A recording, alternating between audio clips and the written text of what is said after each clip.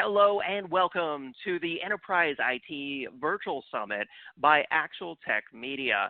Today's topic, architecting the pillars of IT in 2021 and beyond. Thank you so much to our audience out there for joining us on this special event. This is our biggest event of the year, and this is just going to be incredible. So let me tell you who you're going to hear from on the event today. You'll hear from experts at NetApp, Faction, Rubrik, Zerto, Hewlett-Packard Enterprise, KnowBe4, Red Hat, Plumio, SolarWinds, Couchbase, Veeam, and StorageCraft. What an incredible list of some of the most innovative companies in enterprise technology today. Thank you again for joining us. This is going to be a great show. Before we get into it, just a few things that you should know about today's event. First off, we want this to be an educational event. We at ActualTech Media are all former IT professionals ourselves, and so we know how tough it can be in the world of enterprise IT to solve your technology challenges, to get questions answered. And we've got 12 of the most veteran enterprise IT experts on the event today. They will be taking your questions live. So we encourage you to use the questions box. It's there on the left-hand side of your audience console. I can call your attention to it that way.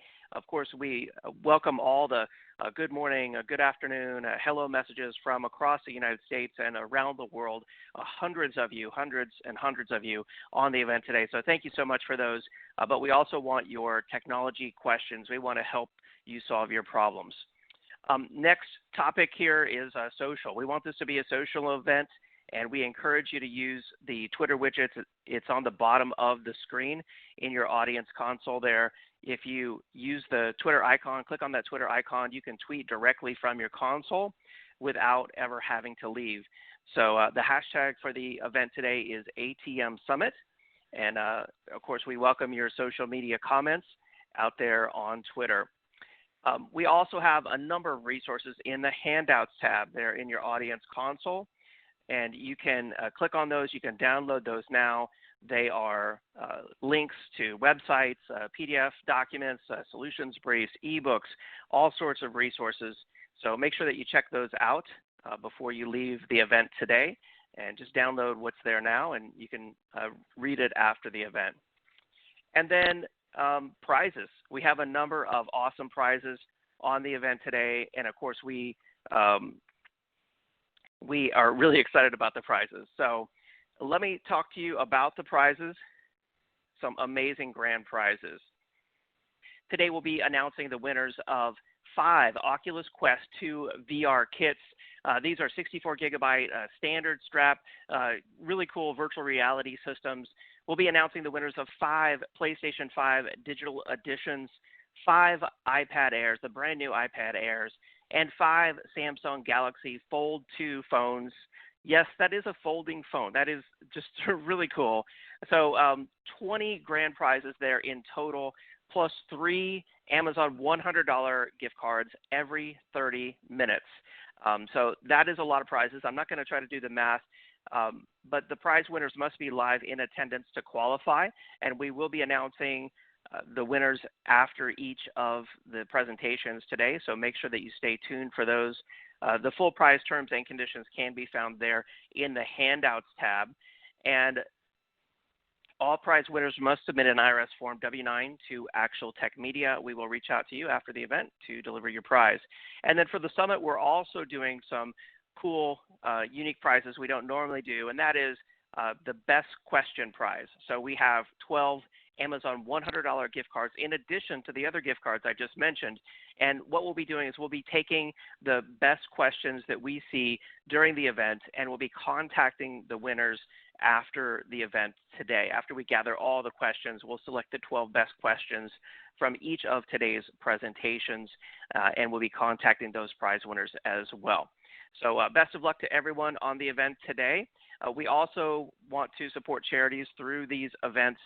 We work in partnership with the Gorilla Guide Book Club.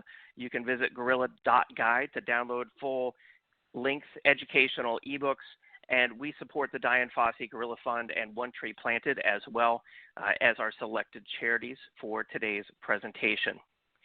As I mentioned, the hashtag for today is ATM Summit, and you can tweet directly from your console using the hashtag, and it will be automatically appended. I'll be monitoring Twitter throughout the event. You can also follow ActualTech Media on Twitter. We are at ActualTech Media, and you can follow me as well, David M. Davis. You can subscribe to all the ActualTech Media social channels, YouTube, Facebook, the 10 on Tech podcast.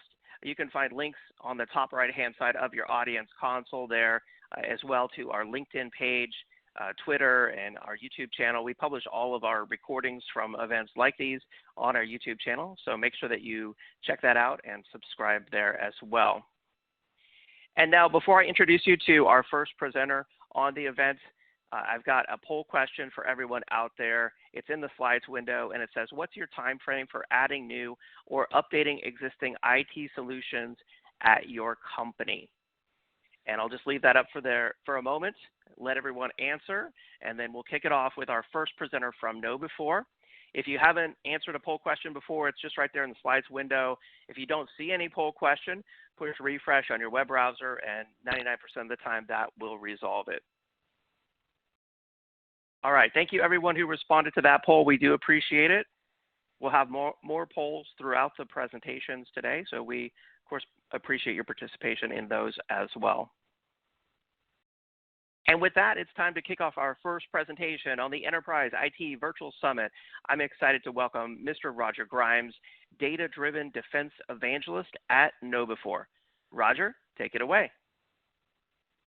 Hello, everyone, and thanks for showing up. I'm Roger Grimes. Thanks for showing up to my webinar that's entitled The Pesky Password Problem Policies Will Help You Gain the Upper Hand on the Bad Guys. I think I could subtitle it like Everything I Know About Password Attacks and Defenses, but I'm hoping to give you as much as I know and that I can help you with regarding passwords and password policy in the next 20 minutes.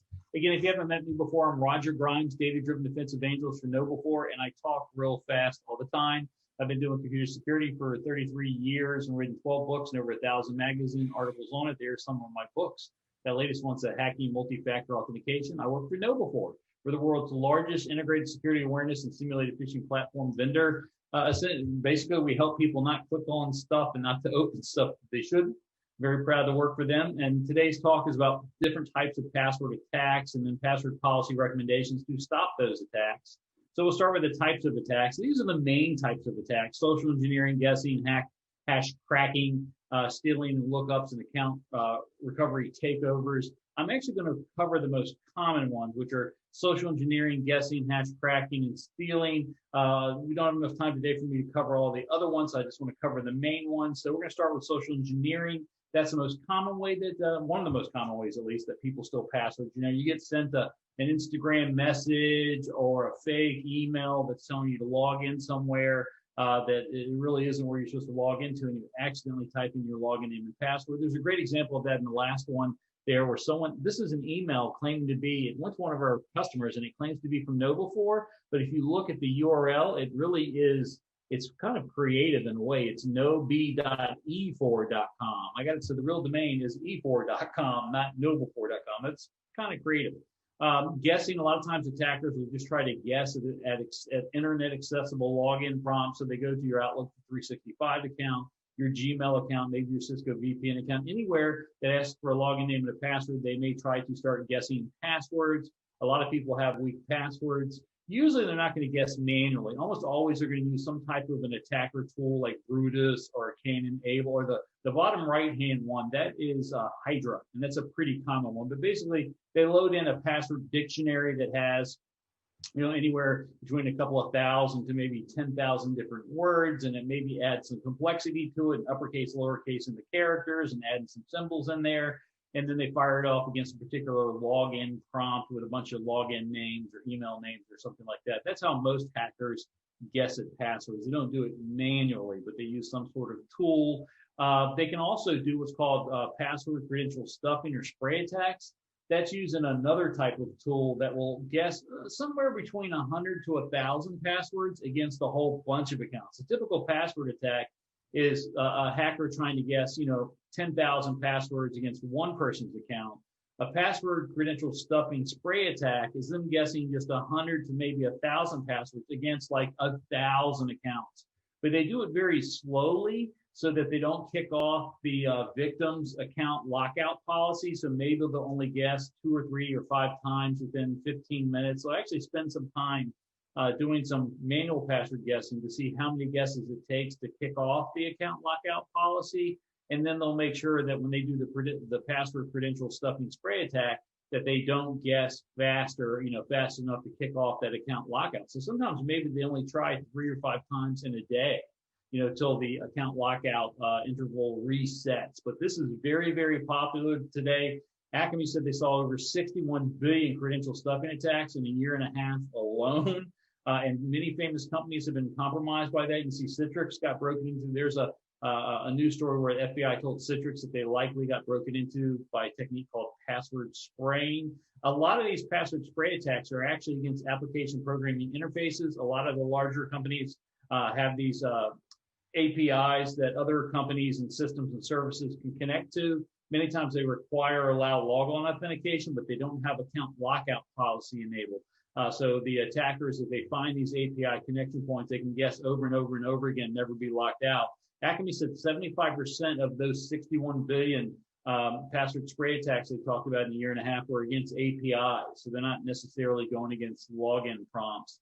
And you can guess, password guessing only works with truly weak passwords. Unfortunately, password is the most common password, and password 2 is the second most common, 1, 2, 3, 4, 5, 6, and admin converti. Here's the most popular password for like the last 10 years. And you can see, sadly, there's not a whole lot of versatility to it. There is some, but the most common password is password, which is just, if not that, is 1, 2, 3, 4, 5, 6, or 1, 2, 3, 4, 5, 6, 7, 8, and so on. Unfortunately, there's a lot of people, or at least a few people in every company that use these weaker passwords. At least 75% of organizations have at least one user on a password list of 1,000 passwords. And most complex passwords really aren't that complex. They're not as complex as you think they are. And sometimes it's not really fair to call it guessing, because a lot of times the passwords are default passwords. Like if you buy a web camera or a router or something like that, a lot of them come in with built-in default passwords, even hard-coded passwords that you cannot change, that the admins or the people that made the product put in there, so that if tech support needed to break somebody in, they always had this backdoor password they can use. But these end up getting, the hard-coded and the default passwords end up getting well-known. Matter of fact, you can go on the internet, on Google or Bing, and just say default password list, and it will bring back thousands of devices and their default passwords. And it works. This is how many people get broken into, because they don't change the default password. It happens not only at home, but happens at work. It's malware is often guessing. A lot of malware is going around today that guesses that default passwords. It oftentimes is successful. They end up having these IoT botnets that have tens of millions of compromised, web cameras and internet routers and stuff like that are now attacking other people. Malware that guesses against, that does this password guessing, is very, very common. They'll guess against IoT devices, web cameras, DVRs, login portals, network shares. Usually they're only guessing at 100 or so common passwords. So as long as your password isn't really ridiculously easy, they're not successful. These days, I see malware guessing against RDP, Microsoft's Remote Desktop Protocol. And again, as long as your password is something not trivial, it should sustain and not fall victim to it. Another very common type of password attack is password hash cracking. Most of us know that when we type in our password, let's suppose our password was frog or something like that, operating system behind the scenes, or the system you're logging into, many times will convert your plain text password into a password hash. A cryptographic hash. There's many different types of cryptographic hashes in Windows. Typically, they're going to be landman or NT hashes. These days, the landman hash is disabled by default, and there's only Windows NT hashes. On a Linux or Unix system, used to be there MD5 hashes. Today, they're probably going to be SHA-1, SHA-2, or bcrypt hashes. SHA-1's kind of weaker. LM is trivial to break. NT hash is kind of moderately hard to break. MD5 is easy to break, so you don't want to use that. Bcrypt and SHA-2, very tough to break. So if you have most Windows systems using NT hash, it's moderately hard to break. Most Linux systems are using SHA-2 or bcrypt, and those are really, really hard to break these days. But if attackers can get them, they can steal them out of memory. They can steal them from password files, like on a Windows Active Directory domain controller. Everybody's password hash is stored in a file called ntds.dit. On Local's Windows systems, it's in a file called the SAM, Security Accounts Manager Database. On a Linux system, they're going to be in a file that's called password, passwd, or shadow. And if an attacker can get admin or root or domain admin, so they've got to be a very elevated attacker, but if they can get that, they can then extract those hashes, those password hashes, and then use some type of password hash cracking tool to crack them back to the plain text equivalent. So here's an example of a Windows product called OptCrack. And again, what the attacker does is he imports the stolen password hashes. He imports what's called the hash cracking database, and then it just takes guesses at the stolen hashes to see if it can get a match on the plain text password. OptCrack is one. You may have heard of John the Ripper. That's another popular hash cracking tool. Probably the most common one today is a tool called Hashcat. Almost every serious password cracker today uses Hashcat.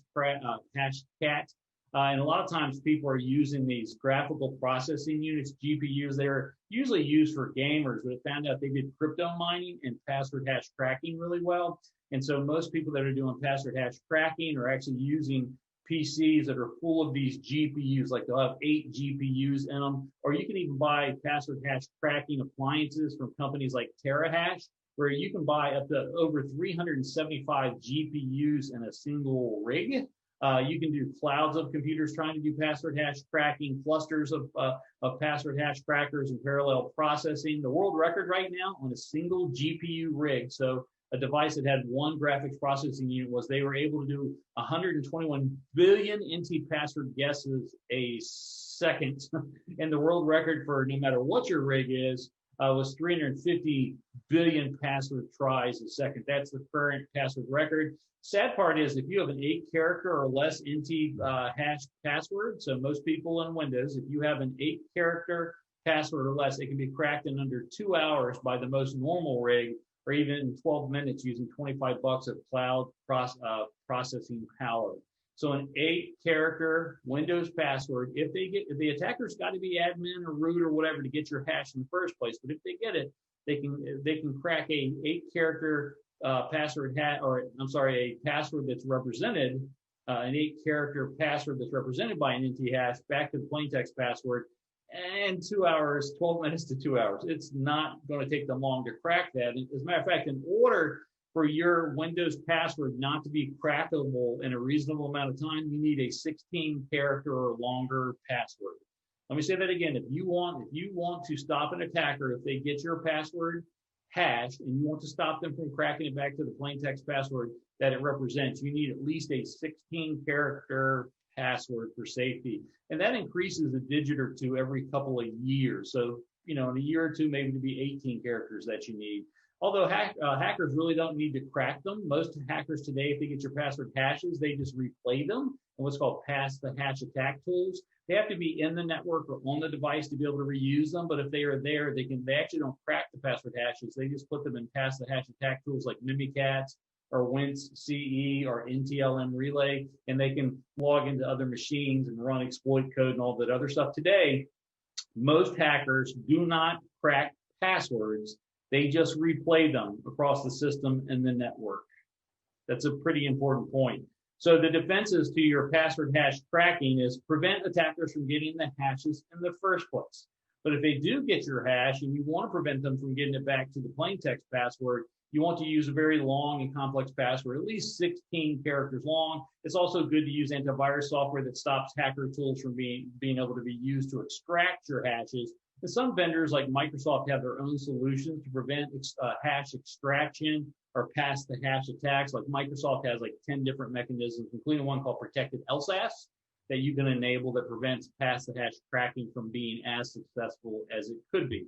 But let me say this again, you need to prevent attackers from getting your hashes in the first place, because if attackers get your hashes, it's game over. They're already in as administrator, domain administrator, root. They already have the top access that they need to your environment. There is nothing that they can't do. Like, you can get rid of password hashes and password hash cracking altogether, but if you let them get in as admin or root, they are going to be able to do very bad things to you. If they've got your hashes, you're in trouble already. So be very careful. If you want to see how strong your password is and how long it might take to guess or crack, there's a lot of cool websites on the internet you can check.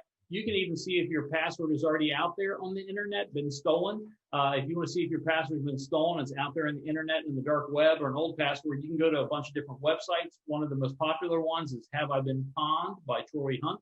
Have I Been Pwned? You can see in that first example, I put in my Noble4 email address. It's like, hey, you have not been broken into, or your password wasn't stolen.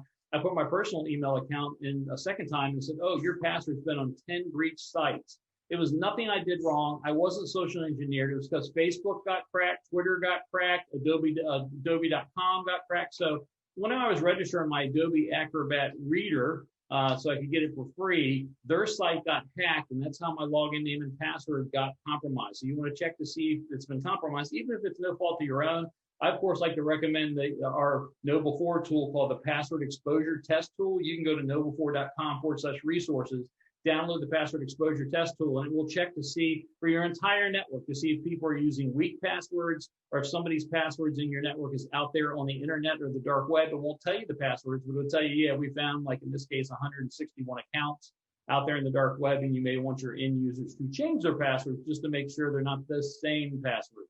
So out of all these attacks, what are my recommendations? First of all, the first thing I like to tell people is realize that most attacks don't care what your password policy is. 70 to 90% of all malicious data breaches are due to social engineering. They do not care what your password or password policy is. 20 to 40% of successful attacks are due to unpatched software. They do not care what your password is. Every other attack type, including password attacks, added up all together, only account for 1 to 10% of your risk. So password policy only impacts authentication attacks against passwords, and really just password guessing and cracking. There's like 10 ways I can get your password, and if a malware steals it, or a hacker steals it, or something like that, or you're socially engineered out of it, they don't care what your password is or password policy. So most organizations would be far better off stopping social engineering and patching than worried about what their password policy is. But with that said, you came to this webinar, you want to know what your password policy should be, I'm going to tell you. First of all, which password attack types care about whether you use strong passwords or not? Well, social engineering, stealing passwords, lookups, account takeover recoveries, and asking people for their password don't care how big your password is. The only ones that really get impacted and prevented by strong passwords is password guessing, where someone's trying to guess against your password, or hash cracking after they've stolen your password hash. The vast majority of password attack types are the top types, and in hash cracking, they've already got the keys to the kingdom. And so if you're worried about password hash cracking, it's kind of game over already. So really what you care about with your password policy is that it's strong enough to stop people from guessing it. So with that said, you want your passwords not to be easily guessable, 8 characters and maybe some complexity, and make sure it's not a common password like password or 1, 2, 3, 4, 5, 6, 7, 8 or something like that. If you make your password 8 characters, some complexity, and it's not a commonly used password, that's usually strong enough to stop password guessing. Especially if you can enable account lockout. You can't always enable account lockout, but if you can, that will certainly stop people from guessing a million times. But if you want your passwords to be uncrackable, meaning they've stolen your password hash and you don't want them to be able to crack it back to the plain text equivalent, it's got to resist trillions of guesses. It requires a much longer, much more complex password, at least 16 characters long, and it increases every year. And account lockouts only prevent password guessing, not password cracking. The National Institute of Standards and Technology says you got to be careful, though. As you strengthen your password requirements to prevent successful cracking, you start to have people that reuse their passwords across multiple websites, and it increases the risk of attack. So let me say that again. As you make people's passwords longer and require them to be longer and more complex, the more likely they are to reuse them in other places, and it will make you more susceptible to attack. So be careful about requiring very long and complex passwords, and you only need those for password hash cracking, and it's already game over. So if you can't tell, I'm not a big fan of making passwords so long and complex to stop password cracking, because you have already lost the war. But you have to figure out what's your risk. How much do you fear password hash cracking? Another thing you can do is go to some of these online password strength checking websites to see how long it would take to crack your password. There's a lot of them in there. If you do use one of these checking sites, never put your real password in there, because you don't know who those people are and they could use your password against you and all that other stuff. But you can use a password like your password that's not like your password. Like if your password's dog32, use cat23. That will still have the same length and complexity, but will not be your actual password. I like, if you want to prevent password hash cracking, I like to use length versus complexity. Like in this first example here, Roger GRI2, that's what most people would consider a complex password, but it would really only take 3 days to attack. If you use a truly complex password that takes 41 trillion years to crack, well, that's uncrackable, but it's also unmemorizable. So I'm a big believer, lots of people are big believers in, if you want a long and complex password, use a long password instead, like Roger jumped over the dog and cat. That takes 4 quintillion years, even more than trillions of years to crack, but a lot easier. I can remember Roger jumped over the dog and cat far easier. So the password managers are great to use. If you can use one, they allow you to use, create, and store long and complex passwords and use them across many different websites. If you're trying to figure out which one you should buy, I recommend you go check out Wired Magazine's Best Password Manager Review story. They review like 8 different password managers, and the ones they select are ones that I like as well. Also, if you use multi-factor authentication, then maybe they don't have a password to steal at all. It significantly mitigates some types of hacker attacks. Unfortunately, you can't use MFA with most websites and services. It only works with about 2%, and they can still be hacked just like passwords. I've written a lot on it, a book, an ebook, a webinar, a white paper. If you want to take a look at there's a book, my latest book, Hacking Multi-Factor Authentication, talks about the 50 ways that MFA can be hacked. But MFA is good. And if you use MFA, it can prevent a lot of password hacking attacks. So MFA is good if you can use it. So my password policy advice to finish this up is that I think that everybody needs passwords that are 8 characters or longer. Enable account lockout where you can. Make sure people don't reuse passwords between different websites and services. Do not use an easily guessable password, and change your passwords at least once a year, if not more often, so that if it gets stolen, people are not able to use it against you forevermore. And if you want the extra protection against password hash cracking, increase the length to at least 16, 17 characters. And you can use different policies for different groups, like one policy for admins, another for end users. But that said, Roger, can you talk any faster? Probably, but not much. If we can, David, let's take a few questions. I know we're running out of time. If we don't get to your question today, feel free to email me at rogerg@noble4.com, and I promise I will answer your question within 24 hours. So that said, David. Awesome. Really awesome, Roger. Just a flood of valuable tips there. So thank you so much. Great presentation. First question I see here from the audience, they're asking, how do you detect someone doing the spray attacks? Oh, so you have to, what you need to do is have your company know in aggregate how many bad logins everybody, like if you add everybody up, everybody's bad logins in a particular day, how many bad logins do you get? Let's say that everybody on an average day, because you always have people that put their password in wrong. So maybe you say, well, we get about 400 bad logins a day, maybe 500. And then one day you come in and there's 8,000. That means something's going on. So that's what you want to do, is add up all the total bad bad logins. And if all of a sudden it jumps, you need to investigate it. Got it. Okay, nice. Next question, how can you tell what hash your passwords are being stored in? Just by looking at the hash, you usually can. Sometimes you can, or you can tell what it isn't. Some hashes have a particular look to it, but most of the time you have to know where the hash was taken from. Like if I know if it comes from a Windows system, it's LM or NT, and LM hashes are smaller than NT hashes, so I could know whether it's an LM hash or an NT hash. But it really depends, and most of the time you need to know what system it was taken from in order to be even close to accurate. Got it. Okay. And then is it even possible to know if a sniffer is on your network? There could be, like someone's trying to sniff your network and get passwords. There are some ways if you're really aggressively looking for it.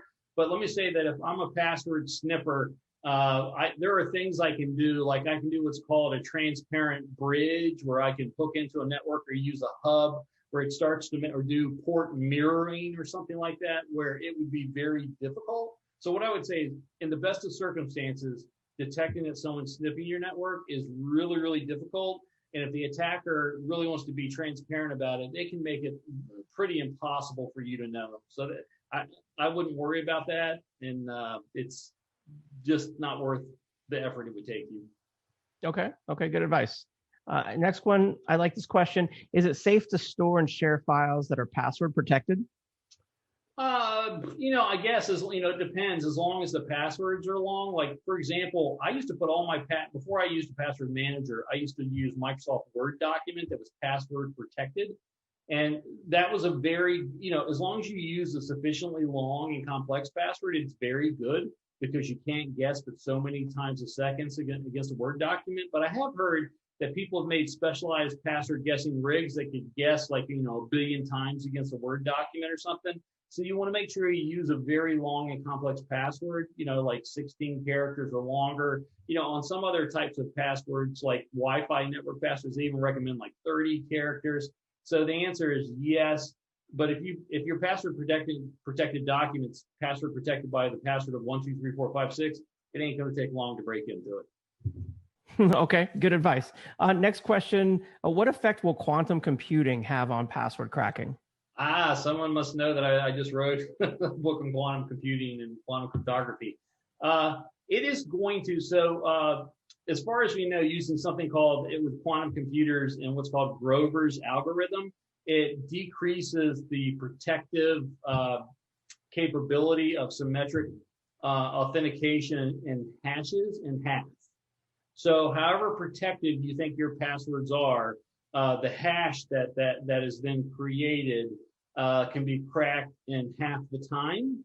So the idea is you should then use longer passwords or longer hashes. So like if you have an even symmetric encryption, so if you have like an AES 128-bit encryption, you should use AES 256-bit. If you're using a password that's protected by, let's say, a SHA-1 128-bit hash, you want to make sure it's using SHA-2 256-bit if you want to get the same protective capability. So essentially, quantum computers break password hashes strength in half, and you want to double the length of the hash to get the same protection. All right, I've just brought up the poll question on the screen that says, what additional information would you like about the KnowBe4 solution? We received maybe 100 questions here for KnowBe4, so tons of questions. Roger will be doing his best to get back to you.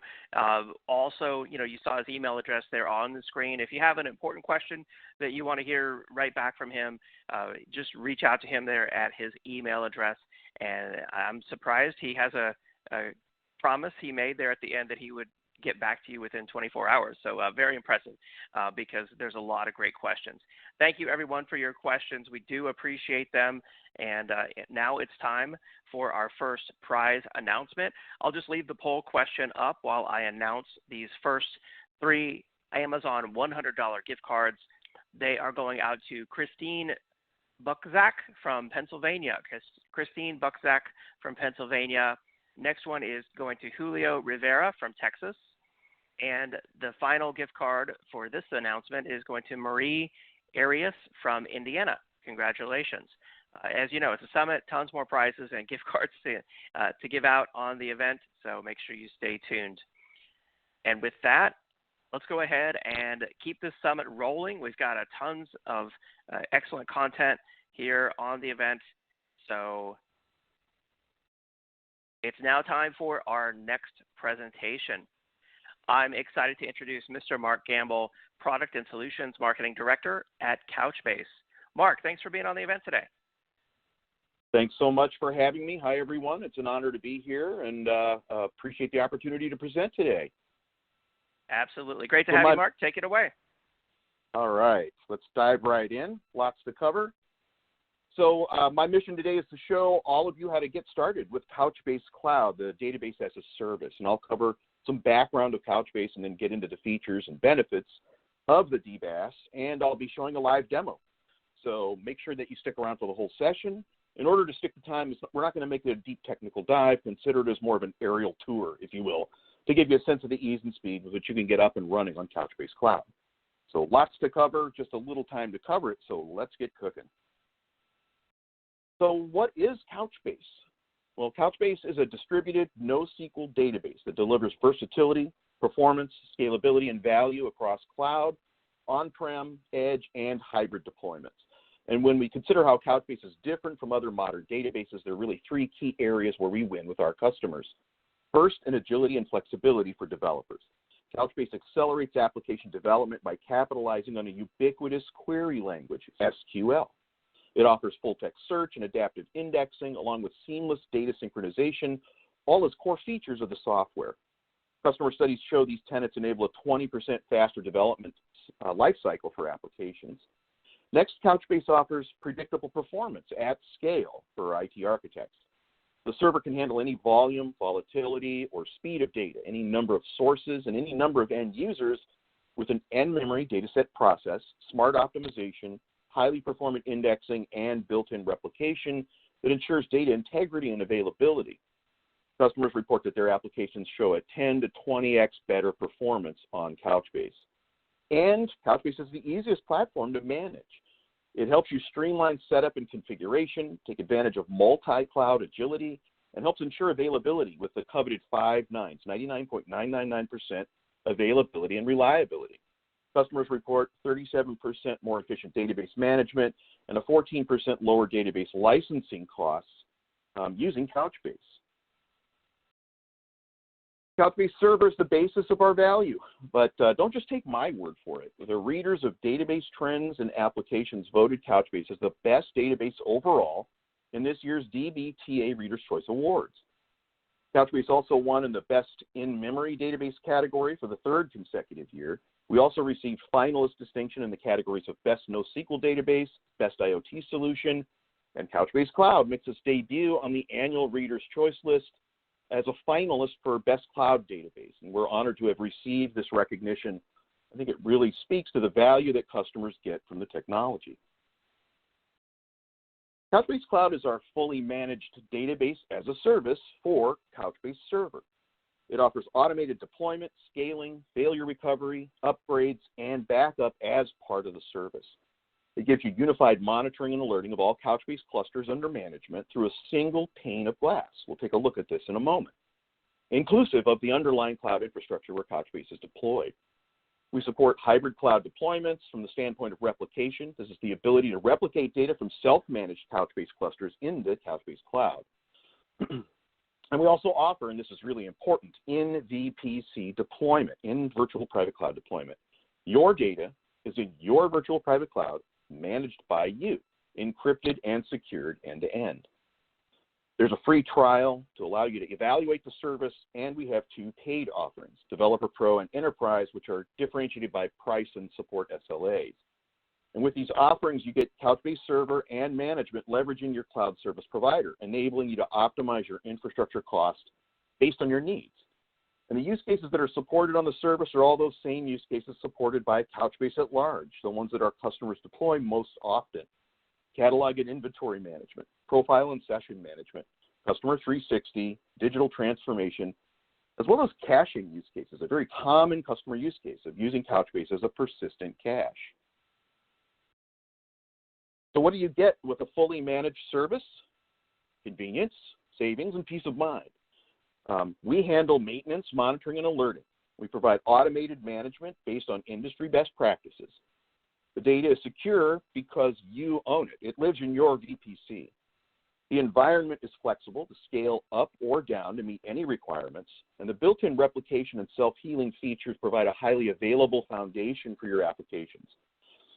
And our purchasing options are straightforward and easy, with the ability for hourly pricing as well as annual packages and prepaid discounts. And because you're leveraging your own VPC, you can better control costs with things like reserved pricing from your cloud service provider.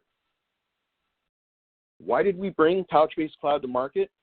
Well, it's really all about empowering the developer, unlocking business agility, streamlining operations, and controlling costs. We do DBAS better by enabling developers to get started quickly and use Couchbase Cloud easily, leveraging their existing skills in a secure fashion. Developers can start with a single node cluster, and as their application grows, they can grow Couchbase right along with it across additional nodes as needed. Next, we do DBAS faster. You can deploy a cluster and grant users access in just a few clicks. Scale and upgrade clusters easily in minutes. Leverage built-in features that configure your environment as well as monitor your success. And we do DBAS more economically. Couchbase's proven scale and speed enables you to achieve superior performance with less infrastructure. Built-in configuration and monitoring means you don't have to buy third-party software. And since the IaaS is procured directly from the cloud service provider, you can leverage reserved instance pricing, again, to significantly control and reduce costs. Couchbase Cloud's differentiators really break down into these 5 key points. And number 1 is that inheritance of all the capabilities of Couchbase Server, the most powerful and versatile NoSQL database on the planet. All the reasons that customers rely on Couchbase Server for their applications every day come as part and parcel with Couchbase Cloud. Number 2 is about control and data security through in-VPC deployment. This is an emerging best practice. It's really not found in competitive DBAS offerings, but it's our primary deployment option for Couchbase Cloud. Without in-VPC deployment, you, the customer, lose control of data security and sovereignty by not being in command of the environment where the software resides. And this can throw you out of compliance with data residency and ownership regulations like GDPR, CCPA, and others. So with in-VPC deployment in that model, you stay in complete control of the data.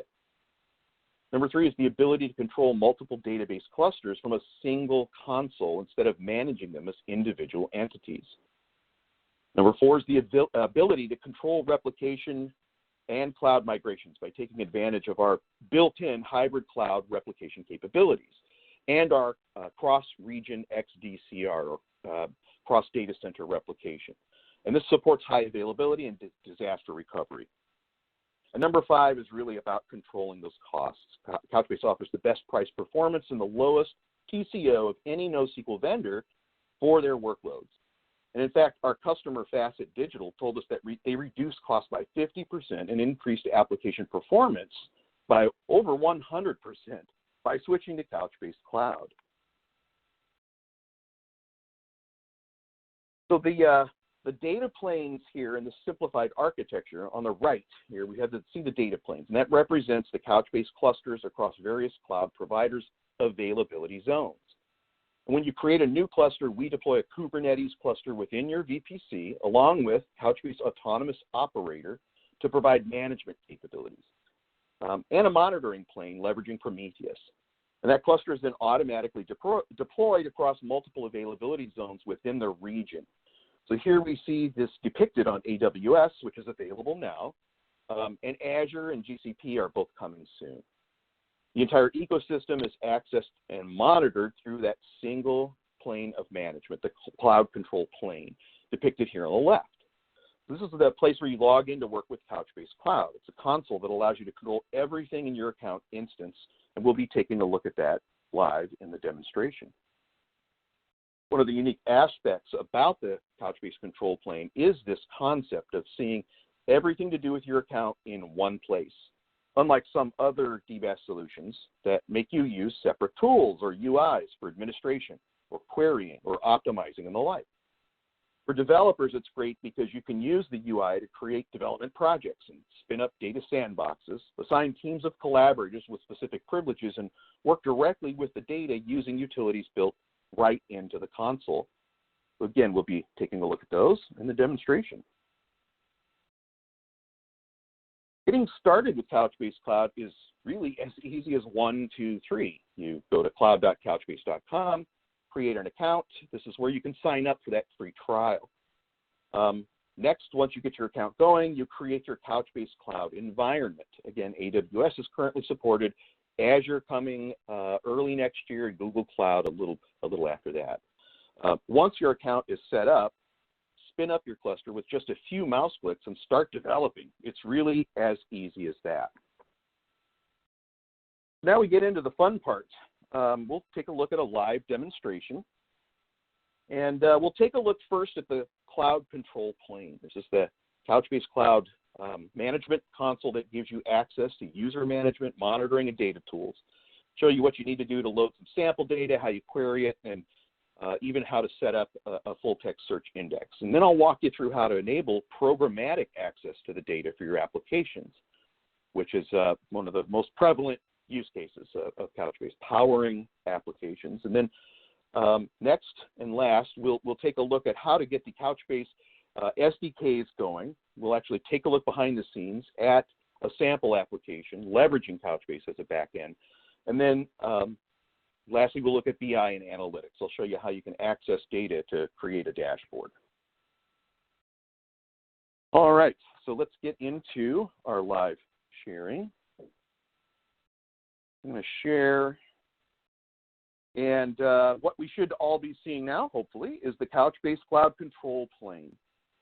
So this is the control plane for all your Couchbase clusters. This is where you control all aspects of your Couchbase Cloud account: clusters, data, users, projects, activities, billing, everything, even documentation and feedback, all in the same single pane of glass.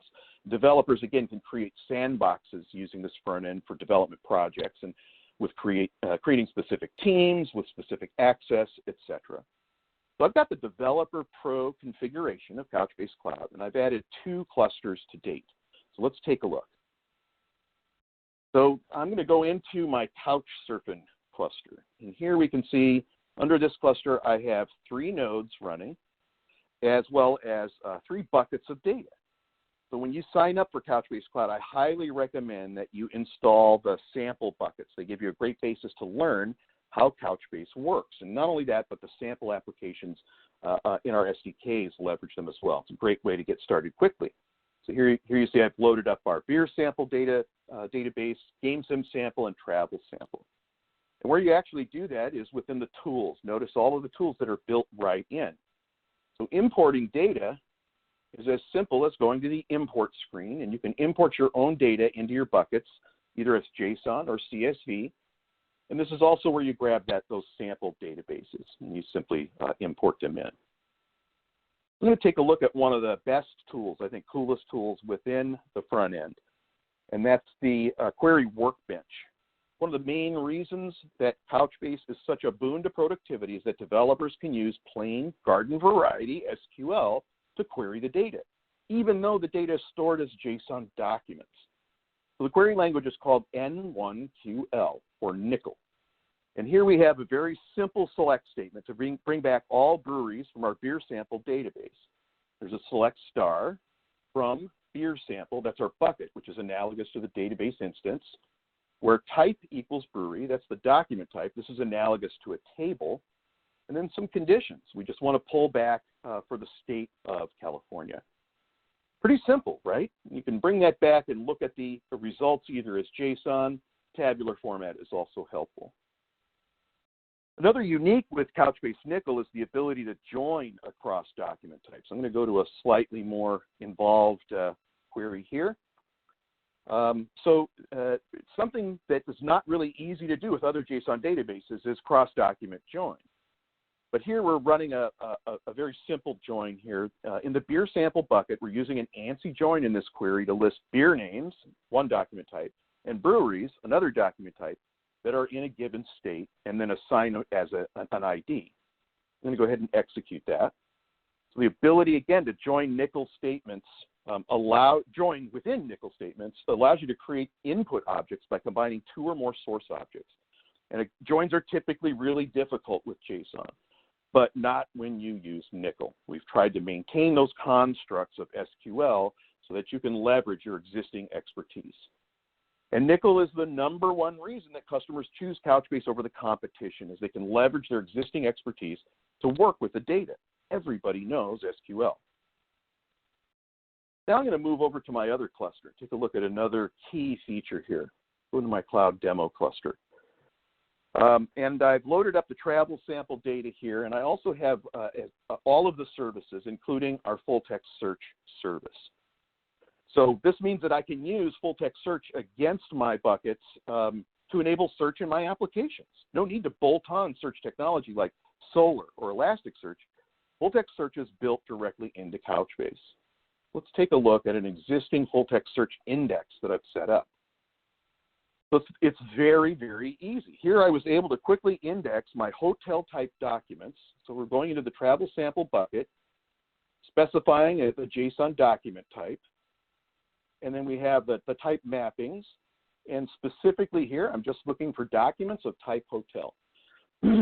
And I'm stopping there. It's really that easy. If we wanted to go and actually index a specific field, perhaps at the a natural language field or text field, we can do that.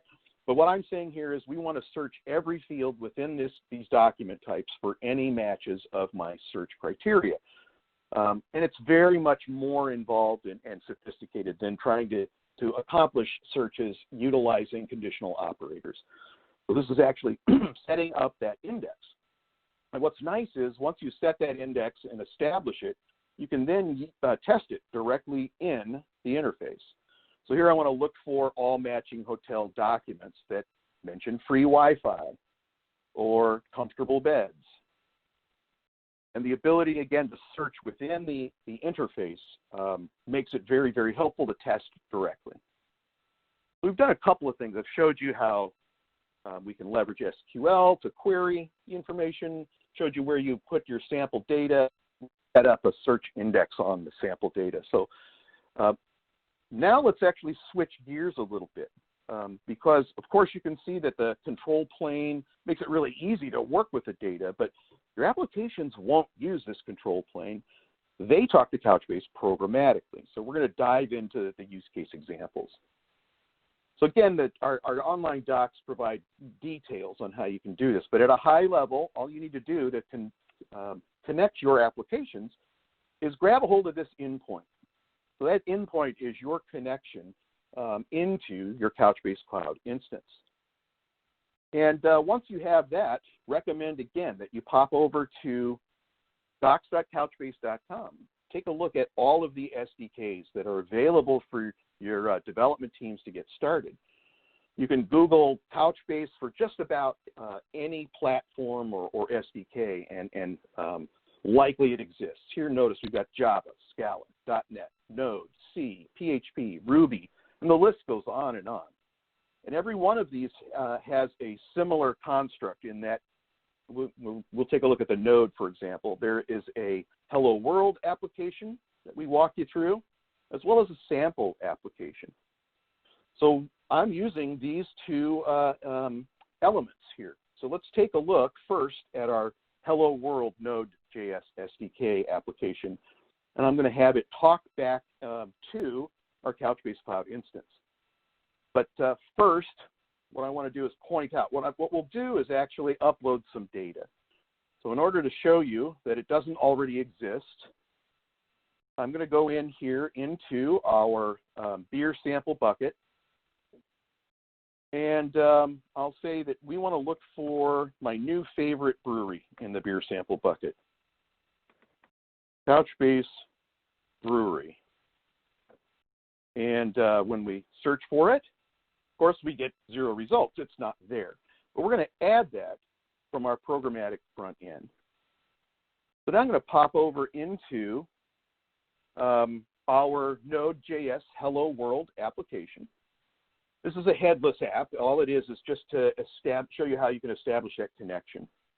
But notice here, within the simple code, this is my endpoint. All I had to do was copy the code from our SDK page and then replace certain elements. So I just put in my connection string here, my database username and password, and then run the code exactly as it's set up within the SDK guide.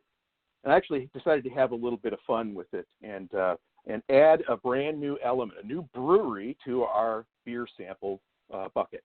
So here we're opening the bucket. I'm doing an upsert of a document of type brewery with the ID Couchbase Brewery, some basic information on location, and then ultimately its name. Very simple and straightforward. So let's go ahead and run that in real time here. So we run this, get back that result. Now I'm going to pop back over into our Couchbase Cloud instance and look for that document again, and there it is. So this data was just uploaded from my local application into my Couchbase Cloud instance. And again, leveraging that simple construct, the connection, the database username and password, choose your bucket, upload your data. Very straightforward. Let's take a look now at another application. This is the sample app that you can also get for any of the SDKs. I'm using the Node version.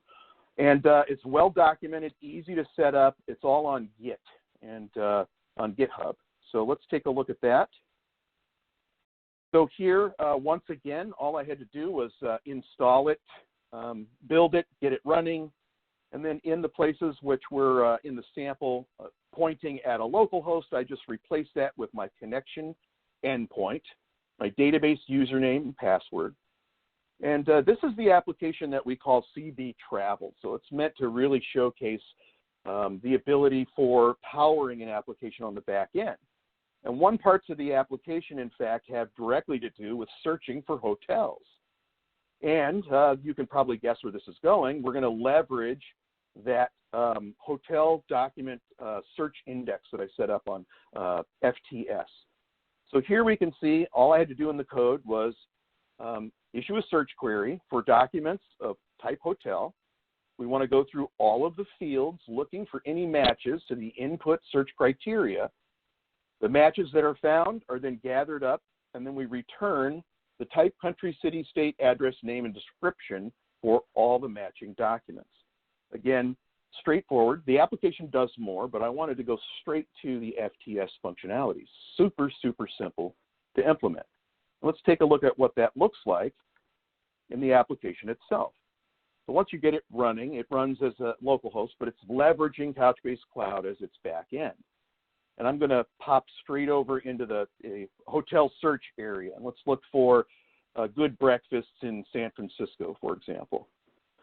So there it is. It's gone through every document within the bucket and brought back all those matches that match my criteria. So super easy. Again, I didn't have to bolt on any other kinds of technology at all. We just leveraged FTS directly in Couchbase Cloud. Another nice thing about the sample application is that it allows you also to kind of see through the back end, and it exposes the GET statements that are actually being sent back to Couchbase Cloud. So cool little applications, very simple and easy to get running. It took me less than an hour to get both of these going on my Couchbase Cloud account. So lastly, I wanted to pop over and show you how you can take advantage of your Couchbase Cloud account for analysis and business intelligence. And specifically, of course, for the sake of brevity, I've got a pre-prepared little dashboard. I decided to go in and have a little fun with our breweries in the beer sample database. And I've provided a map and plotted them from the database onto a map. And I'm very specific in this case to the central coast of California. I happen to live here, and I'm broadcasting live from the beautiful city of Carmel by the Sea. And I imagined, what if Couchbase Brewery was right around the corner? Wouldn't that be fun? We could all meet there after the event. So in fact, that data that we just uploaded from my Node.js application put that brewery right there. So all I have to do now is refresh our data, and we're going through a C data ODBC driver. So simple, we can leverage a simple select statement. There's no magic going on, and all we have to do is bring it back. So you can probably see where this is going. I'm going to now zero in on the area that we just were. And here we have it.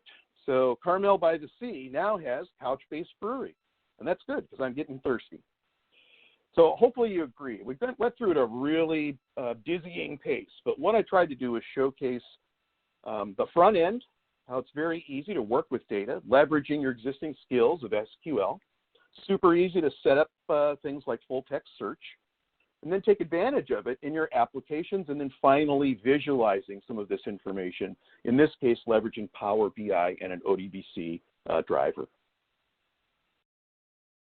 So with that, I'm going to go back into our presentation, and hopefully you enjoyed that little demonstration.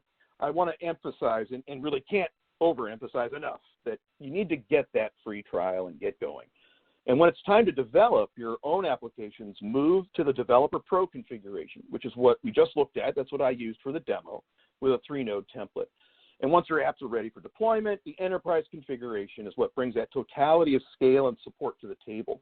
We've got a plan to support your entire journey from testing to dev to application deployment. And purchasing options are simple and straightforward. You can go for the on-demand model where you're billed monthly via credit card or purchase order. But really the best bang for the buck is to go for Couchbase credits, which gets you annual terms and a 20% discount for an upfront purchase. Customer response has really been phenomenal. Again, I mentioned Facet Digital.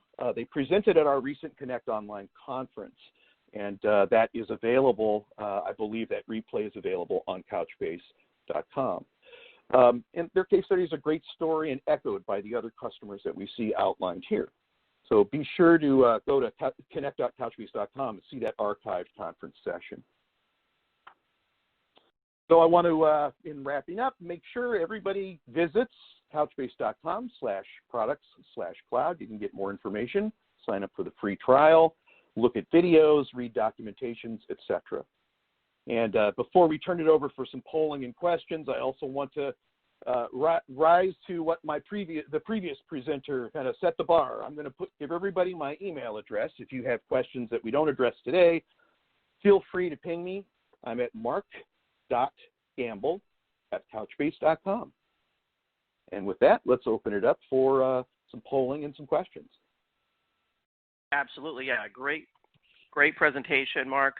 Really cool. I love the live demo, so thank you for taking time to do that. I know that's a little bit more effort, a little higher risk, but it turned out so well, so we really appreciate that. We're going to open up our Q&A here, but first I want to bring up the first of a few polls that we have for everyone out there in the audience. The question on the screen is, what sort of project are you trying to support with database as a service?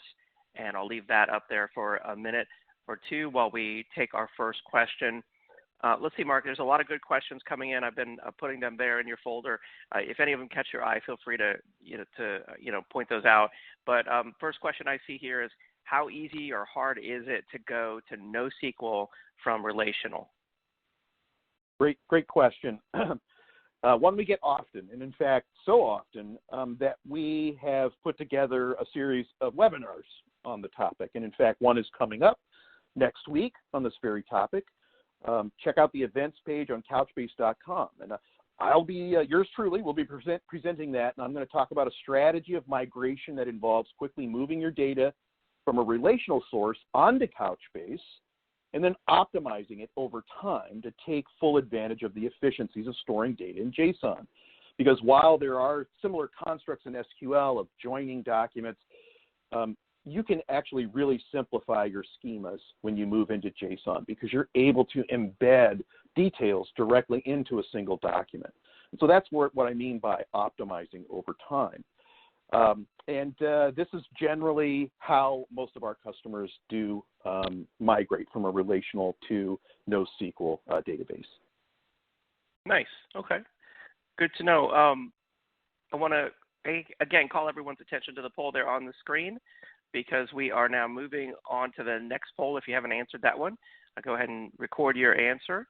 The next question that's on the screen is, in fact, are you moving from relational, RDBMS, to NoSQL?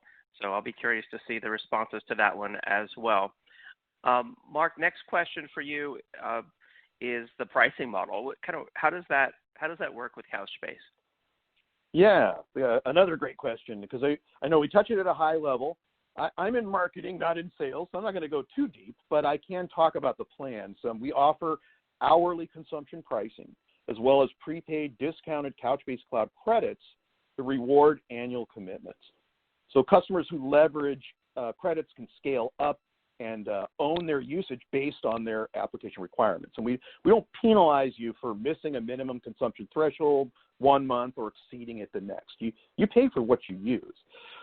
We feel that by combining the performance profile of Couchbase Server with the customer's ability to both choose the nodes of their infrastructure and configure Couchbase to optimally leverage them, along with our competitive and transparent packaging, we're delivering best-in-class TCO. And again, if you go to couchbase.com/products/cloud, you can see a matrix of the hourly pricing for starting. Nice. All right. And then next question, what about availability? I know that's critical to everyone out there when it comes to these databases. Does Couchbase support high availability? Yeah, as a matter of fact, cross data center replication, that XDCR I talked about, is specifically designed to handle that. It replicates data between clusters, and this provides protection against data center failure and also provides speedy data access for globally distributed mission-critical applications. So the way XDCR works at a high level is it replicates data from a specific bucket on the source cluster to a specific bucket on a target cluster. And data from the source bucket is pushed to the target by means of an XDCR agent running on the source cluster and using the database change protocol. So any bucket on any cluster can be specified as a source or a target for one or more XDCR definitions. It's very flexible. So you can create a highly balanced kind of disaster recovery and highly available environment. So this ability to efficiently replicate and synchronize data in a distributed environment, and that's key, distributed, even across disparate clouds, can help you achieve highly performant, highly available applications. Nice. All right. And I want to call everyone's attention to the next poll question on the screen, and that is, are the current world conditions a driver to your move to database as a service? All right. Another question here, Mark, they're asking, how do I move on-prem Couchbase instances into Couchbase Cloud? Is that possible? Sounds like an existing customer there, and absolutely, there's two ways that customers migrate, online and offline. So for online, you replicate your on-prem cluster to a destination cluster in Couchbase Cloud, and you can do that all through the cloud control plane that we saw earlier. And that's, again, leveraging that cross-data center replication technology behind the scenes. For offline, you'd export data from your existing cluster using the backup manager built in, and then you just simply import it using the restore functionality in the cloud control plane. So two easy ways to get it done, offline or online. Choices up to you. Very nice. Very nice. And then final poll question I've got for everyone out there is, what additional information would you like about the Couchbase solution? I know Mark talked about a number of different options there, especially the free trial, so you can try it out for yourself. Just select which option corresponds to you, or it could be multiple, and we'll take some more questions from the audience. Mark, I wanted to ask you about this one. They're kind of asking about, what are the most common use cases for database as a service? Sure. Again, we find, it can run the gamut, but we find that, providing a back end for user profiles is a very big use case for us. Some huge companies that we all know of, but I can't mention, leverage this. You're probably holding one of their devices in your hand or your pocket, as a matter of fact. If you're a user of this particular technology and company, they're managing your user profile, leveraging Couchbase. And so that's a very common one. Another use case is Customer 360. So creating basically a comprehensive view of your customers' interactivity with your things like your website, your products, your catalogs, etc., are other very key types of applications. And we're also seeing an awful lot of cloud-to-edge applications. So being able to leverage other Couchbase products like Couchbase Lite for mobile databases, embed that mobile database into your mobile applications, and it can actually synchronize and ultimately communicate with Couchbase Cloud, leveraging our sync gateway. So being able to provide that cloud-to-edge type of topology, meet the requirements of edge computing is another emerging use case that we're seeing.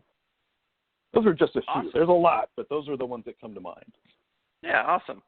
So you mentioned that there is a free trial. I know you had a link back here on a slide. If folks go to the Couchbase website and they sign up for the free trial, can you kind of just step us through what would happen next? What would they receive or see? Sure. What currently, well, two things. If you go today, you basically register. We'll send you a code. And what you do is you essentially take that code, and we provide the ability for you to leverage your own VPC. So in AWS, you sign up, you input your code, you click a button within Couchbase Cloud, it takes you to AWS, where you essentially then establish the environment and the DBAS service is installed on top of that. And it literally takes just a few minutes, and then you're able to do everything I showed in the demonstration. One thing that we have coming up next month is a self-service free trial. So you don't even have to request a code. At the end of this month and going forward, all you have to do is go straight to cloud.couchbase.com, and you'll actually be able to spin up your own free trial in just a few minutes and without making any requests whatsoever. Very nice. Very nice. All right. Well, Mark, I'm afraid that's all the time we have for our live Q&A. There's just a ton of questions there for you in the queue. But thank you so much for your demonstration, and thank you for being on the event today. Thanks for having me. And again, go to couchbase.com and check it out. Thanks for the opportunity. Excellent. And you can find the link there to couchbase.com in your handouts tab. For everyone out there in the audience, the second link on the list says Couchbase, and that'll take you to couchbase.com, where you can request your free trial for fully managed database as a service. Excellent. A very cool solution, very unique solution. Thank you to Couchbase for being on the event. Thank you to everyone who responded to the poll question there on the screen. I'll just leave that up while I announce our next set of prize winners. We have 3 Amazon $100 gift cards. These are going to Jason Zikifus from Virginia. Forgive me if I mispronounced it. Jason Zikifus from Virginia. Troy Congrite from Indiana. Congratulations, Troy Congrite, and Adam Radloff from Arizona. Congratulations to all the prize winners. We'll reach out to you to deliver your gift cards. And since we're talking about, the pillars of IT in 2021 and beyond, what we did here at ActualTech Media is we brought on some of our friends, some of our expert presenters, some of the industry veterans that we know. And I want to now introduce, Bill Clayman. Bill Clayman, a good friend of ActualTech Media, to chat about his predictions for 2021 and beyond. Hey everybody, this is Bill, and I hope you're ready for 2021. I hope I'm ready for 2021. And here's my first prediction. There will be a 2021, and I really hope that I'm right as I say that. But let's jump into the conversation here. Technologies that are going to be changing the world and hopefully the future, especially next year. So interesting stuff. The first thing that I'm going to see out there, I'm really pretty confident about this, is going to be hyper automation, where we're bringing more value to people and companies through human-centric technologies, really going far and beyond what we're doing as far as automation is doing today, not replacing people, but actually using human-centric solutions to bring value to what they do every single day. Multi-experience, and this is so important to understand, and obviously we see what's happening in our world today. Everything from cloud to connected devices are going to change the way we consume content. Look to healthcare to be a leader here with things like telemedicine. Beyond these kinds of things, multi-cloud, hybrid cloud, different kinds of cloud architectures are going to be impacting this multi-experience solution. So be sure to plan around your user. Empowered edge. This is big. We are absolutely going to see edge ecosystems, the way we distribute and back up data, the way we work with different kinds of locations, and obviously people that are all over the place nowadays are going to be parts and elements of this empowered edge. You're also going to start hearing more about mist computing. Be sure to research that a little bit as well. The extreme outer layers of the edge, where we're able to connect people, places, and things together way more effectively than we ever have before. I really think that 2021 is going to be an even bigger year for edge computing. AI security. So this is actually really, really interesting. There's no silver bullet out there, and don't believe anybody who says that, hey, I can solve all of your security issues.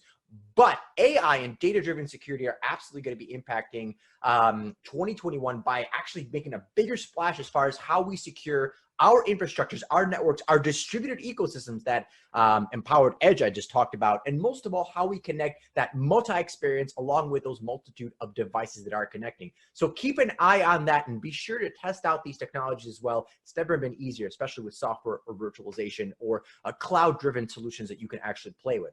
Finally, autonomous things. Now, this is beyond you being able to turn your lights on with your voice, but beyond IoT, autonomous robotics and solutions are going to make a huge difference for many industries. You're going to see this automotive manufacturing, definitely in technology and IT and beyond. Now, these things are also going to be able to help us connect, communicate, and collaborate way more effectively.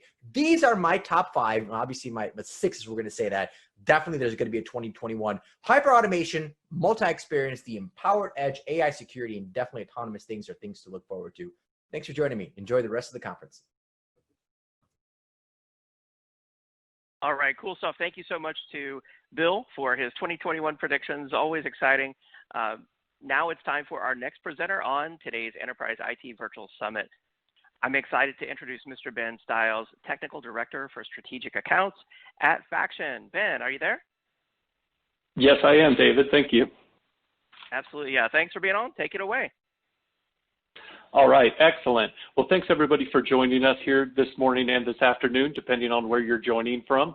I wanted to take everybody through a little bit of a journey here around multi-cloud.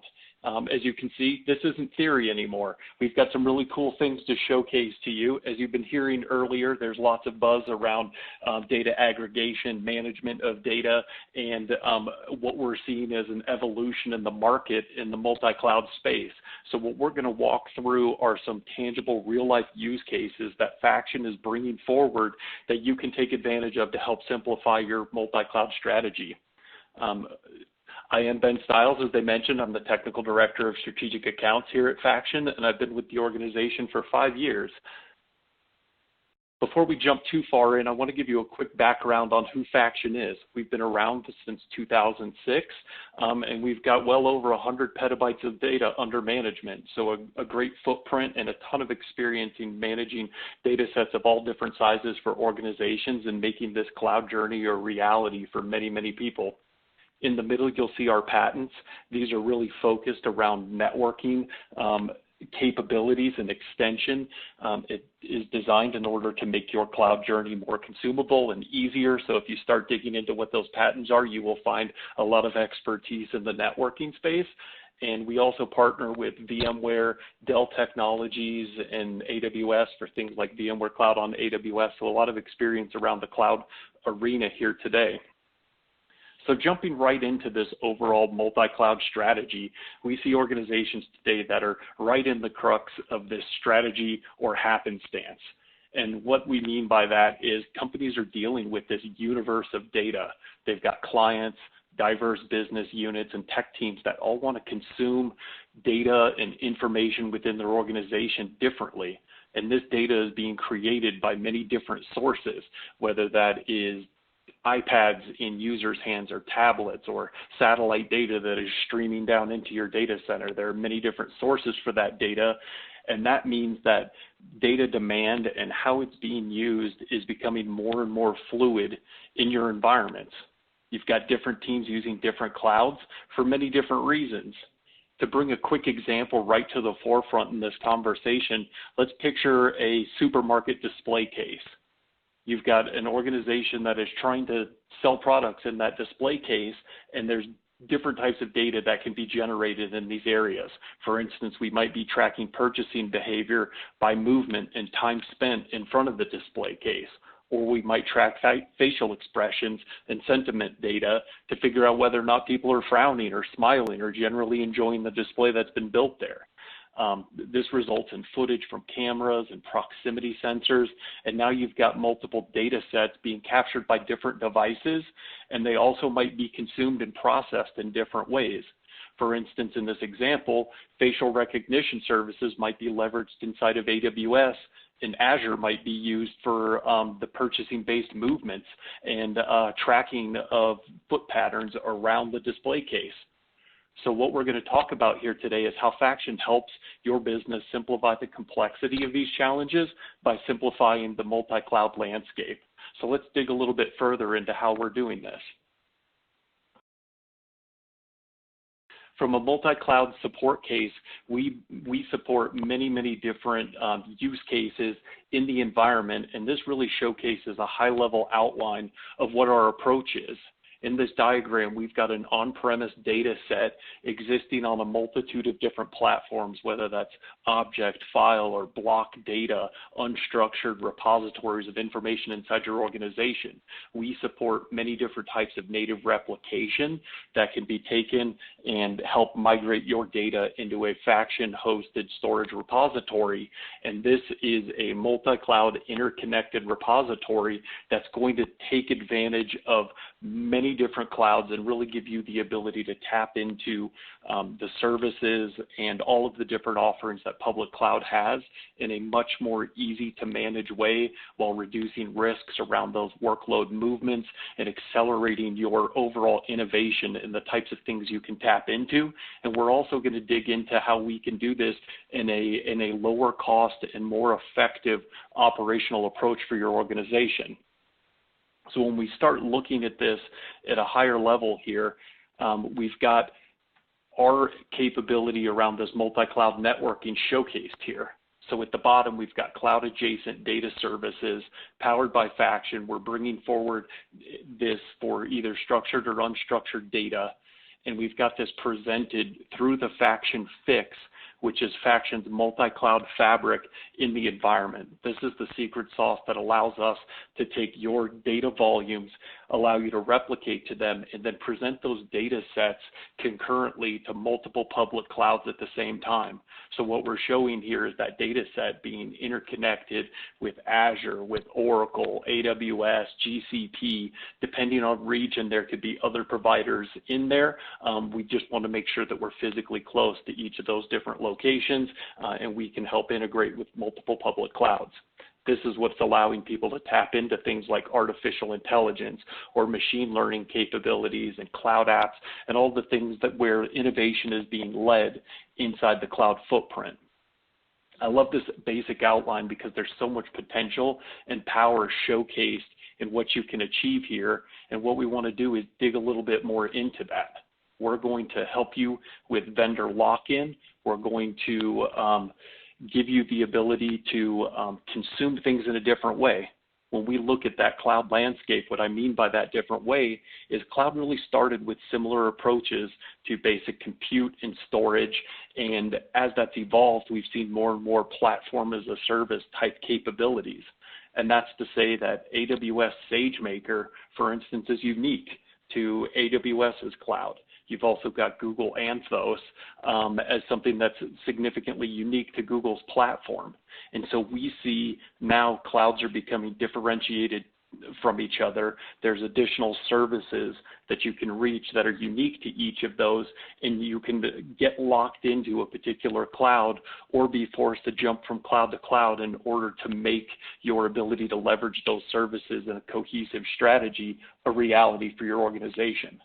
So cloud grew because of technical innovation happening in a consumable way. And if you pick one, you're really reducing the overall reach and effectiveness of the cloud for your business. Because if you've got hundreds of services in each of these different providers, our goal is to not only let you tap into the 20% of the market that, say, Azure has in this space, but we want you to be able to reach and tap into all of those different service providers. So we're going to continue digging into this a little bit further and showcase what that looks like in a little bit more detail. In this outline here, this is an example of what we refer to as Project Triumph. This is a multi-cloud genomic and analysis stack that we built specifically to demonstrate our ability to tap into the scaling of multiple clouds at the same time to allow you to bring your workloads, tap into those services without managing multiple different data repositories. So in this particular scenario, we have PowerScale and Isilon delivered by Dell Tech Cloud Storage. In our multi-cloud environment, we're creating a data lake here at the bottom and leveraging Faction's Internetworking Exchange, or FIX, again, to stitch all of these different clouds together. To give you a little bit of background on how we went about doing this genomic analysis, we used the Univa grid engine to help power and orchestrate the overall environment, and Parabricks was used here with spot instances from AWS, Azure, and GCP. We could have done this with a container-based approach here as well, but part of what we wanted to do was showcase some of the GPU capabilities as well on some of these spot instances in the public cloud. So taking a look from bottom, we've got the storage interconnected to the exchange. This is really where Faction's going to make this process as easy as possible. You've got a gateway in front of your storage device, and you've got an interconnection to each of these different cloud endpoints. So we've got GCP, we've got Amazon, and we've got Azure, all being interconnected here via all of their different direct connect and express route services. And we're doing that in some cases, including Azure, in an egress-free fashion. That means that data movement between Faction storage volumes and the Azure instances being leveraged or virtual machines being leveraged inside that platform are going to traverse those networks without any egress fees, which is really significant for this configuration as well. So when we take a look at this management, we take care of that connectivity, and we make it easy to attach those data sets. So things like scaling of your network tunnels, understanding maximum configuration parameters on VNet gateways or virtual gateways or cloud routers, depending on the cloud platform that you're talking about. They all have different ways you can scale that bandwidth and integrate with them.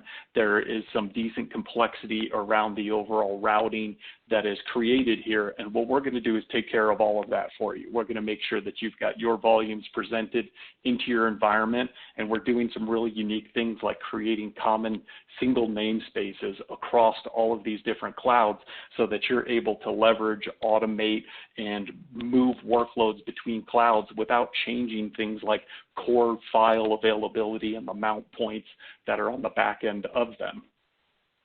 So taking a look at this just at another level here, by default, we don't interconnect our public clouds together.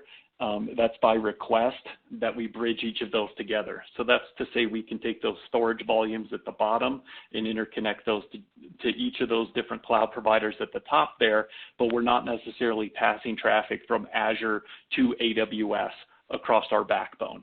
That would be the default. In this particular scenario, we enabled that configuration, and we'll dig into here a little bit later on a couple of the key reasons why it was important to bridge that cloud performance or bridge that cloud network connectivity between those different endpoints.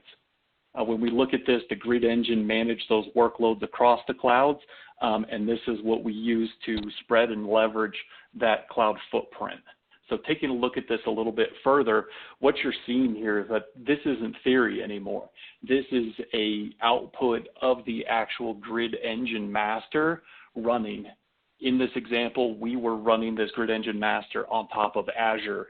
And what you can see here is you can also see Google Cloud and AWS endpoints available and reachable by that same single engine master inside of Azure.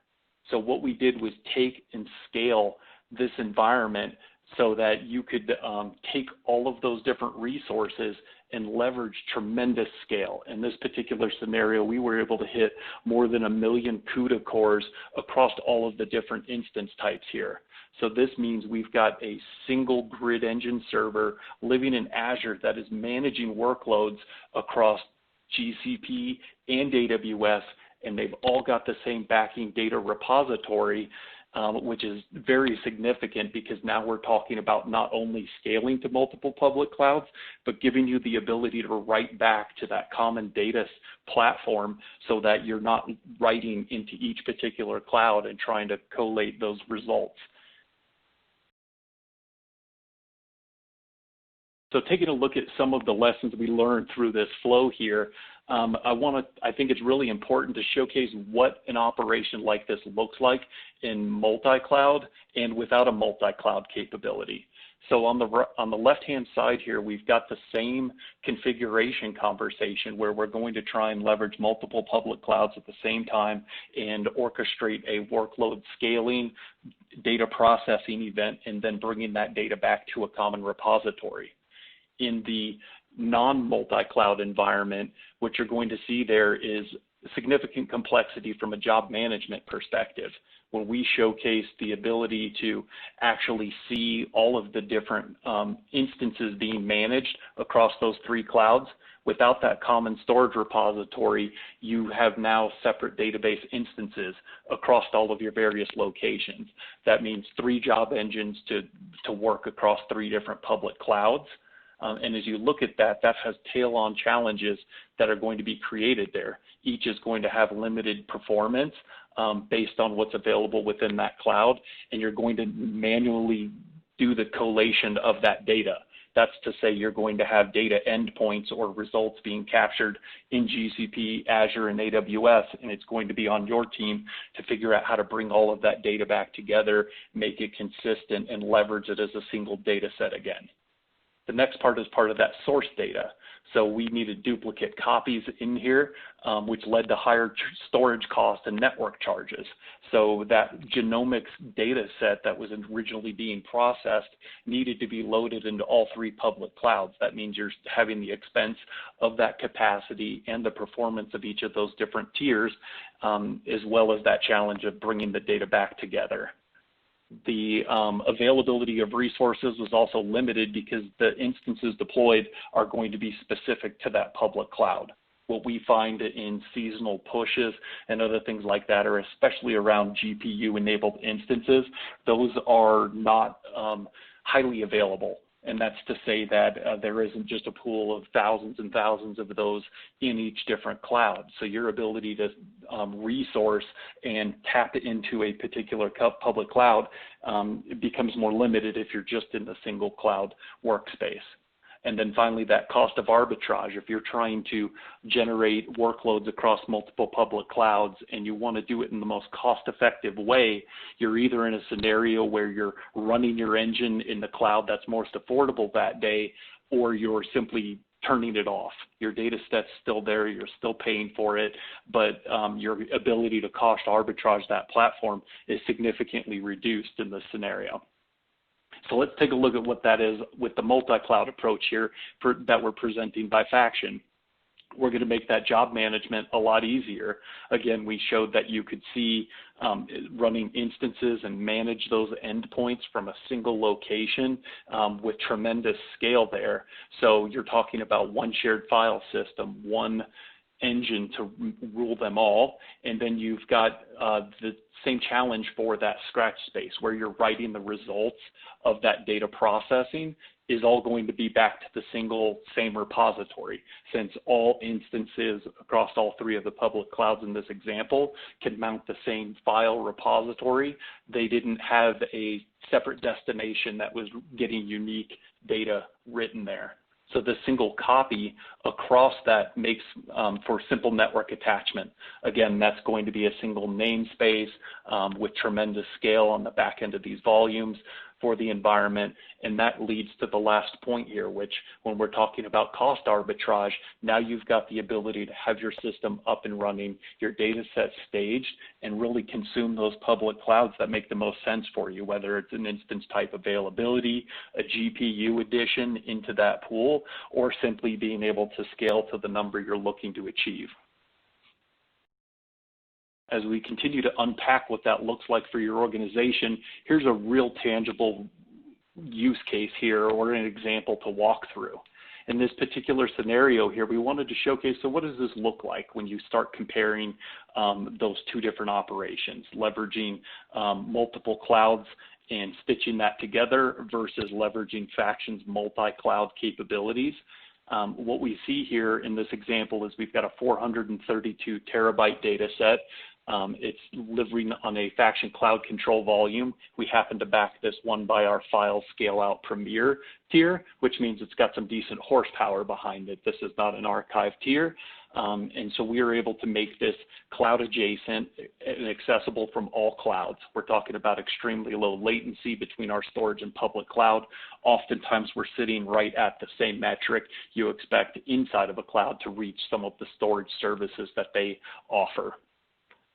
And again, we've got the ability to arbitrage the spot instance prices so we can hedge that against multiple clouds instead of a single cloud. At the bottom, what we're showcasing is that same 432 terabyte data set on Azure File Premium is going to cost 2.2 times as much money for Azure File Premium from the faction perspective. From AWS, that equates to EFS Standard, and that's 4.2 times as expensive. For Google File Storage SSD, that's going to be 3.8 times more expensive. And so when you look at the challenge of taking a 432 terabyte data set and bringing those across 3 different clouds, you can see already that cost impact of just putting your data set out there has already put you at a disadvantage here.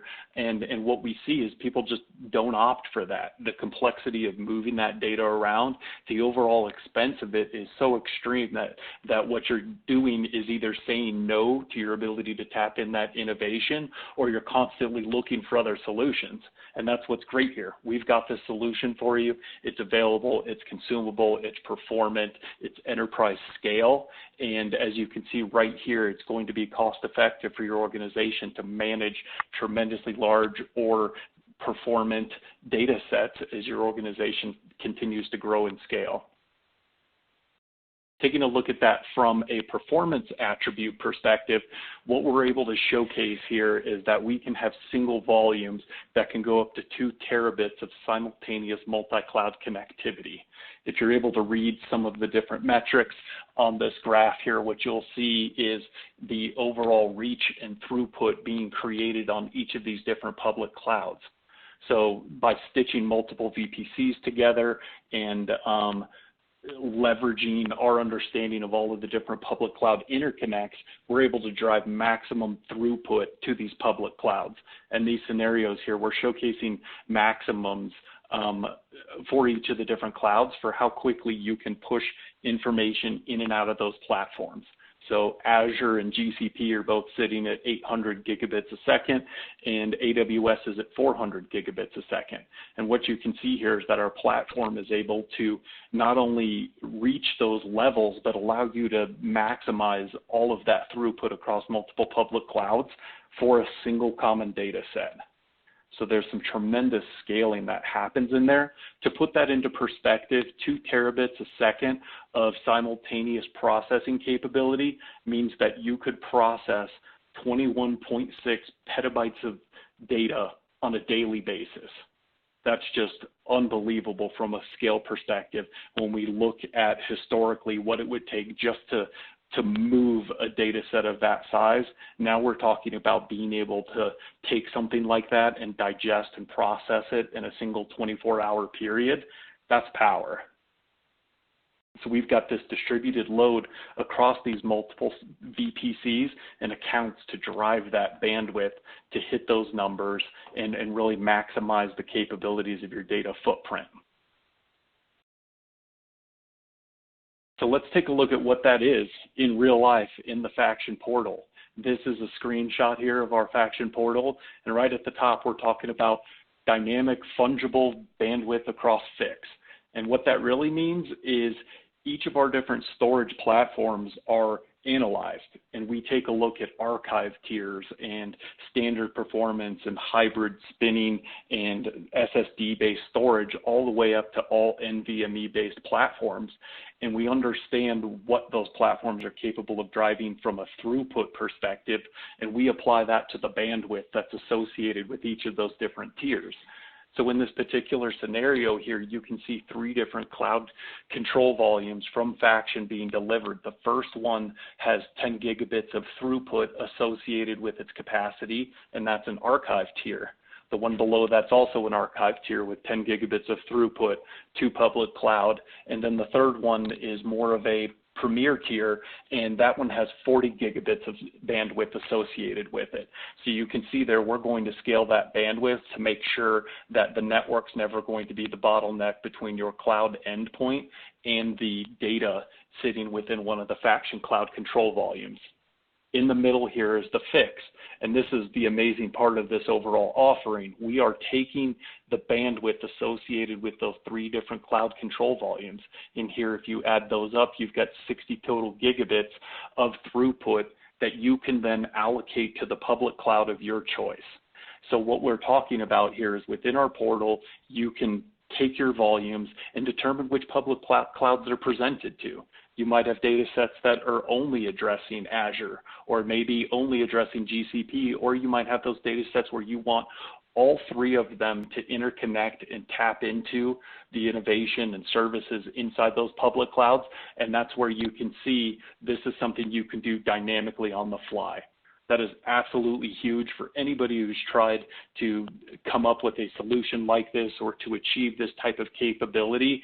It's something we're tremendously proud of here, because inside this portal, you can start to select and dynamically configure how your bandwidth, how your storage is getting presented to those clouds, and you can shift and evolve over time. And that's what's breaking down vendor lock-in and storage expenses from keeping multiple copies of this storage.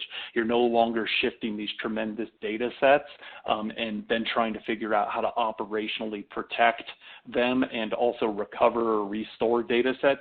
Those are all things that are significantly streamlined, because once again, it's all from one single repository that we're then creating and making highly available.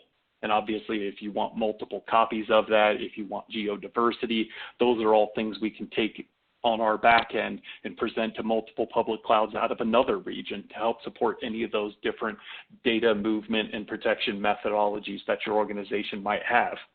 So ladies and gentlemen, that's what we're here to talk about. Faction's at the heart of your data strategy, and it's got this tremendous power and control and flexibility that we're bringing to the market so that you can realize all these advantages that we've got here.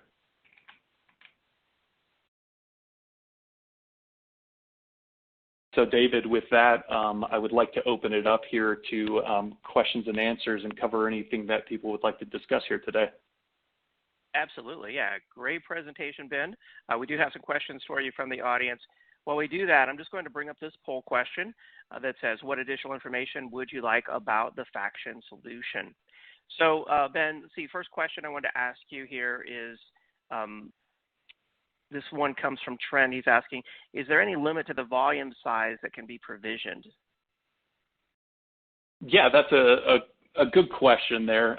That's always something we keep a really close eye on, is what are those maximums? Because there's a lot of different things that start to break down if your maximums are too low. And that's to say, when you compare our platform to something like Azure Premium Files, going back to that example we had where it was 2.2x the cost, and we had that 432 terabyte data set, the real kicker there is the maximum volume size on the Azure Premium Files is 100 terabytes.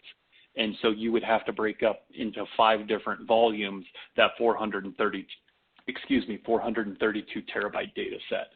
When we're looking at it from a Faction side, we're absolute enterprise scale across the board, and that's to say that our single volumes can go up to as large as 60 petabytes.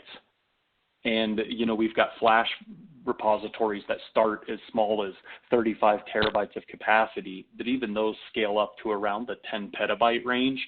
So everything that we're working on bringing forward there is really based around making sure that we're scaling right out of the gates at amazing scale. Excellent. Oh, nice. And then another question here, they're asking, do I have to change my IP addressing scheme? You know, that's always an interesting question. There's a lot of layers to IP addressing as it comes to integrating with public cloud there. When we look at that, that's where we really focus on the single namespace and the single mount point for our volumes. And that's to say your IP address on your file repositories are going to be the same, whether that's presented in Azure, AWS, GCP, IBM, Oracle, Alibaba. And so what that means is things like scripts in your environment. If you've got orchestration and DevOps activity going on there, that those templates don't have to shift based on the public cloud you're tapping into. That IP addressing is going to be the same and configurable right out of the gate. So we're working to help simplify some of that challenges around the IP address shifting. Nice. And I know we're running out of time here in our live Q&A, but Ben, last question, what should people do to get started with Faction if they're interested in what you talked about today? Yeah, absolutely. That's a great question. Factioninc.com is a great spot to go to check out all of our latest materials. We've got use cases, we've got demo videos.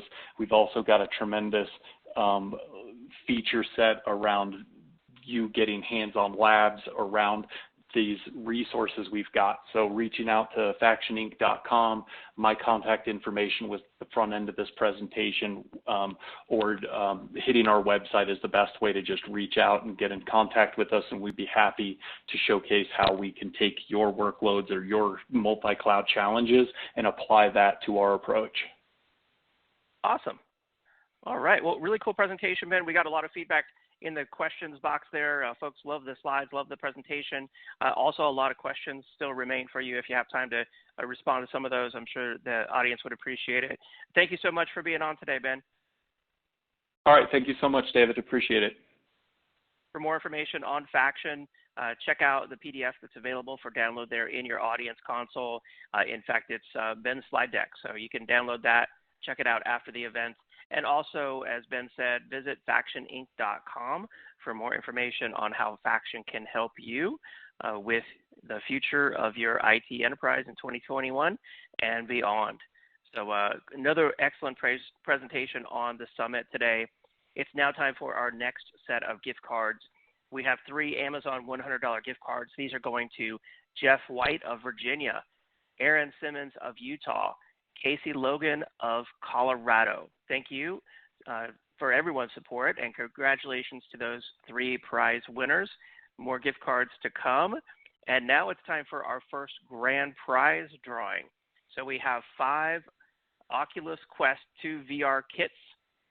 These would make some really cool Christmas presents, I am sure. So these are going to Jim McCartney from Indiana, Matthew Ploward from Washington, Joshua Lieberman from Maryland, Robert Price from Ohio, and James Lodequai from California. Congratulations to all the prize winners. I will post those names in the questions box if you missed your name or thought your name was called. And with that, let's keep this summit moving. I'm excited to introduce our next set of presenters on the summit today. Welcome Edward Watson, Product Marketing Manager, and Corinne Bissett, Technologist for Product Strategy at Veeam. Edward and Corinne, are you there? Yes, we are. Happy to be here. Thank you for having us. Yeah, thanks for being here. Take it away.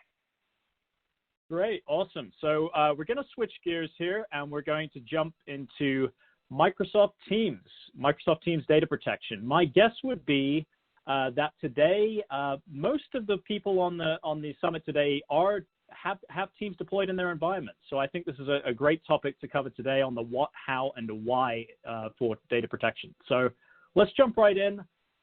First, to kind of level set before we get into the meat of the presentation is these 6 reasons. And if you've seen these 6 reasons before or understand them, then that's great.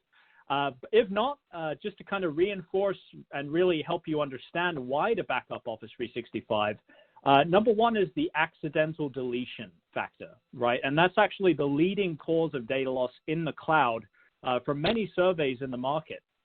And it's not so much the deletion itself that happens, we're all human after all, but it's what happens post-deletion, right? Is there data loss that will actually occur if that data is beyond the retention policy backup window? So that brings me to the next reason, which is retention policy confusion and gaps. And we can set retention policies for essentially forever, right? But if we haven't, and we do need a way to mitigate and things like just various risks that get introduced into the system. So in some cases, retention policies won't actually act as a backup, and you do need that recoverability. And there can be a lot of confusions around how long the backup window for your organization is versus some of the other apps. Maybe there are some apps that have different levels of retention policy. So again, there's lots of complexities around this and lots of confusion that can occur. Internal security threats, you may ask me, well, how often is an employee of mine actually going to cause some data loss or maybe cause a little bit of havoc before they leave?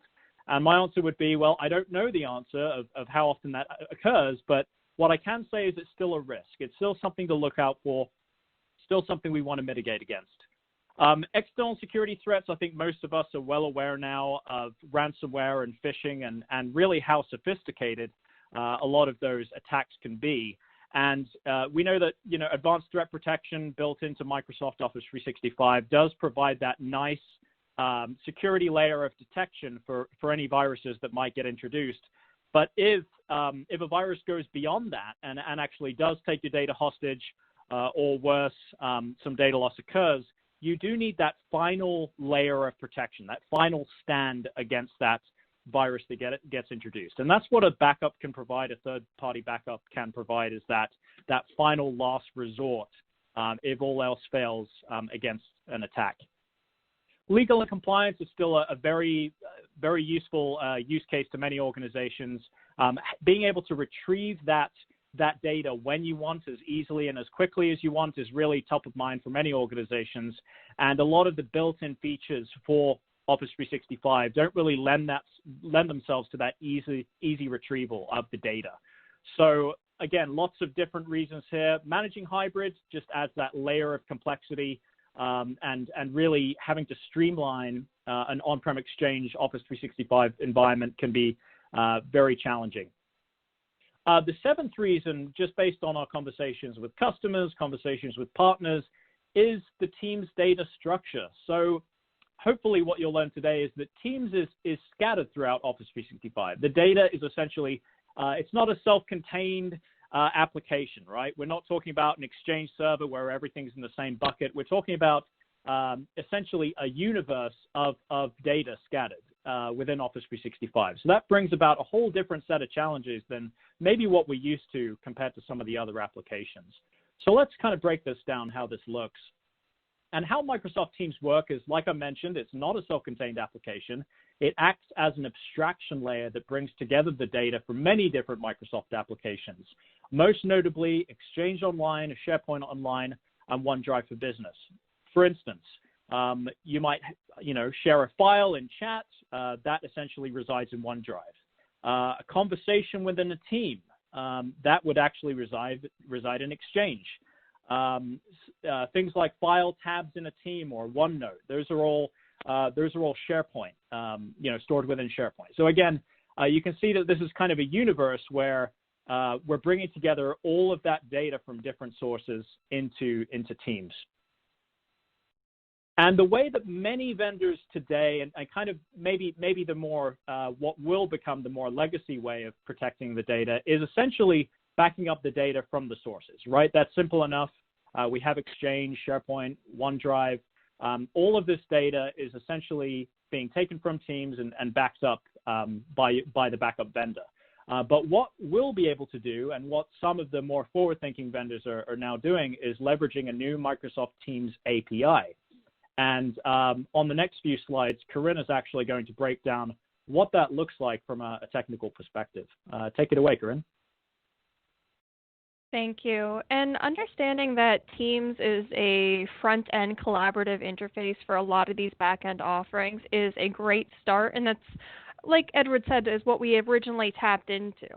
But Teams does have its own API, and this API allows us to tap into the back-end metadata and configuration information that allows us to know what interfaces are tapped into what configuration. And it doesn't look like it's allowing me to advance the slide, so if you could, Edward, thank you. This application API allows us to get the Teams configuration settings as well as the members and structures, which means we're able to restore those granularly, meaning if you do delete something that's not just the Teams channel itself, but maybe you accidentally remove a member or you remove several members and you can't remember what the previous list was, we're able to restore within those efficiencies rather than just restoring the physical data that's on the back end within Exchange, SharePoint, and OneDrive.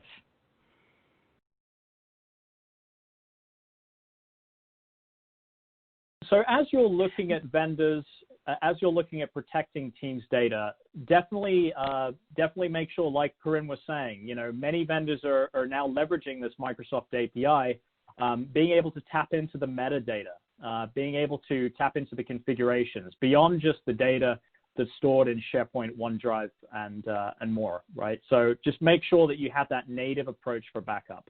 And again, Veeam will have this very soon. To date, we actually do support many other applications. We back up Exchange Online, SharePoint Online, OneDrive for Business, and again, we'll have that native Teams backup, that purpose-built backup very soon. Some of the differentiators for Veeam is really we allow you to back up to any location you choose. On-prem, great, no problem. The cloud, if you want to leverage object storage, AWS S3, Azure Blob, no problem. So again, offer you great flexibility for the storage, great restore flexibility, and again, allow you to meet those legal and compliance requirements that are so critical to your business. So with that, we're actually going to switch gears. Oh, sure. Yeah, go ahead, Grun. Yeah. To add to your point, we also have flexibility to change your mind later. You're not locked into one of these object storage types or an on-premises deployment of storage. You're able to migrate whenever it makes sense to your business. So there is no storage lock-in either. Great point. Great point. Okay, and with that, I think Corinne's going to take us through a demo. Personally, my favorite part. Let's go ahead and get this pulled up here. Awesome. And while we're waiting here, feel free to send any questions our way, and we'll be happy to answer those. Perfect. And are you able to see the screen? I am. Excellent. So this is the console. Nothing has changed on the surface, and this is our beta installation, which you can go ahead and do the Teams restore inside of. As previously stated, we're able to back up to the main vendors, AWS, Azure, Object Storage, as well as S3 compatible in IBM Cloud, completely integrated. Adding in the Teams installation is as easy as coming into your organization and checking a box. Once you've checked that box, all you need to do is come up here and add in all of your Teams users, and there will be a selection for you to be able to do that directly from the Add dropdown.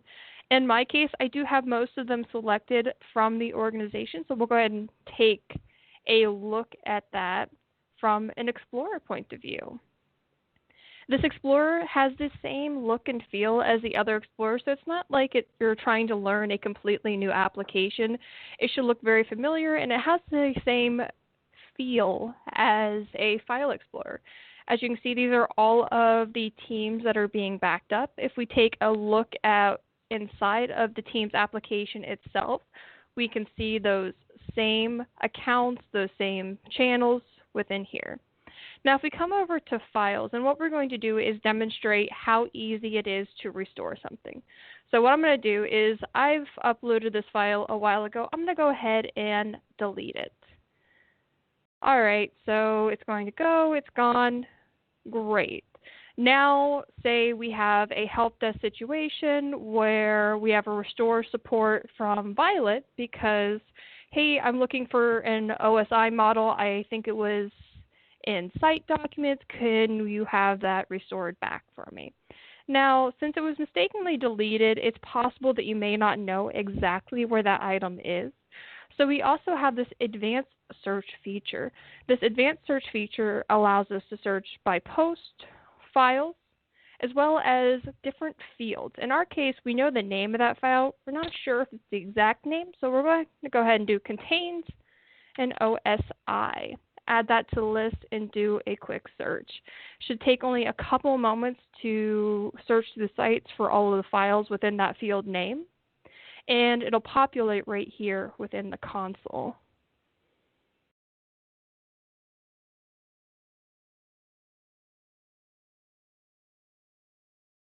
And we can see it's also here under Sites and Files. We're going to go ahead and take a look at the restore options back to the original location, but know that you can also export that file locally, save it as a zip, or even send it as an email attachment directly from the console. So if you are running a help desk situation where you just need to get this file back to the end user and you're not sure if you want to restore it back to the original location because it may or may not overwrite a file, you can always choose to email this file back to that end user to meet a help desk ticket situation. In this case, we're going to go ahead and restore the file. Of course, it's going to ask for an administrator password. and verify that you have the authority to restore this file back. You can restore just changed items or missing items if you're restoring entire bundles or just restoring the latest version. In some cases, a document can have many versions, and this can take up time to be able to restore all of these versions, and you may only need the most recent changes. So we'll go ahead and restore that here. It should only take a couple of moments for it, since it's a very small file, and it's being restored directly back to the original location.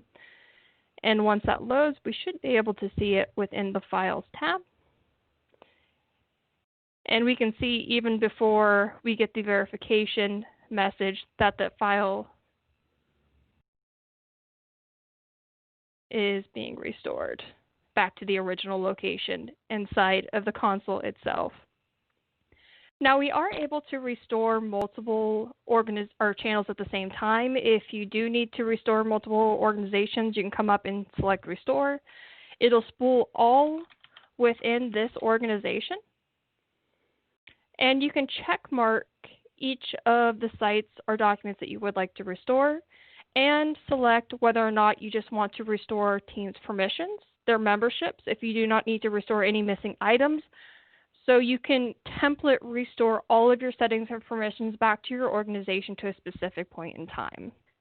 We're also able to restore any types of posts. When you restore a post within the console, it will restore back as a tab under the SharePoint section in the console itself.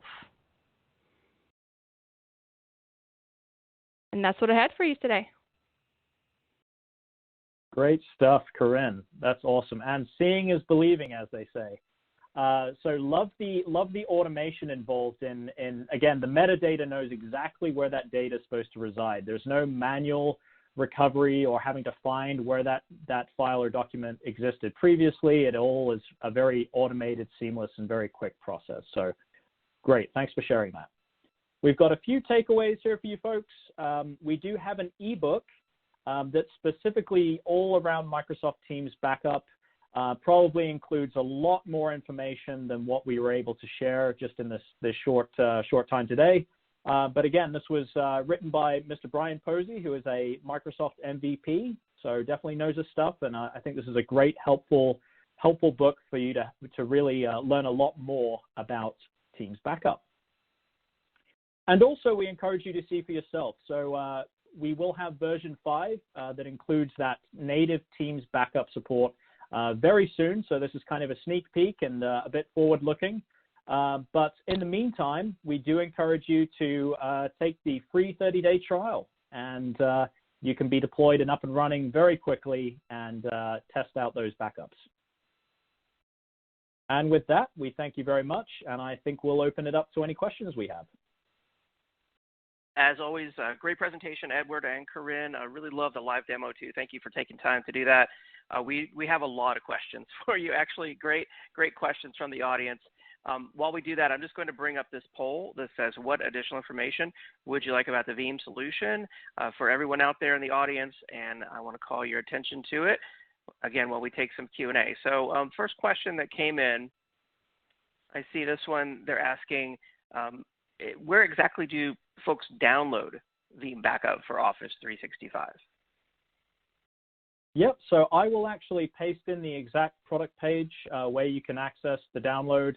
But if you type in veeam.com, you would certainly be able to find that product download very quickly. But again, I will provide the link in chat. Got it. Okay. And then there's a number of questions here related to this one, which is what storage can Veeam use for backup? So where does this backup data go to? You want to take this one, Corinne? Sure. Within our console, we can back up to any type of local storage as well as several object storages, mainly including AWS, Azure, and IBM Cloud. But we are S3 compatible, so if you have a storage provider as well that has an S3 storage bucket, we're able to send our backups there as well. Nice. And when is the release date for this version 5 that we're talking about? Unless you take that one, Edward. Yes, yeah, absolutely. So version 5 is really just about a month away.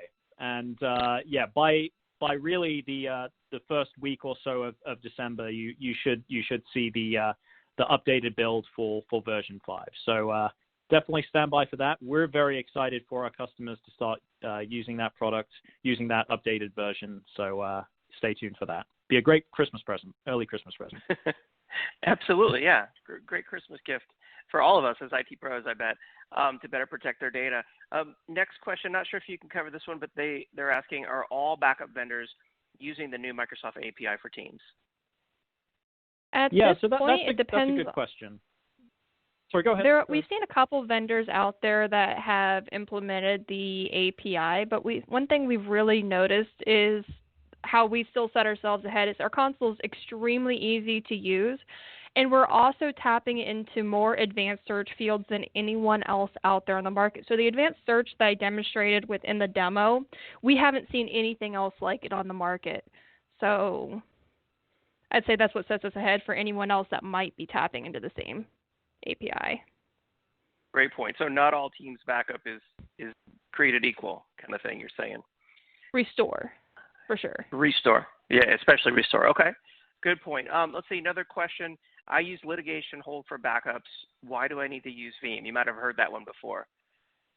Yeah, we do actually have, we have heard that before, and it's actually a pretty scary thing because, you know, again, Microsoft does have some great safeguards in place. They do have the retention.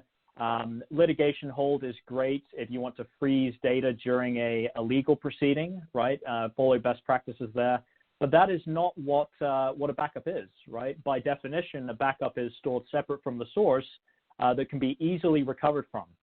Data can be easily retrieved from. So when you're looking at the definition of a backup, you'll notice that a lot of these safeguards that Microsoft puts in place, they just don't quite make the cut for a separate copy of the data. Good point. Good point. So I'm afraid we're running out of time in our live Q&A here. There's literally 10, maybe 100 questions in the queue for you. So hopefully you can get back to some of those after the presentation here. But Corinne and Edward, always great having you on. Thank you so much for your presentation and demo. Thank you, sir. Appreciate it. Thank you again for having us. For more information on Veeam Backup, check out the Handouts tab, and you'll see the link there to Veeam Cloud Data Management.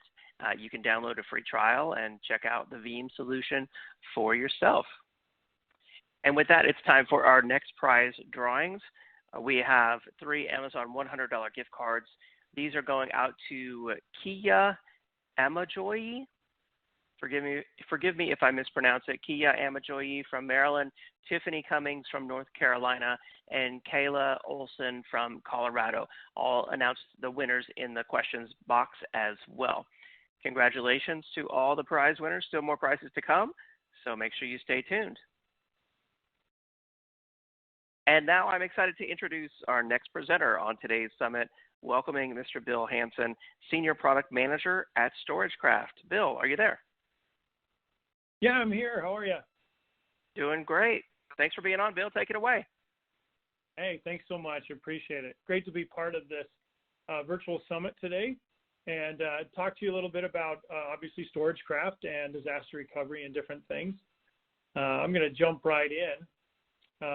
Just talking about disaster recovery, I'm going to spend a little time talking about just the general state of affairs, if you will, and taking a reality check of what's going on in the market, some things we see, and tell you a little bit about us and our offerings that help create a solution around disaster recovery and get into that. I've been in the industry for a while now, probably almost 20 years now in data storage in that industry, background at EMC, Lenovo Data Center, and a few other places on top of that. But just so you know my background, I've got some experience and I'm the cloud product manager here at StorageCraft. Now, I don't know how many of you are super familiar with StorageCraft, so I'll do just a really quick blurb on who we are. We were founded back in 2003, so about 17 years old, pretty long for a data backup and recovery company. We are global. We have offices around the world and really focused on the channel, very MSP focused. A lot of investment in our company, you know, millions of servers being protected. Most people know us for our Shadow Protect software. an SPX. It's been out there for some time, and the greatest thing we hear all the time is it just works. Always good to hear that. We primarily, again, go through our partners and through other channels. So you may not see our name everywhere, but we're definitely out there. And just across the different verticals, show you my little NASCAR chart here, from enterprise to financial to government to education. Everyone has data. Everyone needs that protected in one form or another, and we have a great presence in all those different areas. Again, just a quick understanding of who we are in case you're not familiar. Now let's jump into it. I want to talk about some trends about data storage and protection, and a global survey that we did not too long ago, and kind of talk about what we're seeing in some of the replies and responses. I think understanding what the market is seeing and what people think they're seeing is really important to understand. And just so you know, we did cover a large number of different size companies, from your small, 100 employees less, up to about 2,500 employees, and some who are using cloud type storage, some who are not, some with a lot of storage, petabytes of storage, and some with a very small terabyte size. So a good breadth of coverage in this poll, as well as across different industries. As I said, retail, government, education, technology, we covered a lot of that. Just to give you a basis of where my information is coming from, we want to make a really broad swath with our survey. So that's why I'll be sharing you some of the results and talking about, again, so you have that background. So data protection, management solutions, what do people use? How many things do they use? And it was really interesting when we talked about that. The question came back that over 82%, or about 82%, have 3 or more systems to manage and protect their data. In some ways, I'm not too surprised at that, and you're probably not either. Not all data is the same. Not all things need to be protected the same way, and there's lots of different solutions out there to protect them. And so people tend to have a few different. It gets alarming when you have those. You see that 5% more than 20. That obviously becomes unmanageable at some point. You've got so many different solutions. So definitely a concern in some ways, but not surprised that we saw 3 or more. I think everyone would love to consolidate and make that a little easier to manage. Now, what about data loss? People have data protection solutions. Well, how many actually lose data? And it's interesting, even with all that in place, as you can see here by the information, most companies, 86%, have experienced data loss. So it does happen.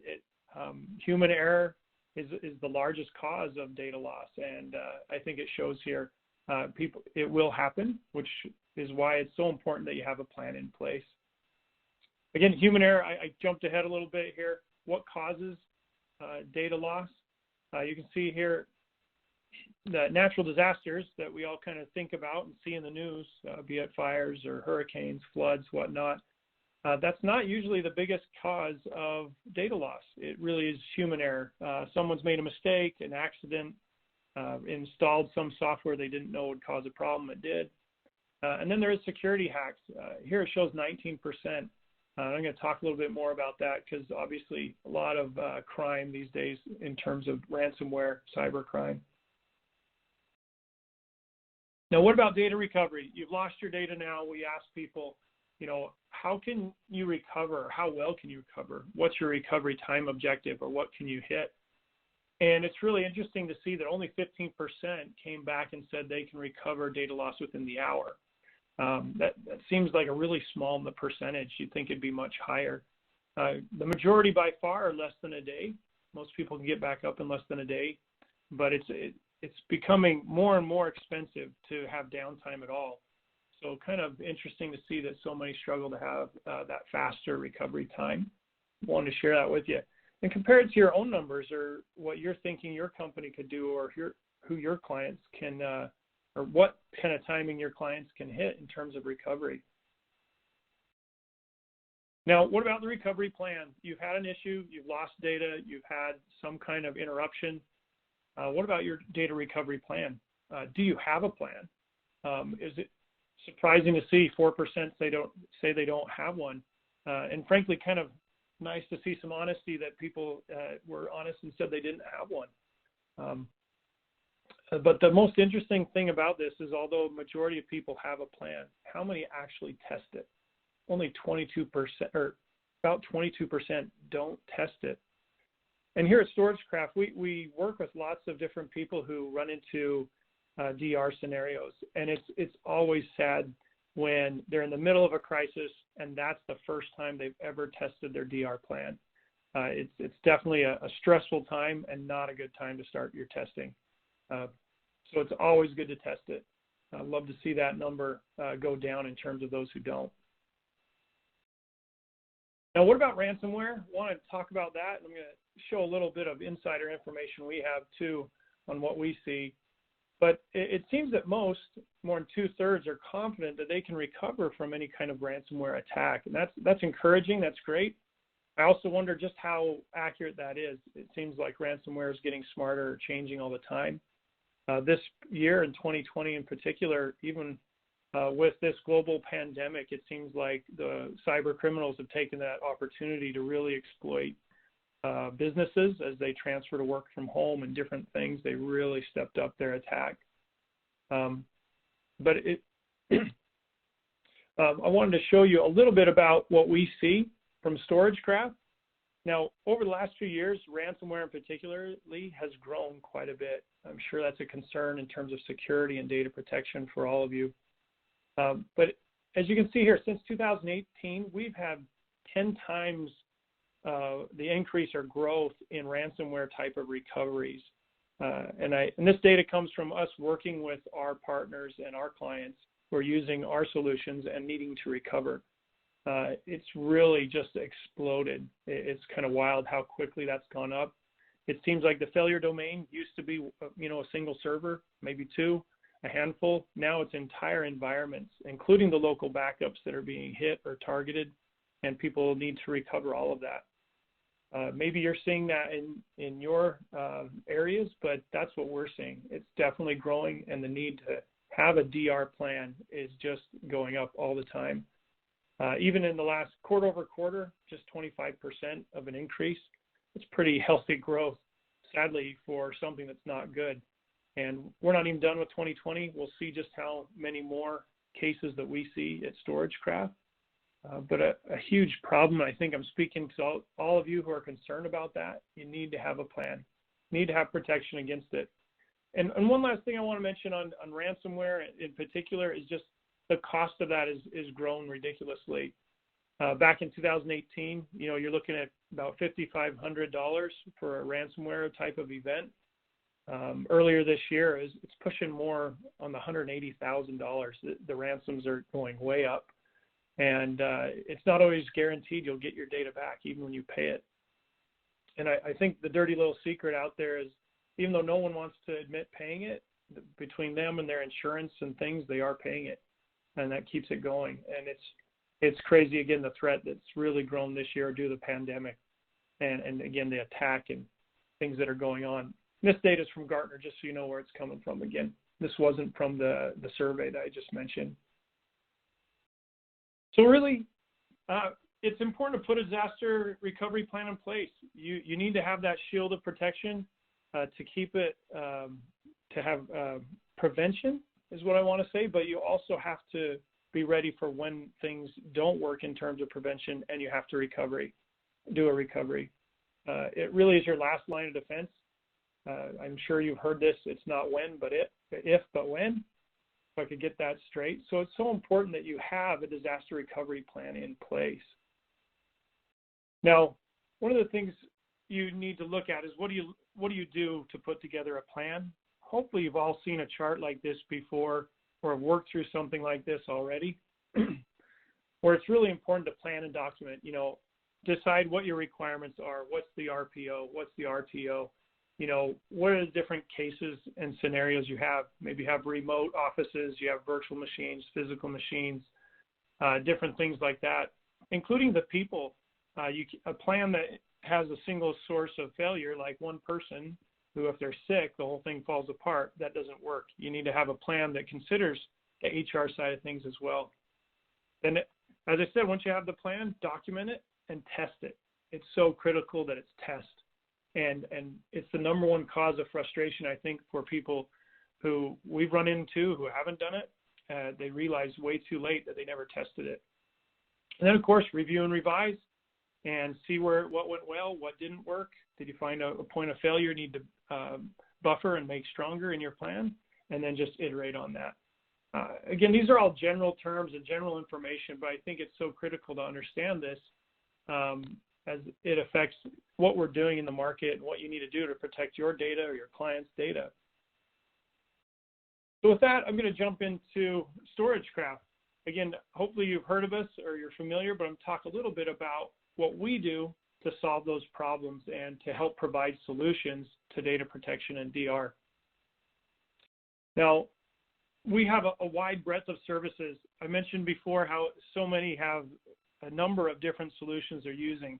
We have a full portfolio of solutions from our fundamental Shadow Protect, which is data protection software, our Shadow Safe, all the way to our cloud services, our full DR, our cloud backup of Office 365. I know we just heard a topic about that a minute ago. We have that as well as up to large scale-out object storage solution that we have.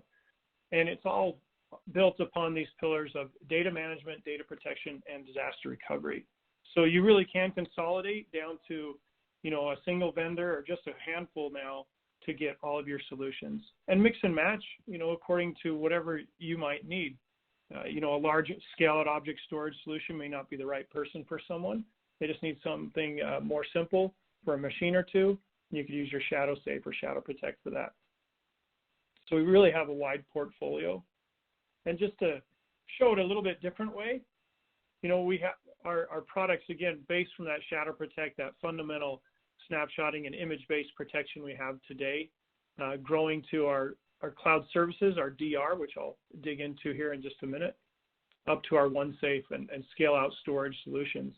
And even our Shadow Safe solution, I don't know if you've heard of that, but our Shadow Safe solution is our next generation data protection software. So it's not a replacement for Shadow Protect, but a new way to do data protection, including host, it's host-based, it's got agent capability, an SLA-oriented, where you can define a policy, a global policy of protection, and be able to push that out very simply and really supercharge, as we say here, your data protection.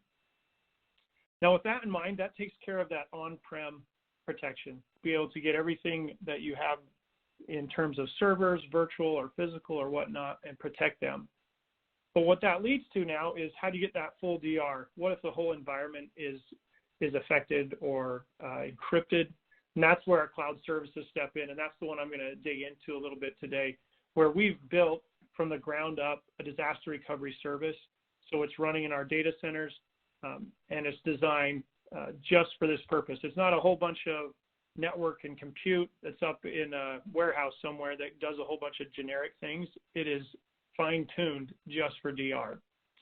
And at the end, I'm going to bring in our OneSafe Solo, our new little device that's great for your small office, your remote office, where you can just drop this in and integrate that on-prem data protection as well as direct-to-cloud DR with a single, simple solution.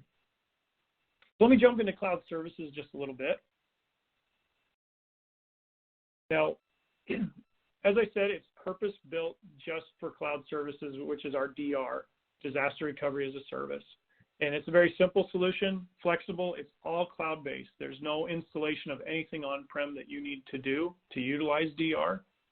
You got to have your protection, which is on-prem, but all the cloud stuff is managed through an online web-based portal that you can access from anywhere. And we give what we call total control to you. There's no need to call us in the middle of a disaster. You can do it all yourself, and we have that service and support as well. If you need us, we're there. Give us a call, we'll be there.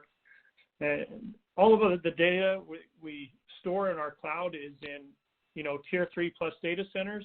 We've got all the security, all the compliance and regulation that's needed. The encryption, everything that comes into our cloud is encrypted. So we've got all that protection and redundancy and availability built into these data centers, which is really hard to replicate on your own. And as we know, it's costly. It does add up, and it's hard to do without a lot of scale. And we've been able to build that just for this purpose of disaster recovery. Now, I want to talk a little bit about the flexibility I mentioned. We have 3 service levels. That's Cloud Basic, Cloud Plus, and Cloud Premium. And I'll talk through those just a little bit. So the Cloud Basic, just like it sounds, this is simple offsite storage and backup of your local images. So you can get your base up there and send your incrementals every day or many times during the day, up to every 15 minutes to the cloud, and protects them. And then you get full image restore. So you can download a BMR, as we call it, bare metal restore image, or even put it on a hard drive and we'll ship it to you if your bandwidth may be not great in the location it needs to go. So that's your basic. Now, Plus just builds upon that and adds the capability to do immediate file and folder recovery, where you can quickly mount a volume, an image in our cloud, and just like a file browser, go find the file you need or a folder and download that. Don't download it quickly to your client and just get up and running with that. Now, Cloud Premium, of course, that's what it's purpose-built for and does the best. It builds upon Basic and Plus and adds that full virtualization. And when I say full virtualization, it's not just for a single machine to come up, but we can virtualize your entire environment, your networking, be it your VPN, your public IP, the individual network addresses. You can set up all of that networking as well as your machines to virtualize and run in our cloud in the case of a disaster. Imagine you're in a spot where you can't get to the office. There's a flood, a fire, a pandemic. There's something that can't get you there. Something's gone down. Well, you can now virtualize in our cloud and be up and running and run in our cloud for as long as needed until you can get back and get things on premise figured out and ready to go. Again, it's a simple solution, web-based, self-service. I think all these things I just mentioned, but it's really important to note that it really is giving you total control. We give you a lot of power and ease of use, and then you have the control to do it. And really just to emphasize this full virtualization, you can have your full production environment, replicating and being stored and protected in our cloud. And then when the time comes, hopefully not, but if you need to, you can virtualize that entire environment in our cloud and run it. And while it's running, we actually take snapshots, additional recovery points, and then when you're ready, you can fail back to your primary location, your production location again. And that's all built in with the tools we have in our cloud services, as we call it. Now, I mentioned this OneSafe Solo earlier. How does that play into this picture? So what's great about the OneSafe Solo is imagine you've got your on-prem data protection software, you've got your cloud. This pulls it all together in a simple package so that there's no installation or complexity when you're trying to deploy things into remote locations or a small office. You could be a big company, and maybe at the corporate headquarters things are pretty easy and you've got the manpower to handle things. But when you've got a small little office, it's just not that easy to get out some places. And I know with restrictions this year, you can't get everywhere you want to go as easily. So with a Solo, it's got that data protection software sitting on the box, and you can easily ship that to a location, plug in the network, plug in the power, and turn it on. And all of a sudden now your protection is up, and you can start. It will automatically detect different machines on the network, and you can start replicating to our cloud, and that connects in that disaster recovery. And it's very simple. It's made to be an easy thing to use and put all those pieces together so that you can benefit from, full on-prem protection as well as in the cloud recovery. So I know I went pretty quick there, but I want to make sure I can cover any questions live while we have some time. And of course, I'll answer as many that are in the chat as I can as well. Absolutely, yeah. Great presentation. We do have a lot of questions for you from the audience here, Bill. Let's see. While we do those questions, I'm just going to bring up this poll for everyone. I want to call your attention to out there in the audience, what additional information would you like about the StorageCraft solution? So let's see. First question that came in, Bill, I wanted to ask you is they're saying how much storage is included with the StorageCraft Cloud DRAS? Yeah, that's a great question. So for every machine you protect in our cloud, basically you get 1 terabyte of storage, and that's pooled. So you can actually pool, like say you have 10 machines, that's 10 terabytes of storage across that service level. So maybe you've got a really big machine and a whole bunch of small ones, they can all fit within that space. But again, a terabyte per machine that's pooled. Nice. Okay, that's good to know. That's a lot of storage space. Next question, what about testing? What if folks want to do a periodic test in the cloud? How does that work? Great question. As I mentioned earlier, so many don't test, and we realize it's critically important that you test your plan and your DR.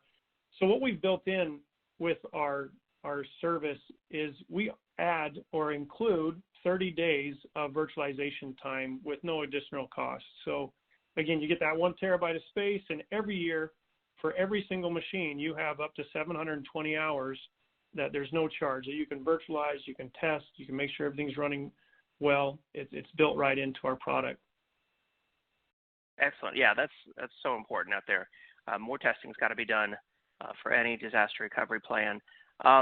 Next question, do you have to contact StorageCraft to fail over to the cloud? How does that work when you have an actual disaster? Well, I guess fundamentally, like I said, you've got total control. You can do everything on your own. We've got a lot of knowledge base articles, we've got certifications, a lot of things to help people make sure they feel confident in doing that. So really, there's no requirement to call us. But like I said, people, sometimes you need a hand to hold or something, and you need a little help. We're here. We have a great support team who are here to help, 24/7 in the case of a disaster. Excellent. And let's see, there's a lot of questions here in the queue. If you see any that catch your eye, feel free to call out those. Next one that I see, there's a couple of questions here actually about SMBs. Sure. For smaller shops out there, does StorageCraft have a good offering for them? I think if I could say, our DNA is actually in small business. That's really where we shine the best, and we've been growing, so now we can handle enterprise, small, medium enterprise. But these solutions we have, from the Shadow Protect, Shadow Safe data protection software, it works very well in the small office. And like I said, with the new OneSafe Solo, it makes it even easier for a small office or a place without any IT knowledge or real expertise to be able to drop one in and really get things going and protected and have a full plan in place. Excellent.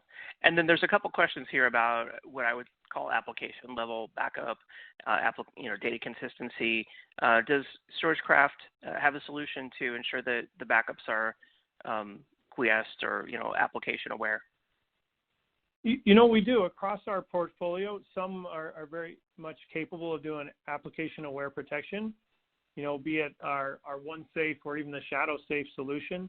Others may not have that, but we definitely have ways to address that. And maybe there's some things there I can, if someone were to reach out with more detail, I can provide more specifics. But again, OneSafe, Shadow Safe would be a great place to look for that. Yeah, excellent.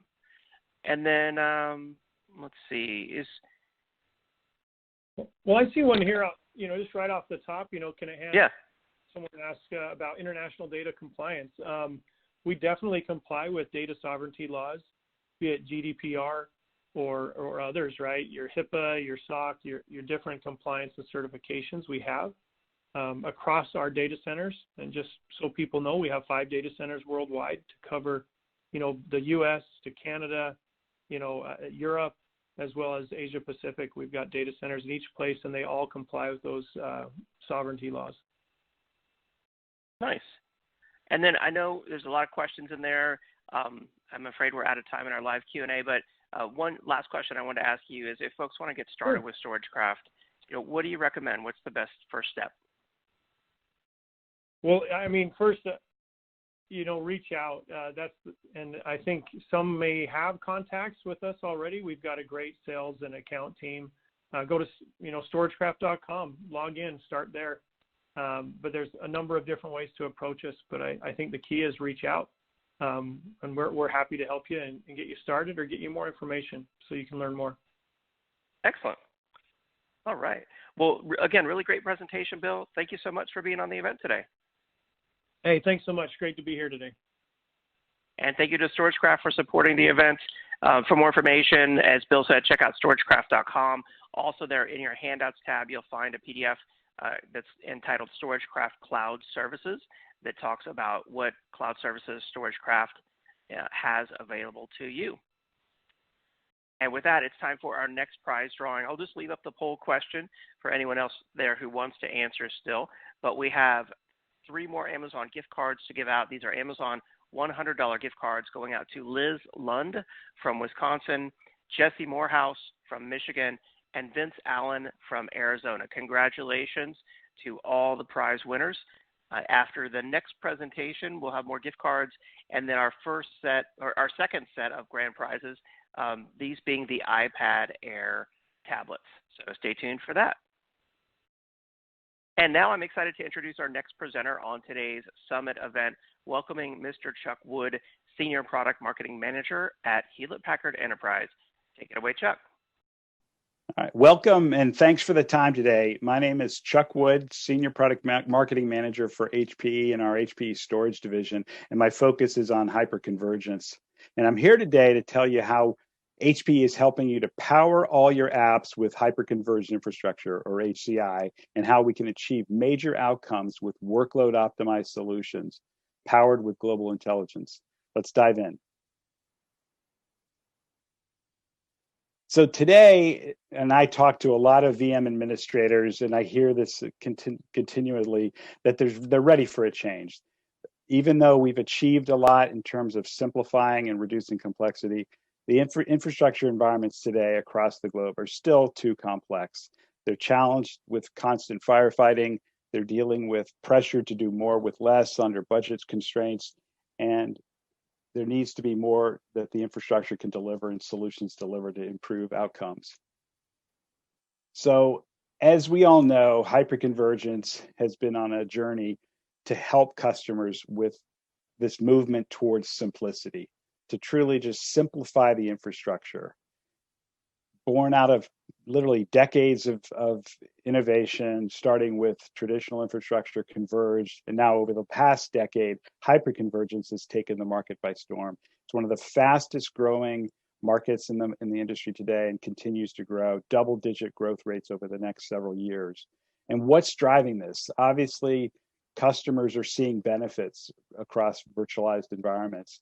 And it's shown out in terms of a simpler experience, literally making the environment simple for VM admins to do more, building the infrastructure for compute, storage, networking, running apps, creating apps, protecting apps, all within a common interface, namely VMware vCenter or the hypervisor interface.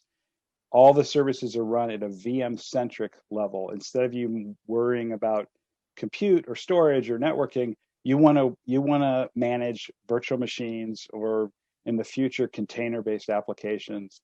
And another key attribute is the ability to start small in these small modular increments of infrastructure and then scale to quite large infrastructure and do this in a modular fashion. But in our view, the market needs to go further, and customers are looking for HCI to do more. And we've stepped back and we're hearing from our customers where they want to bring not just HCI infrastructure to more environments, they literally want this experience, this simpler right-click, simple management, provision, deployment experience brought to more workloads. When you look in history, hyperconverged was extremely well suited for key workloads like virtual desktop infrastructure, end user computing 10 years ago, and we're now seeing a resurgence for that use case due to the global pandemic. But as well, the other apps or server-based workloads that were suited for it were possibly tier 2 applications, file services, web applications. But as customers started to bring this to more business critical, mission critical workloads, they found some trade-offs or issues, or there were concerns about running high performance databases or collaboration tools or next gen services on these hyperconverged infrastructures. So what we're here to talk about is how to bring HCI to more workloads. And HPE has a unique offering in this space. In fact, we don't just have one HCI solution, we bring a portfolio of offerings to this challenge today. But in this offering, our set of offerings, which are workload optimized, we're providing one experience for every workload from edge to cloud. And you need to be aware of the workloads you're running and deliver the right solution optimized for the place and the applications you're running in these locations. So to go through this a little more in more detail, I'm going to talk about how we have edge optimized solutions. An example is our HPE Simplicity portfolio, targeted for smaller sites running general purpose workloads, targeted at these sites that potentially are outside of your data center. In the core, we have a new HPE Nimble Storage DHCI or disaggregated HCI solution that's unique for the core deployments, serving application and more workloads at the core that require resiliency, high performance, as well as flexible scaling. And then, of course, for cloud narratives, we need to support cloud-connected outcomes, and this is borne out in our HPE Cloud Volumes offering. A common management interface, unified management experience is delivered through the hypervisor management of choice, which in VMware environments today is vCenter, and we uniquely provide that simplicity and integration across these solutions. And then on top of this, we power with global intelligence to take it even further in a simplification form through our HPE InfoSight solutions. All of this is offered either perpetually in a CapEx model or available as a service. So let's dive in a little more detail. But before I get into the technical details, we're all about customer outcomes. These are some of the types of customer outcomes you can expect from HPE's portfolio of HCI. 99, literally 6 nines of data availability. It's always on, always available, always fast, and that's embodied in our storage technologies built into HPE Nimble Storage DHCI. Literally 6 nines of data availability. In the form of savings, real cost savings, imagine 90% data efficiency savings, literally 10x cost savings when you use our data services for running VMs and protecting them through our built-in data efficiency capabilities.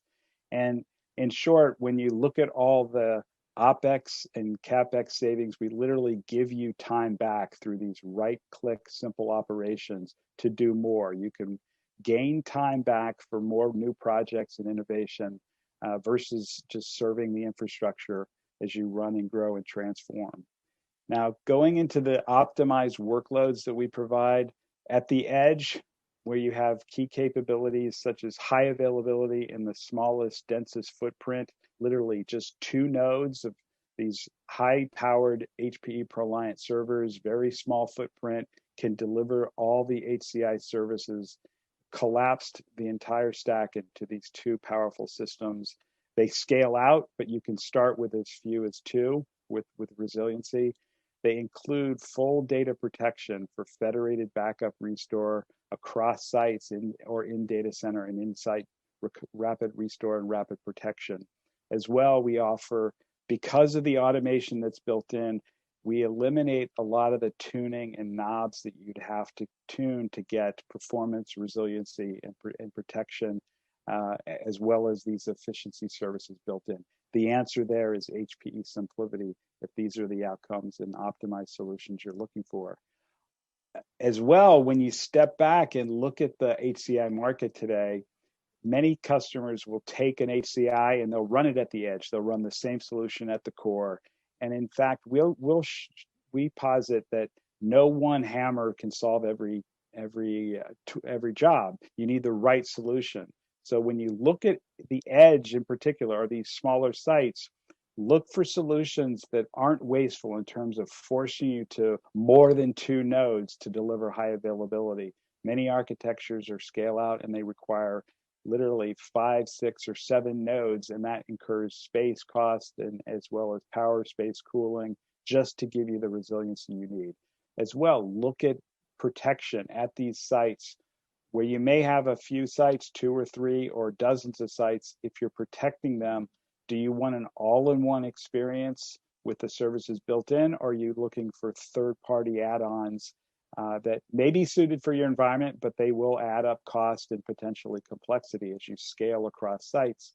And finally, look at manual tuning that you may have to do to get resiliency, to get efficiency, to get performance. There may be knobs or policies you have to set, and that goes against the grain of hyperconvergence, which is all about simplicity, and making it no knobs, no configuration to get the best of these efficiency, performance, and resiliency capabilities. When we shift to the core and you look at workloads running at the core, look for these types of capabilities. Obviously, you want the HCI experience to be very simple, unified with VM-centric operations. But more and more, we're hearing from customers, they want this flexibility. There's an unpredictability and need to scale, possibly compute without incurring extra storage, or I might need more capacity for capacity optimized workloads like video or large databases, and I don't necessarily need more compute. And this notion of independent scaling without incurring over provisioning is a new demand in the core.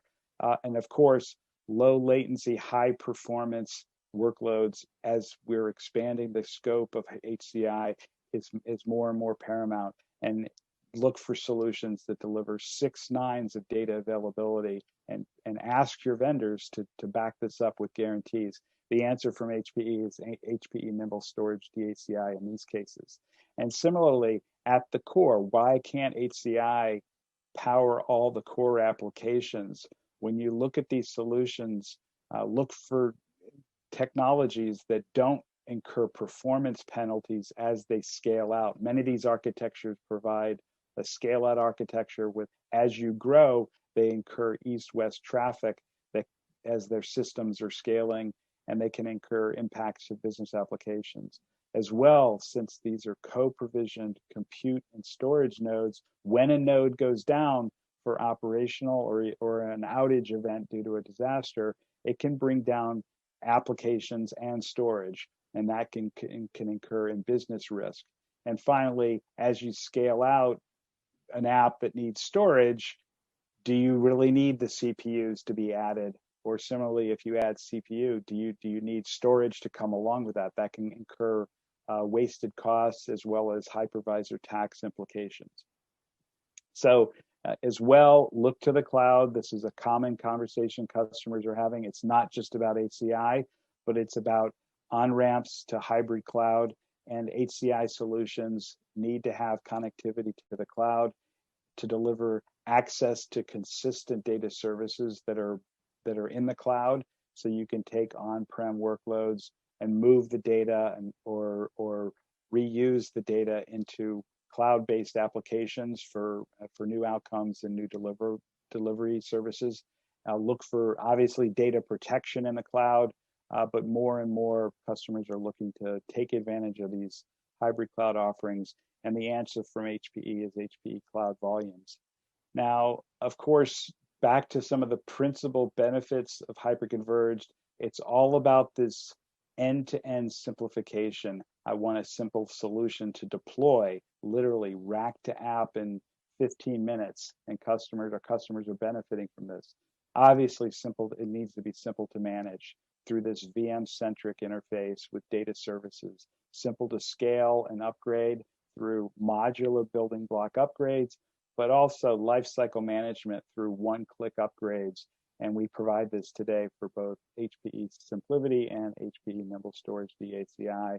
And of course, simple to support. Many vendors talk about this, but really look into the support experience, not just how they handle call handling and support and software delivery, but it's about AI and machine learning, and do the systems predict and provide support automation.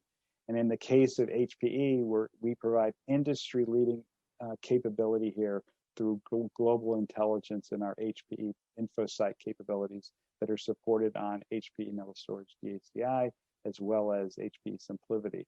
And through HPE InfoSight, we're monitoring literally 1,250 trillion data points across our install base, and modeling all the issues that may occur across these systems to build a database that understands what are the common problems that are being seen across the install base. And this translates into 1.58 million hours saved because we detect, predict, resolve problems before you even know they're occurring. And it delivers a completely transformed support experience.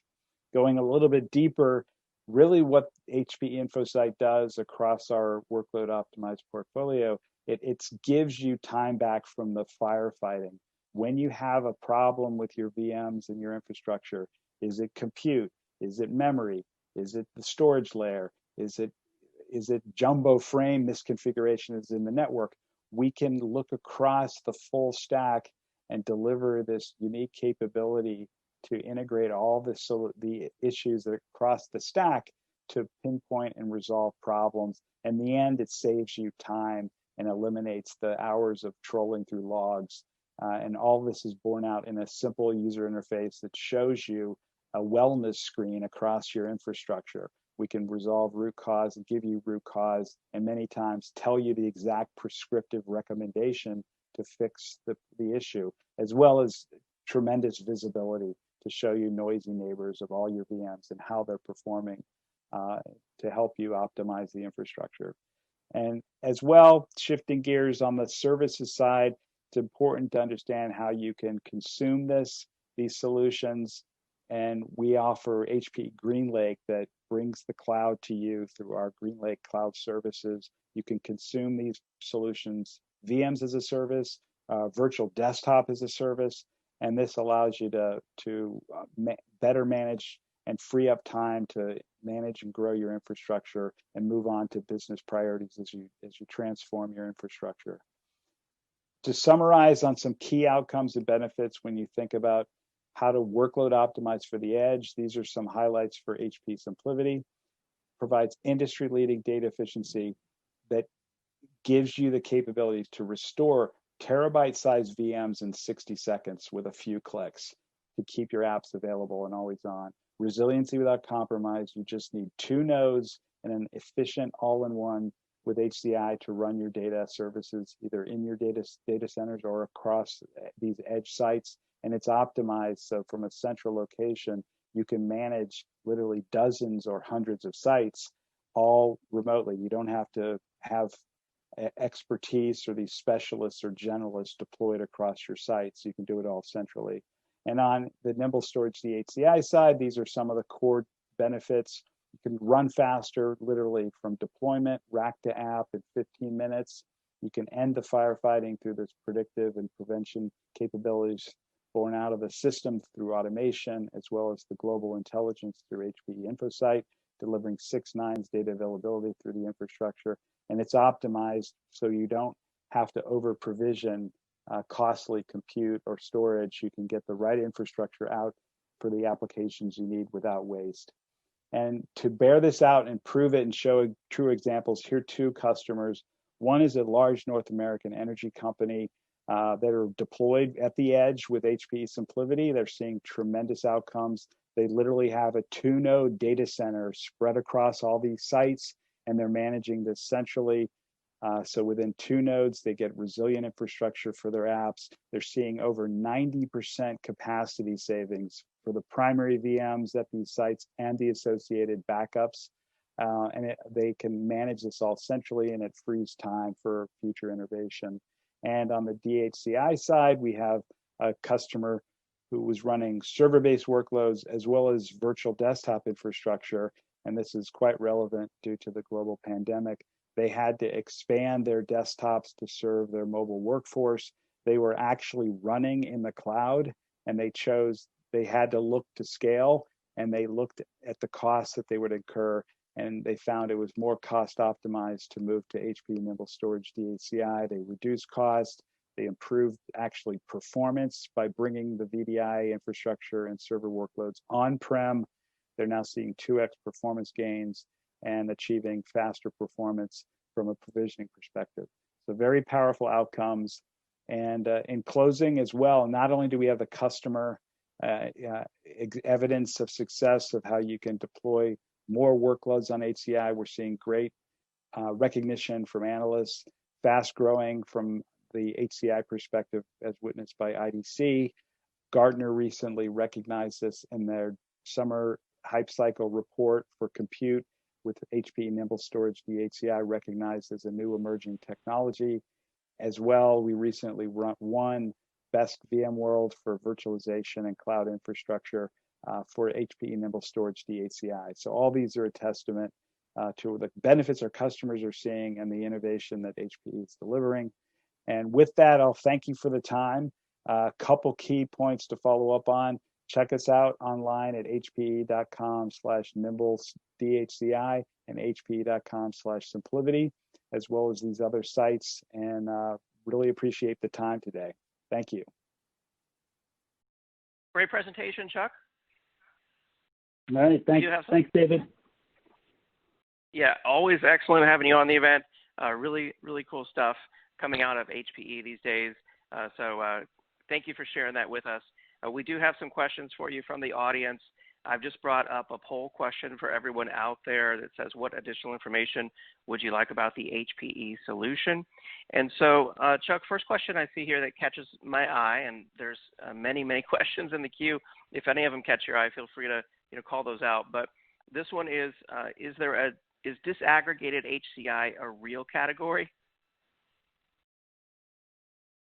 Yes, absolutely. We're getting that question quite often. Was this just a marketing term? And the truth is, this space it's obviously it's evolving very rapidly. But the evidence I'll give you is, look at Gartner. They recently published a hype cycle, if you're familiar with their hype cycles, and it was around compute. It's not storage. It's about where compute is going today. And in this, and I'll actually paste the report into the chat. It's Gartner's hype cycle for 2020 this summer, and they talk about DHCI, disaggregated HCI, as an evolution with this need for the hyperconverged experience, for better outcomes, improving service levels, but also allowing you to flexibly scale compute independent of storage. So it absolutely is a new category. Very nice, cool stuff. Next question, they say, are the SimpliVity and Nimble Storage DHCI only available as a CapEx purchase, or are there other buying models? Yes, and I did touch on this in the presentation, and we get this often because you'll often see it's a server, it's a ProLiant server, so it's hardware. I must buy it for with maintenance for 3-5 year terms, etc. But the short answer is, through our HPE GreenLake offer, you can get a true consumption model for the number of VMs you need on a per VM basis through HPE GreenLake. It's the same kit. You'll get the same HPE SimpliVity or HPE Nimble Storage DHCI hyperconverged solution. Literally, the servers will show up on your site, but it's being consumed on a per VM basis. So you're going to pay for the VMs, the CPU memory use, and the storage that you need on a pay-per-use basis. So, and it's truly revolutionary. We have many customers now adopting this, and the growth trends are dramatic. So you imagine getting the HPE tech, but in more of a cloud-like consumption model. It's available today through GreenLake. Nice, I like that. We all want that cloud-like consumption model, but being able to have that on premises is really cool, really powerful. Next question. Do SimpliVity and Nimble Storage DHCI work with containers or only VMs? Yeah, this is another common question we're getting. And most people today, I'll be honest, they're running traditional virtual machines on our infrastructure. But the news around microservices and moving toward container-based architectures, it's on the rise. And the fact is, we are starting to see deployments for both SimpliVity and Nimble Storage DHCI with containers. You're essentially running the container inside a VM and alongside other VMs. So and what it gives IT is a common platform. I don't have to deploy separate siloed infrastructure to run my containers that incur management overhead. I want a management infrastructure that I'm familiar with, which is spinning up VMs, but now run containers and Kubernetes alongside that. And so we're seeing that customers are doing this. We have a large bank in Asia. They're running Red Hat Open Container Platform. on Simplivity as well. We have other customers leveraging Nimble Storage DHCI with our whole container storage interface to enable these types of outcomes. So good question. Very nice. And I know this is a complicated question. We can't even begin to answer here, but can you give us some direction? Jason is asking, where should we go for pricing details on HPE? Yeah, so obviously you can contact our partners. They have all of the full pricing for all the products I'm talking about, as well as our HPE sellers. So contact your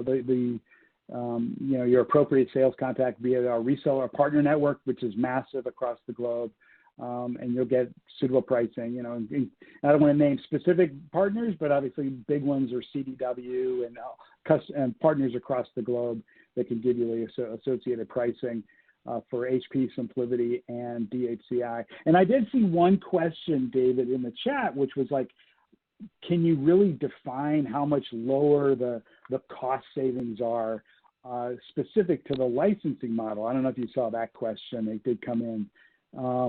And really it comes down to, if you can collapse the number of servers that you have to license and the number of sockets and cores you have to license, that's going to streamline all of your software licensing, starting with the hypervisor. So literally, if I only have, with these new powerful 325 AMD-based systems, these are single socket 64 core processor, single socket 64 core server, versus buying a dual or a quad core server with fewer cores. You're going to pay more per socket for licensing. And then if you can run those workloads on fewer nodes versus alternate HCI models that may force you into 4 or 5 or 6 or 7 nodes where you got to pay a hypervisor and software license tax per node, your license costs are going to be lower. And we've actually done a Forrester total economic impact on HCI. It's on our website that I included at the end. Just go to hpe.com/Simplivity and look for this Forrester TEI, and you'll see some of the benefits are borne out just due to the software licensing. Excellent. Yeah, great point. That's important. A lot of folks don't think about that. So I know there's more information on validation of distributed HCI in this ESG technical validation report that's here in the handouts tab. Do you want to talk about that for a moment? Yeah, I'm sorry. So we have so many good assets. Which one? Oh, sorry about that. It's an ESG technical validation report. It talks about how HPE handles storage. Yeah, with distributed HCI. Yeah. Okay. Yeah, we actually have several ESG validations.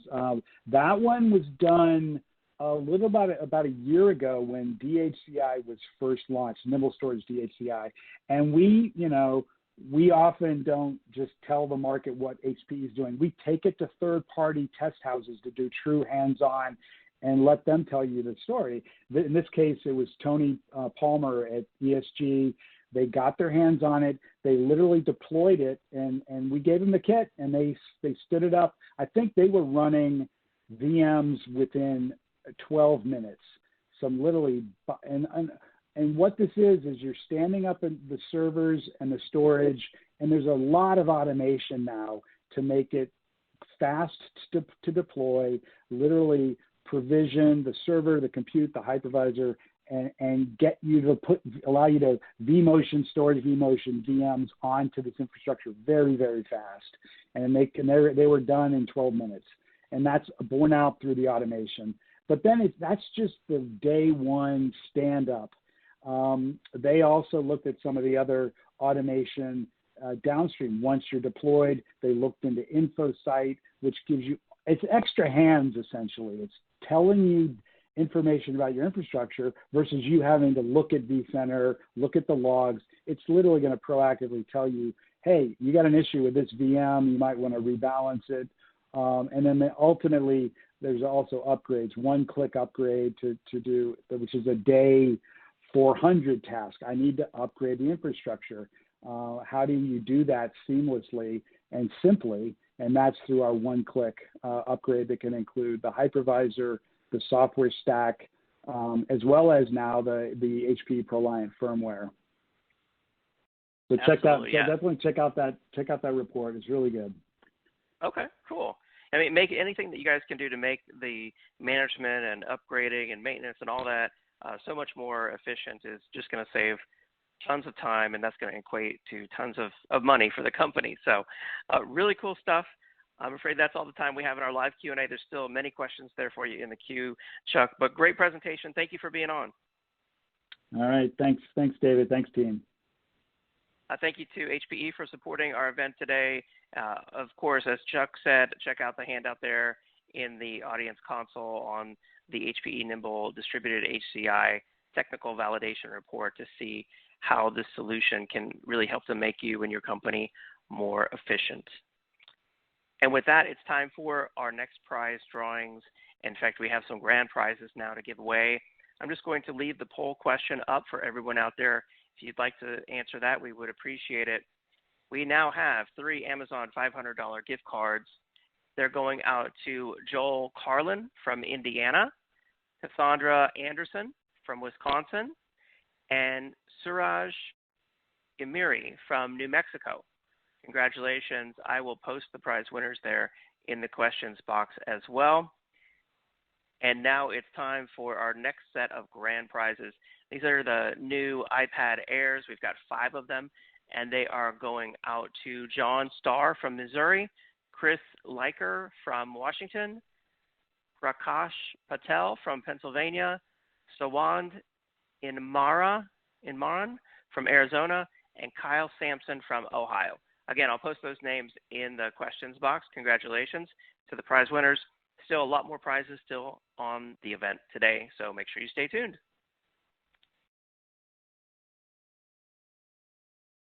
All right, and with that, it's time to move on to our next presentation on today's summit event. I'm excited to welcome Mr. Leon Adato, head geek at SolarWinds. Take it away, Leon. Thank you. So yeah, I appreciate having a chance to talk to you today about these topics. Obviously, a lot of this is top of mind for everyone. The topic I'm going to speak to today are the 4 steps, ostensibly 4 steps, to bridging your journey to Microsoft Azure. Really just getting from Earth to cloud is where I'm going to focus most, whether it's Azure or some other cloud provider. But there's a reason why we said Azure initially. Before I dive into that, this is me. I've been in IT for 30 years. I've been focused on monitoring for 20 of those years. Yes, monitoring engineer is actually a job that you can have. Used a variety of different tools over those 20 years, including SolarWinds. I joined the staff at SolarWinds about 6 years ago when they told me that the job title was head geek. That actually is my job title, and I took the job almost unseen beyond that because it's the best job title ever. So that's me in a nutshell. What we're going to be talking about, though, is, again, the process of adopting public cloud, and I'll differentiate between public cloud and private cloud and what that, what those issues are, and some of the elements along the way. Specifically, as it relates to the virtualization that you have had before. Because some of these things are fundamentally different in terms of the questions you need to be asking yourself, the questions that you, as an IT professional practitioner, should be asking the business, the questions that you as a executive in an organization should be asking of your IT department, and so on. And then, of course, one of the main lines throughout all of this is how to monitor, manage, and secure the environment. And yeah, sure, okay, with SolarWinds, I mean, I tend to think about things in a very agnostic way, but me, my mortgage, my kids, orthodontist, all appreciate it if you'd at least take a look at SolarWinds along the way. And I'm not going to make this a huge 20-minute long commercial. Some of the things that are trending in terms of ops management, and specifically when you talk about virtualization and cloud, are here on the screen.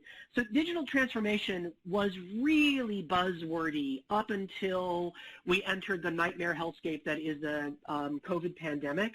And the reason why it's settled in is because businesses have figured out exactly what they need digital transformation to be, which is largely getting their on-premises inside the NOC, server-based apps up into a more accessible place, either because it has to be accessible to the end users, the colleagues and employees of the company, and or available to people outside of the company, whether you're talking about consultants or you're talking about actual customers. So that has really solidified the concept of what digital transformation has come to mean. Which really pivots to the next item, the new different, or what I've heard somebody else term as the next normal, because we really don't know what it is. Or if you've been in IT for more than 15 minutes, we just call it Tuesday, right? Because things change all the time. But in this case, we're responding to a very particular set of pressures and events around us, and virtualization and cloud have become an integral piece of how we are succeeding at that. And that, of course, it lets us talk about hybrid IT. What do you move, what don't you move, and why?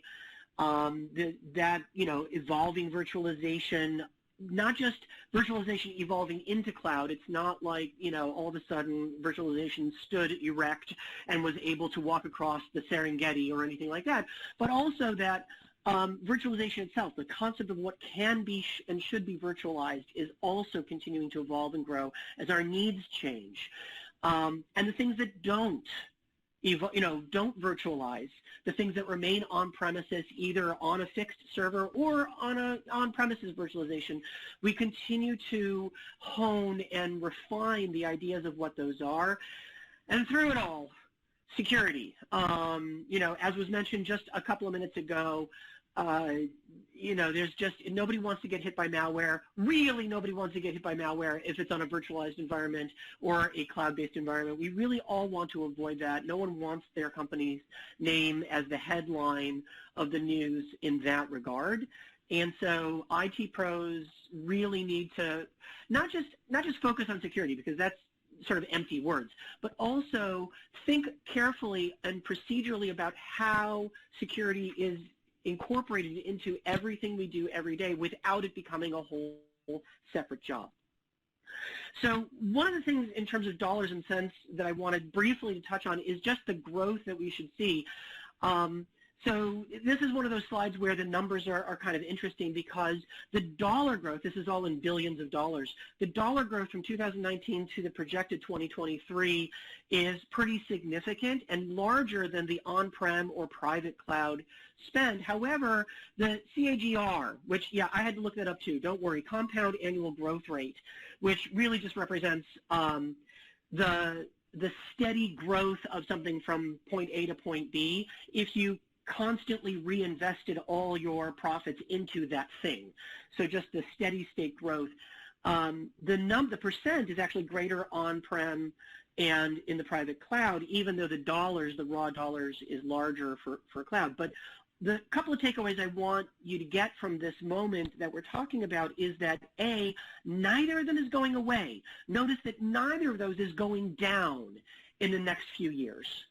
Okay?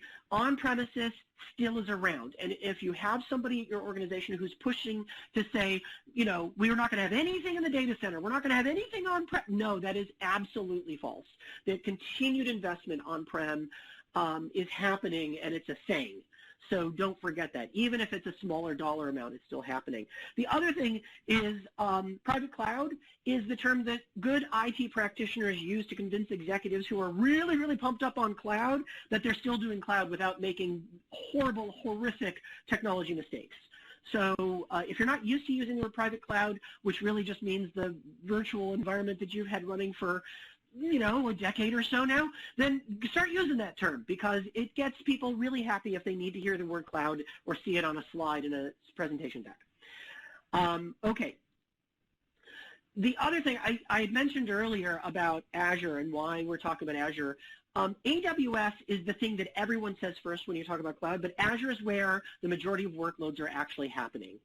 And both in percent and in dollars, Azure is seeing a huge investment in real-world workloads. And that's the other thing, is that even going back a couple of years, if you talk to people about, well, you know, how's your cloud investment? Oh, yeah, we're investing millions in cloud. We're doing all sorts of. How many production workloads are you running in AWS? Oh, no, it's all dev and QA and stuff like that. So the question about moving to cloud is different than the question about moving production to cloud. And of any of the things that the pandemic has affected, I think that's the number one thing. There was a rapid pivot to move production workloads into the cloud. And when they did that, Azure, which was already sort of top of the game, just increased by that much more, because if I need something to run my standard operating systems and my standard shrink wrap applications, that's Microsoft, that's Azure. They make it easy. Not to say that other cloud providers don't make it convenient, but that's where things go, and you know, there's been incentivizations. So that's a large part of what I want you to understand from this slide, although there's some other interesting points along the way. And of course, these slides will be available for download and thinking about later. So getting to the cloud, there's 4 steps. Here are the 4 steps from there to here that we're going to talk about. And that's it. This is just, you know, one of those typical transition slides. And I want to start off with the fundamental controls of what we do. And what I mean by that is, as you are standing here on premises, knowing that things have to move, you know, upward and outward, what are the things that you should be thinking, you know, have in mind?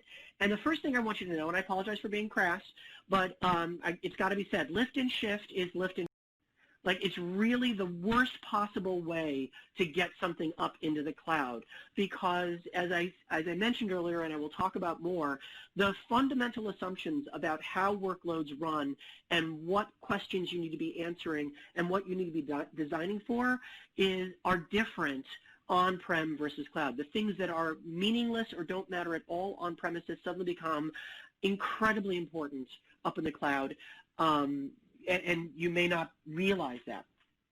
The other thing that I want, instead of lift and shift, I would like you to instead adopt the phrase monitor and move.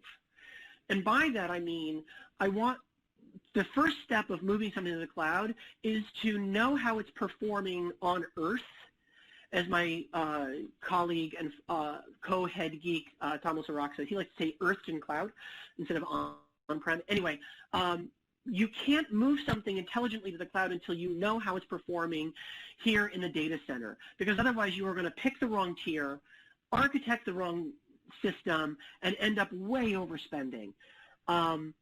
Also, security has to be the thing that you consider from the very beginning. And I know we always say that, but it really has to, because nobody ever starts off a project moving to the cloud thinking that, you know, leaving this in an unsecured S3 bucket is a perfectly fine idea, just fine.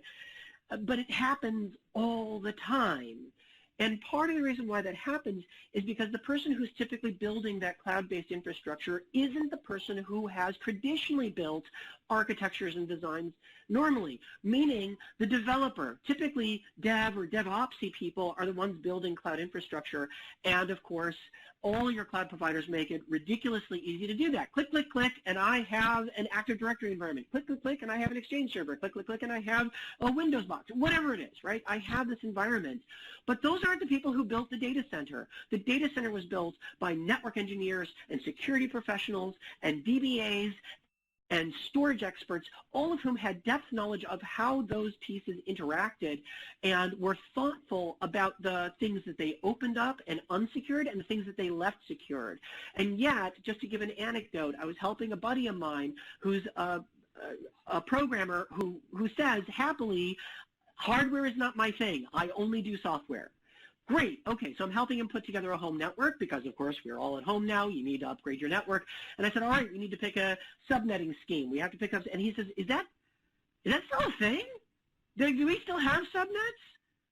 And I'm just looking like, where have you been? And the answer is he's been where he's always been, which is in the developer bullpen, doing stuff where the network and all that stuff was invisible to them.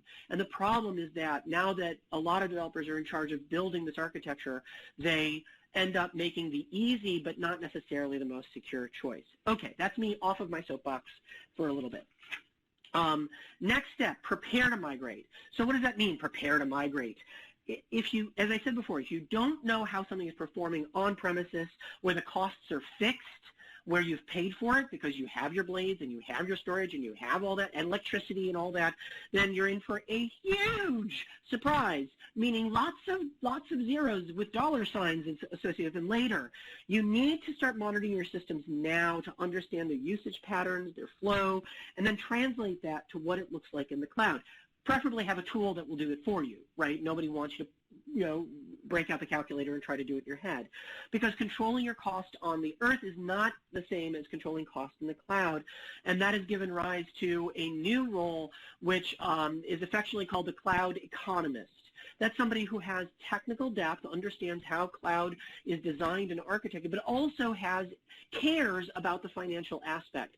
So again, the correct tier is selected for the application that is being put in that space, and that things aren't left. Just as one example of why those on-prem and in the cloud don't match up is the idea of sprawl. Here on, in your data center, if you have a few extra VMs that are running in the background and no one's really using them and they're a sandbox or whatever, you don't care. The only time you care is if all of a sudden the host has run out of resources and you need to reclaim some of that CPU or RAM or whatever, or disk, for that. Then you start looking to see what you can shut down. But it didn't cost you anything. It simply was there taking up space that you later on realized.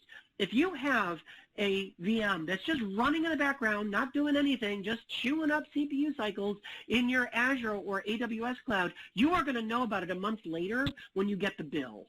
And it's not going to be a happy conversation with the CFO when that happens. You need to be aware of what the usage patterns of your stuff is before you move it, and before that $16,323 bill from Azure. I know that's an incredibly specific number because I might have seen it on one of my bills once upon a time.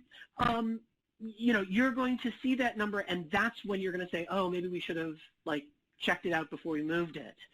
And that's really what it comes down to. So make sure that you are monitoring now, and if you're not monitoring, start to think about it.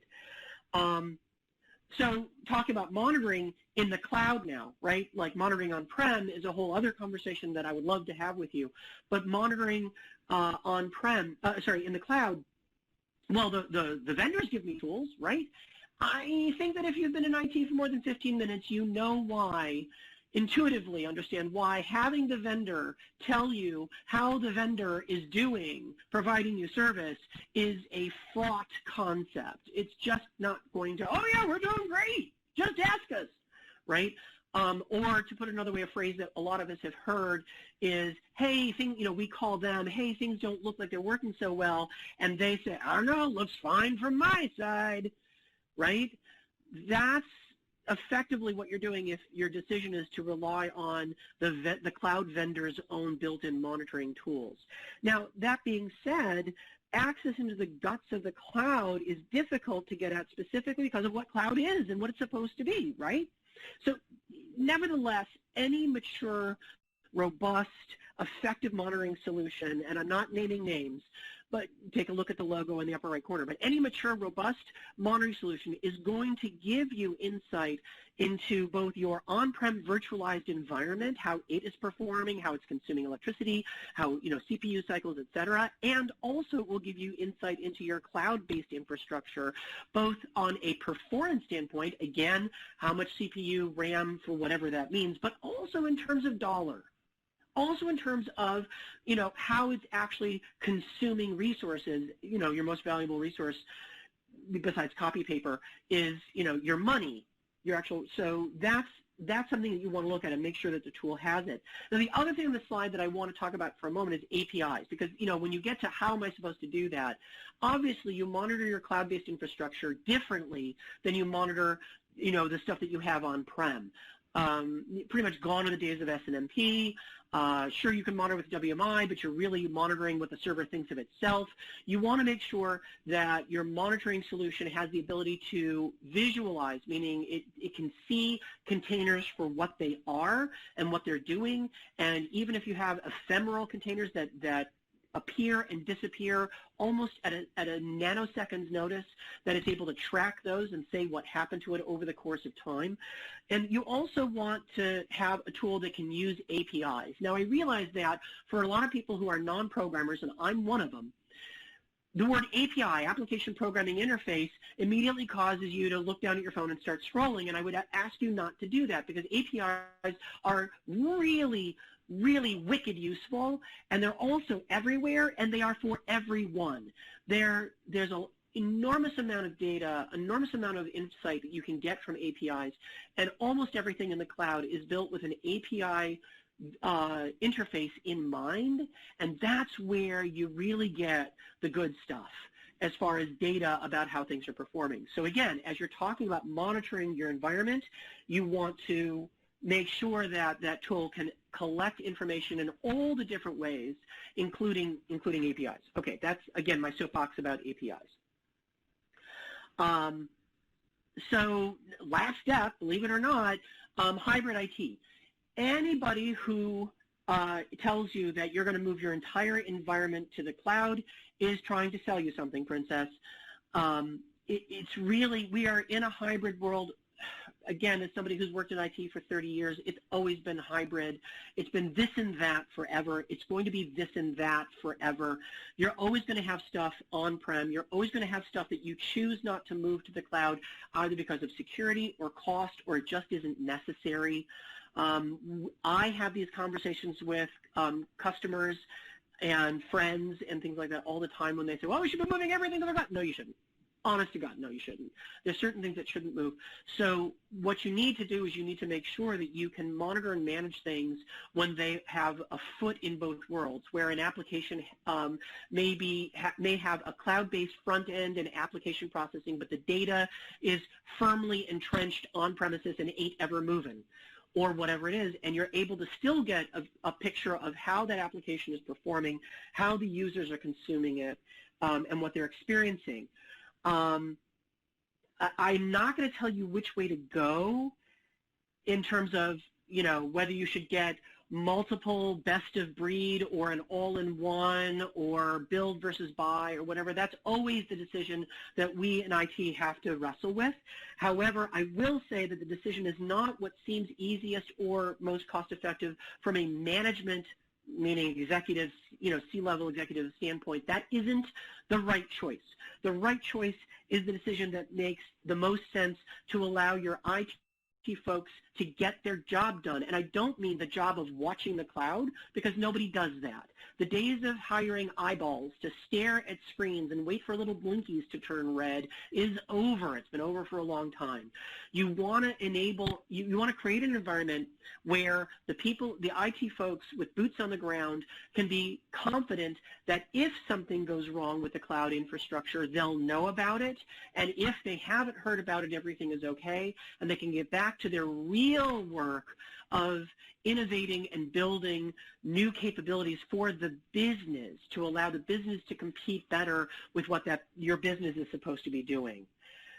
That's really when I talk about, you know, the best choice. That's what you're looking for, is the choice that will enable your staff to get back to the real job faster. There was an interesting quote at Cisco Live in Europe last year, back in the days when we actually got together in buildings and saw each other and even shook hands and things like that. The Cisco, the VP and General Manager, Daniel Lineker, said something, and I was there at the keynote.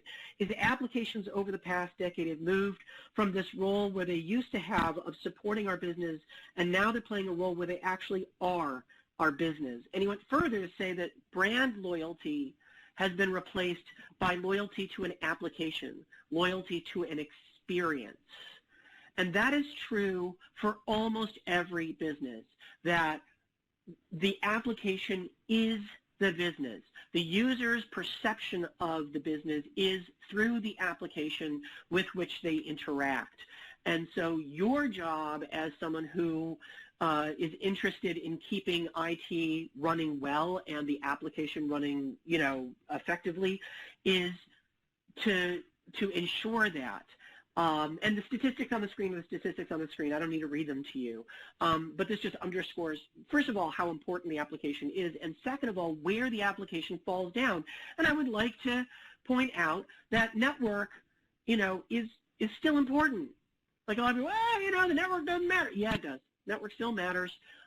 User experience is second by only a little bit, a couple of percentage points. Those are the top two, and then log analysis, which is a technique. Those are there too. But how you get the job done of knowing the application is doing well, how you say to both yourself, yep, everything's okay, and also say to the business executives, everything is running well, is incredibly important. However, it doesn't come without a cost. The cost is not, in fact, the cloud, even if you misconfigure it, it's not it's not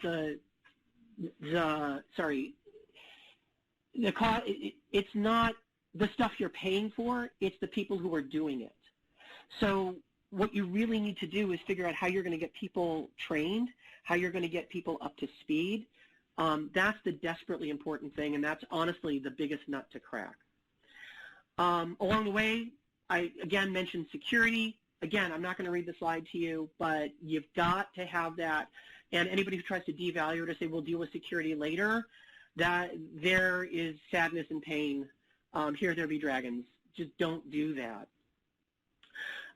So like the upshot of this is that, yep, okay, this is the commercial part. SolarWinds can help you with that. We have tools that will help you monitor, manage, and also secure your environment at any of these steps. Also, it's wherever your stuff sits and everywhere your stuff sits. So it's not an either or, it's an all things and. There are solutions to help you collect and visualize and report on the stability and the performance of the environment, and also whoever is doing it. So really, all things to all people. I know that that's a really hefty claim, but I've been doing this for a while, and SolarWinds is absolutely in that position. So that's an important thing to keep in mind. Obviously, you can go to SolarWinds.com and see more. We have free, and I mean that free, 30-day unlimited demos of almost all of our modules that you can try out, kick the tires on, and see what they're doing. It's not limited. It's not like 5 devices and then go on. No, it's everything. So that is my talk for the day, and I appreciate it. I am now ready for your questions. I presume that we have some, so go ahead and lay them on me. Let me know what we got. All right, great presentation, Leon. We got a lot of good feedback as well from the audience while you were presenting. This is just what they wanted. A few of them said, love the jokes as well. Good feedback on that. First question I see that came in, they're talking about, or asking about, I should say, how does vMan help me cut through the noise and drill down to what's really important when it comes to virtualization monitoring metrics? So short answer, I know, haha. like Leon could ever do that, is really the answer is tracking the right metrics, right? And vMan, Virtualization Manager, is the tool that we're talking about here. It lets you mix and match the metrics from all over your environment, meaning, when you look at a virtualization tool, it shows you the virtualization. Well, here, what Virtualization Manager allows you to do is pull in your router metrics. It lets you pull in your application or your perfmon counter from a particular server, whatever, and put them into a time-sequenced graph where you can see the impact of various sort of secondary causes on the primary. And that's the primary way, is just making sure that you have the right metrics and then allowing you to track them long term to see how changes in one affect the other. Got it. Okay. That's important. I like that. Next question, how will vMan help me visualize my VM interactions and get a at-a-glance performance insight? How's that work? Really well. Thanks for asking. So it's like any monitoring tool, it will help mostly by putting the key metrics front and center with customizable dashboarding, because the things that are important to me and my business may not be important to you and your business. And it's that contextual dependency that allows you to show how the knee bone is connected to the leg bone is connected to the hip bone, so that I can see how misbehavior at the disc level filters up through, let's say, the LUN or the array to the to the VM, to the host, and so on. So I can tell how things are impacting up and down the layer. And that's really where you get the insight of, oh, now I see how everything is connected. Yeah, that's important. I mean, with so many layers to the virtual infrastructure, being able to connect everything there and see the dependencies and use that to solve problems and monitor, that's awesome. What about costs? Did you say that vMan helps us to monitor costs as well? Yeah, it does. And as I mentioned earlier, it gets trickier to manage costs than you expect, and the rules for on-prem cost management are different than the rules for in the cloud cost management. With that said, first of all, collect the statistics, but then be able to apply your calculations of cost to those things. So being able to say that, CPU utilization on this system or on this collection of systems has an internal chargeback cost or an external per month cost or whatever it is of $65.32 per hour or whatever it is. Being able to add that into the system and then let the math just be the math lets you track the costs. Also, there are tools, SolarWinds has tools that allow you to actually see the utilization in the cloud of both in dollars and cents and also in workloads in real time. So that's the other thing is a lot of people don't think about their cloud bill until it comes due, until it actually shows up in the mail.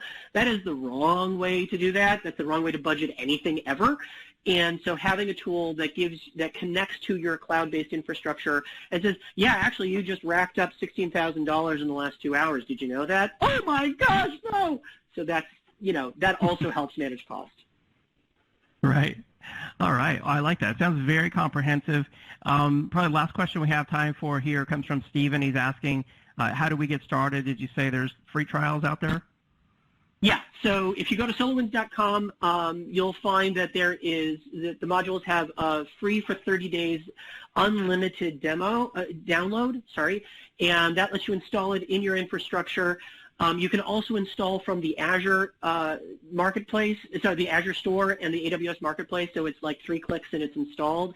If you've got some spare, Azure dollars that you want to spend, so you can get to it from a few different ways. But it's a 30-day demo where you can throw everything you want at it, see what data it gives you, and if you like it, all you have to do is pay us, and the only thing that changes is the license key. So it's the same bits. It's not different sets of bits. It's production bits. And you just change the license key, and you're ready to go from there. Awesome. Sounds awesome. Leon, always great to have you on. Always a great presentation. I always learn a lot and have fun as well. I know the audience did. Thank you for being on. No problem. Thank you for having me again. All right. I've just brought up the poll question on the screen for everyone out there that says, what additional information would you like about the SolarWinds solution? We got a lot of feedback about Leon's presentation and the questions box. I've been trying to work through all of those. Thank you so much for all the great feedback, feedback as well about the SolarWinds solutions. Specifically, so many of you said that you use SolarWinds, and it's been a great solution for you and your company.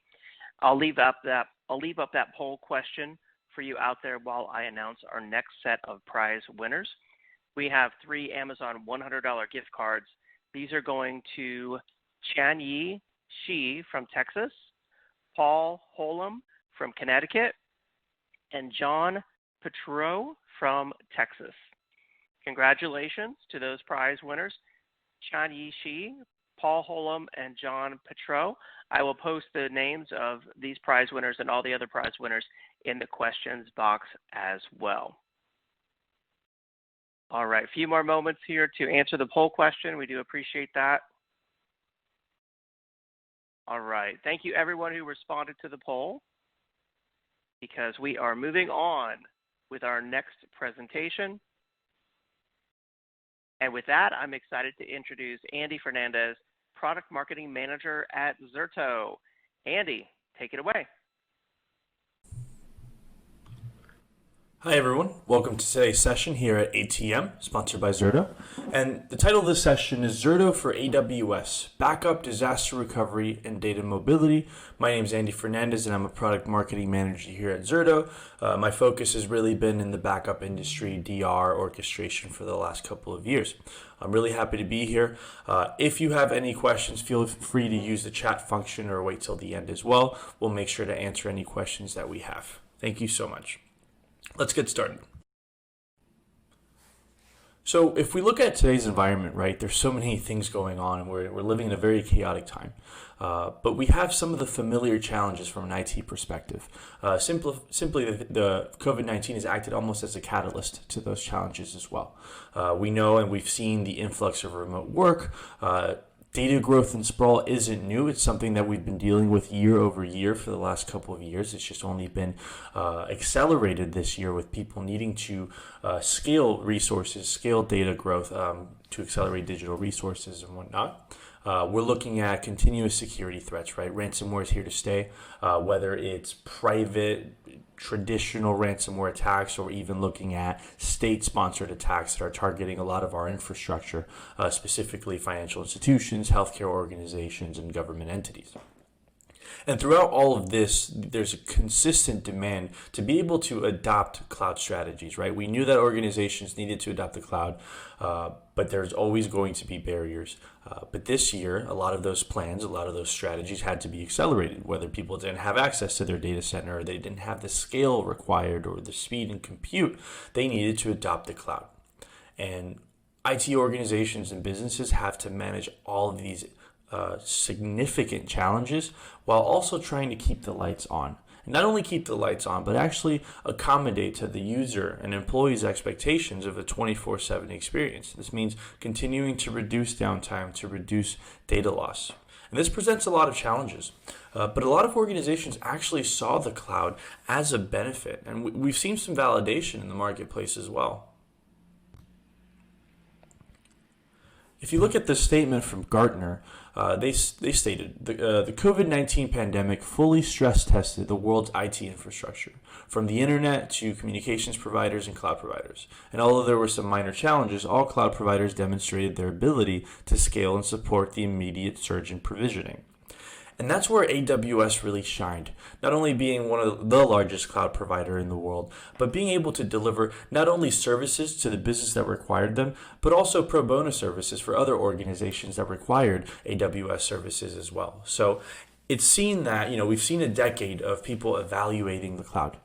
We've seen how they've been able to either take baby steps or even lift and shift. But what we know now is that everyone knows that having a cloud-first strategy is the optimum way to achieve your digital transformation goals, and even to really focus on making sure that we see these challenges and surpass these challenges from this year as well. So let's take a look at how Zerto works with AWS, how Zerto can make your AWS experience better and getting you there faster with a better experience as well. So let's take a look at that.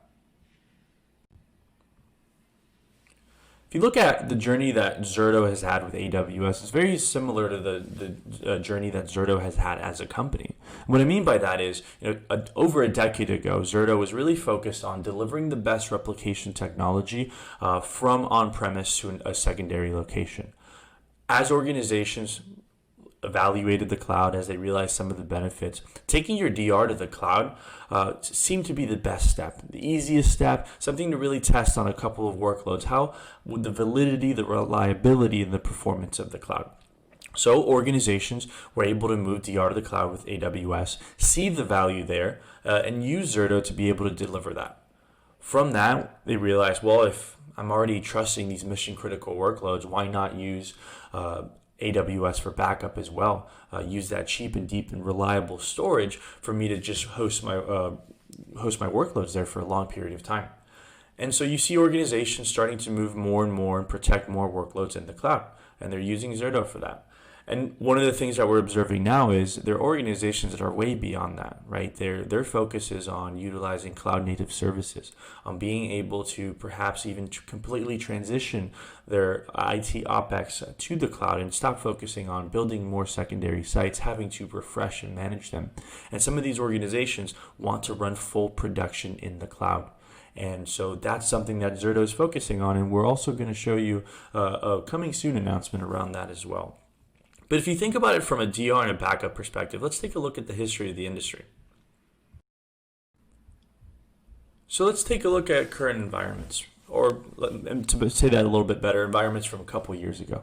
Organizations had or were using a replication-based solution for DR. Think things that you use once a year for your mission-critical applications. If you had a hurricane coming, any type of natural disaster, an outage, or an infrastructure failure. For the rest of your environment, and for the rest of these applications, you were just using a backup solution, subject to daily backups, right? Think of your traditional appliances. And this is where you performed a lot of the restores, but also managed some of your compliance for legal requirements as well. Usually there was a 20%, 80% split between these mission critical applications and the rest of your applications that only required backup. And then came Zerto. And with Zerto, organizations realize that they don't need to use array-based replication. They can use the quality and the unique factors of continuous data protection to be able to deliver RPOs of seconds for entire sites, knowing that if a hurricane came, if your infrastructure failed, you could use Zerto and have full confidence in its ability to deliver availability. But then these organizations that were using Zerto still had to use backup, using periodic snapshots for the rest of their environment to manage day-to-day resource, to manage their compliance and legal requirements. And what we realized is this is an opportunity to completely displace legacy backup. We know the market, we know users are begging to use continuous data protection. And what this means is that what we've delivered in our product, what we've delivered in the way that we package and license our product, is an ability for organizations to use Zerto's continuous data protection for all applications, regardless of criticality and regardless of use case. Whether you have your couple times a year DR scenario, or your backup scenarios that happen every other day with day-to-day restores and requests to do so. And not forgetting about the ability to store data for long periods of time to achieve compliance as well. All three of these use cases can now be done under Zerto. And that's not it. That's not all, actually. When you look at the Zerto platform, the category of this platform is the cloud data management and protection. And what we mean by that are the following use cases. To, within one experience, within one platform, be able to deliver disaster recovery, continuous backup, long-term retention. These are the three use cases that we've talked about, continuous data protection being the engine of, but also giving you data mobility and migrations, especially when you think about the AWS use cases. It's the ability to be able to migrate, to move data seamlessly without interruptions, but also solving for a lot of test and development use cases as well, including security and compliance, right? When you think about being able to seamlessly recover from ransomware as well, and being able to have automated reporting for compliance. This is all on a foundation of continuous data protection with the delivery of orchestration, automation, and analytics for a complete visibility of this environment. But let's take a look specifically when it comes to Zerto for DR, continuous backup, and long-term retention when it comes to AWS as well, and what that looks like in an environment. So when we did this analysis and we really mapped this out with a customer first perspective, is we wanted to bring continuous data protection to all applications without requiring multiple tools, multiple products. So what we did is making sure that we can deliver one platform with two license offerings for the criticality of your applications. So the first one, think of the Zerto that you've always known, Enterprise Cloud Edition, with all of the premium capabilities. This gives you the DR that we all know and love with the orchestration. Think of your failovers, your fail2s, some of those premium features as well, with local continuous backup and long-term retention as well. This means RPOs of seconds, no impact to production, all within one software application. And now, so this delivers DR and backup for your mission-critical workloads. But what about the rest of your environment? What are the rest of your environment that does not require a backup, a DR solution? That's where we've recently launched and introduced Zerto Data Protection.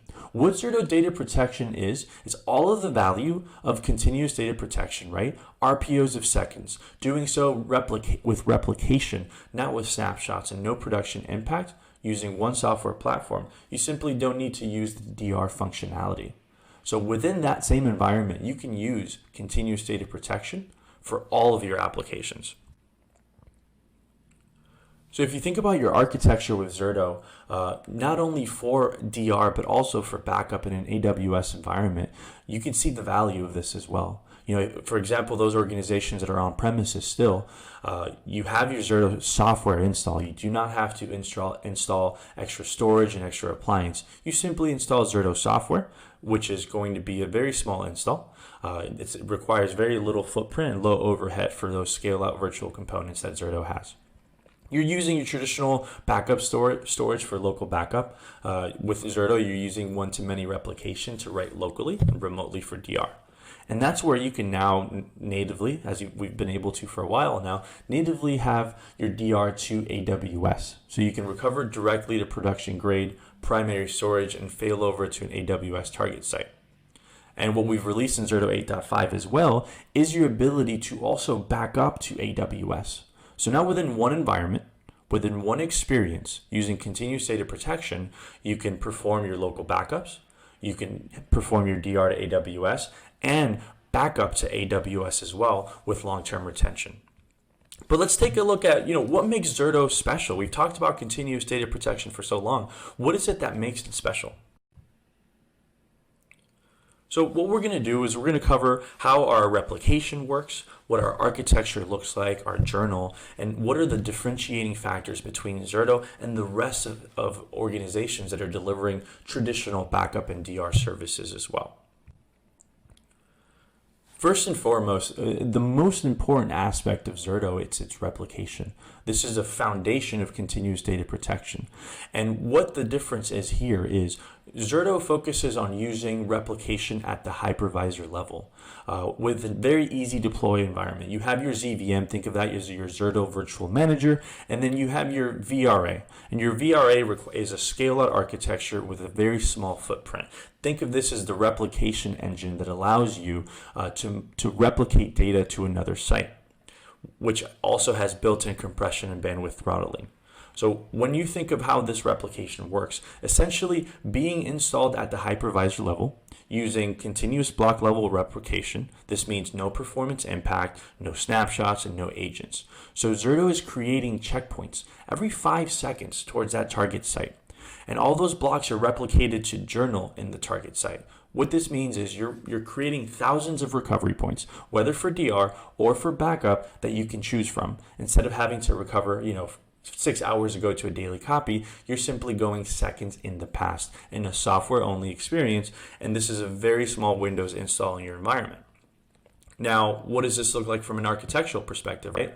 Well, as we've shown you at the beginning, if you have an on-premises environment, you are replicating to AWS for DR. As we've talked about, you have your virtual replication appliance and your ZVM, which within the Zerto environment is called a ZCA when it goes to AWS. But you're using all of AWS storage and you're storing your applications there, and you're simply able to recover and have RPOs of seconds in a DR scenario.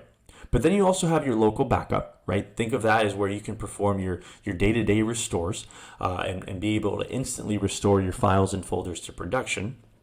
And then simply be able to archive to AWS as well for your offsite storage. Think of this as, data and workloads that you need to store for years for compliance, and you want to have the lowest cost option. AWS does deliver that. So within the same environment and using this core replication that Zerto has, you get RPOs of seconds. You can do that with no production impact. You can do it with TCO in mind. And, that's a reason why so many organizations use AWS. And it's all within one software platform. But what's the mechanism that you use to be able to recover this? Well, our journal-based recovery is something that goes hand in hand with our replication and is a core aspect of continuous data protection. And with that, it gives you the ability to rewind and recover to any selected checkpoint in time. We talked about those checkpoints being able to be created every 5 seconds. You need a mechanism to be able to recover that. So if you think about an example of a ransomware attack, let's say you've identified that your data has been encrypted at this specific point in time. What you can do with Zerto is simply recover it 5 seconds before that. And you can recover entire sites, applications, virtual machines, and even files when that happens. So it's a matter of hours and hours of difference in your RPOs and RTOs when you're using Zerto, right? When you think about the RPO, we're talking about RPOs of seconds with the granularity and the ability to easily recover within the journal, which helps from an RTO perspective. But now that we're talking about RTO, another very important aspect of being able to recover and deliver availability is to be able to recover your multi-VM applications consistently. And the way that Zerto does that is with consistent protection and recovery by creating what we call a virtual protection group. What a virtual protection group does is we treat your multi-VM applications as a logical, cohesive unit. What this means is, for example, if you're hit by a ransomware attack, when you are archiving and creating daily copies of those multi-VM applications, they're all at inconsistent checkpoints because of the nature of the backup job.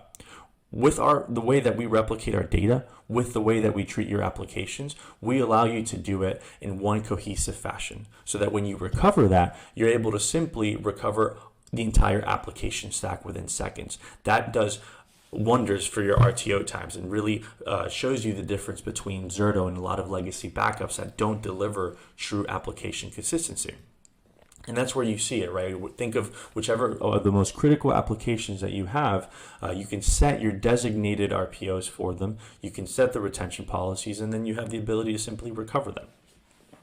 Now, we've talked about how Zerto allows you to really consolidate and converge DR and backup and do it in a software-only experience. But a lot of you may have a question. Well, what about price? What about TCO? What are the storage? What are the environment requirements for Zerto? Well, our focus when we deliver any new use case is to make sure that we're delivering TCO savings. Because of the nature of our product, because of the alliances and the strategic integrations that we have, for example, with AWS, we're able to really reduce the cost and the storage and network requirements of using Zerto compared to your Commvaults and your VMs of the world, just because of what are those actual hardware software requirements that you've had. And we've actually done a full TCO analysis that if you go to our website, you can actually kind of mimic your environment and understand what are the TCO savings that Zerto can do for you if you displace backup and replicate and DR legacy solutions that you may have. And now that we've talked about backup and DR, I want to talk about something more important, something equally as important. And what I mean by that is actually being able to move and migrate this data. With Zerto, our focus is giving you that same experience that we give you with DR and backup with migrations. And what I mean by that is being able to actually perform this migration with no impact to your production environment, with no data loss, with application consistency in mind, and without the requirement of hardware or agents, right? So with Zerto, you can migrate to AWS just within a few clicks. You can do it in minutes, and there's no need for large data moves. So the focus of all of this is to give you still, just like DR and backup, a software-only experience that allows you to seamlessly move, manage, and recover all of this data, regardless of the scenario. Now, this seems like a lot of capabilities for one specific platform, but we do that on purpose. And what I mean by that is our goal is to continue delivering a single interface and a single experience that gives you simple management across on-premises and cloud. You're going to have seamless orchestration and automation in 3 clicks. Every single software release that we have, we focus on making sure that we're automating as many processes as we can and giving you an ease of use experience, all within no impact to your production environment. And this all has to be followed by full visibility and control with Zerto Analytics.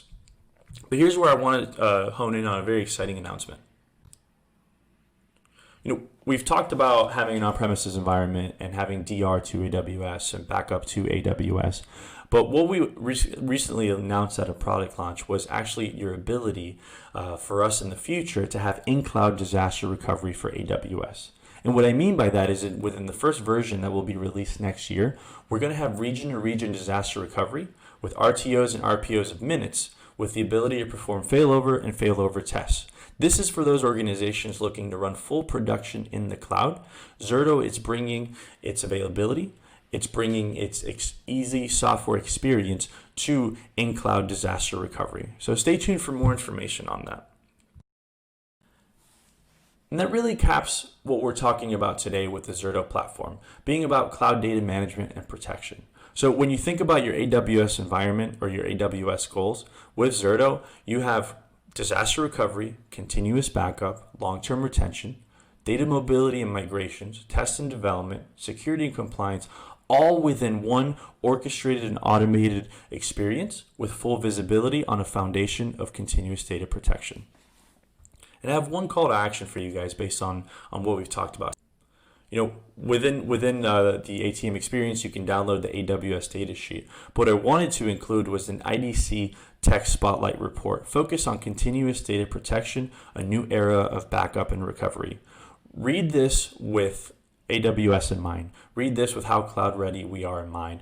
You can download now by clicking the link or even looking in our website as well. So I want to thank you all for your time. I hope you can get some good information out of this and really understand how good Zerto is to work with AWS as well. We don't really have much time for questions, but I think there's two specific questions that we have here. The first question is Zerto exclusive to AWS as a solution? And the answer is no. Although we work extremely well with AWS and we consider them one of our strongest partners, we do have the ability to be vendor agnostic. So we have the ability to simply replicate and manage data in whatever cloud platform you choose, whether you want to stay on-premise or even use a service provider as well. The next question is ZDP or Zerto Data Protection a separate product? And the answer is no. It's simply a different offering within the Zerto experience in the platform. So within the same environment, you can use ECE or Enterprise Cloud Edition for your DR workloads, and you can use Zerto Data Protection for the rest. It's implied to be specific to one experience without having to buy additional products. So that's the focus that we have, and we're going to continue to use. I think that's all the time that we have. So I want to thank you so much. All right, great presentation. Thank you so much, Andy. Really appreciate that. Cool stuff that you guys are doing at Zerto. I've just brought up the poll question for everyone out there in the audience. It says, what additional information would you like about the Zerto solution? And I'll just leave that up while we announce our next set of prize winners. Let's see, we do have an Amazon, 3 Amazon $100 gift cards. These are going out to Evan Soul from Nebraska, Ray Macluso from Texas, and Aaron Boucher from Massachusetts. Congratulations to the prize winners. I will post your names in the chat box as well. And I also want to call everyone's attention to the handout there in the handouts tab about Zerto.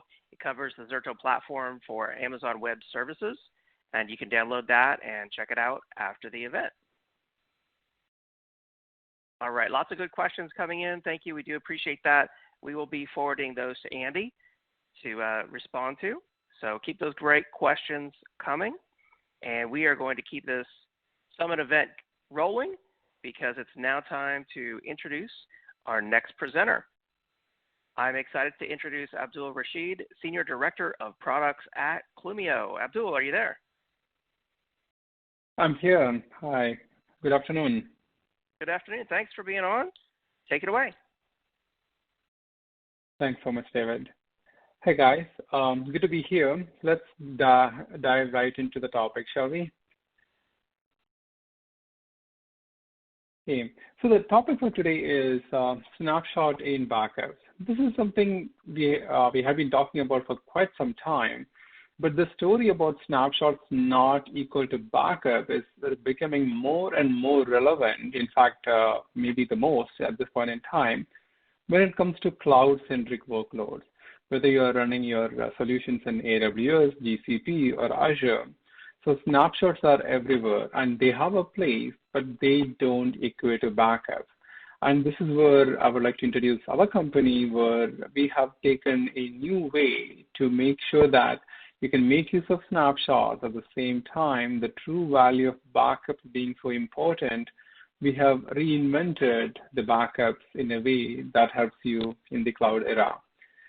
So just to level set on this conversation, our founding vision in Clumio is that at the end of the day, you are on your way to cloud. Maybe you're already in cloud. Maybe you're a brand new startup. You're born in the cloud. In all these situations, so what matters to you the most is the data as a business generates. Your infrastructure is less important, to be honest with you, because it's our common experience that your data tend to outlive your infrastructure. So you don't want to be tied to the infrastructure, whether you want the flexibility to move from, say, on-prem to cloud or from one cloud platform to another. You only care about your data, and this becomes more and more important, especially if you are in a industry that is regulated, highly regulated, with the data privacy concerns and data regulations coming in the sky.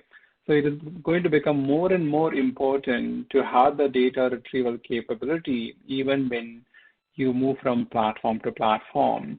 And that is the vision behind Clumio, where we have built a platform that is built with the mindset of providing you that independence for your data from the backend infrastructure.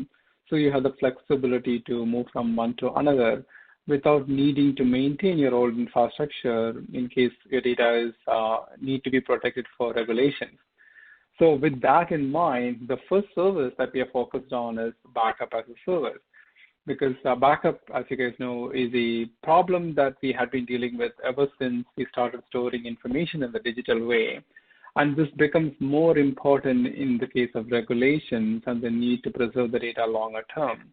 So what we provide from Clumio is a SaaS-based data protection solution for an all-cloud world. So it doesn't matter whether your data today runs in on-prem, say in VMware environment, or you are already in AWS protecting running your applications in a lift and shift model, or whether you have built applications natively using containers or RDS. In all those cases, we want to manage data as data, not as infrastructure piece that is called in snapshot. So the way we provide the service, it's a very easy to manage service. You have no software to install in your environment. It's a pure SaaS service. And the best part about this is you consume this just like how you consume your cloud workloads today. It's very predictable. You pay for what you consume, and you get to scale on demand. If you think about the legacy backup infrastructure, the first thing that will come to your mind is the need for sizing. The sales rep will come and tell you about input all these values. I want to know about all this infrastructure so I can size my environment, my backup server, my appliance, things like that. None of that is applicable when you consume backup as a service from Clumio. You simply onboard your environment into Clumio, and the environment scales on demand because behind the scene, it is the elasticity of the cloud that is powering the Clumio. And this capability is built with always-on security and compliance in mind. So one fun fact about Clumio is that Clumio is technically a two-in-one backup compared to a traditional backup solution, because you not only get to do operational recovery, which is important, but you are also protected against DR, protected against ransomware or account compromise, because the backup that is sitting in the cloud also happens to be the copy that you can use for such incident management situations. So these are the things where in a traditional environment, you have to have additional copies made 3-to-1, father, son, grandfather rule. So on all those things goes away with the arrival of Clumio. So how does the platform work? So here, let us say what you see in your slide, this is your environment, meaning maybe you're a large organization, has some of my workloads maybe still running on-prem. I am consuming SaaS services such as say Office 365, and I have applications say ported to AWS or one of the other clouds. So what we provide is when you onboard your environment to Clumio, we provide a control plane in the sky. So this control plane is connected to all your data sources. And then when it is a time for backup, we bring the data plane close to your data.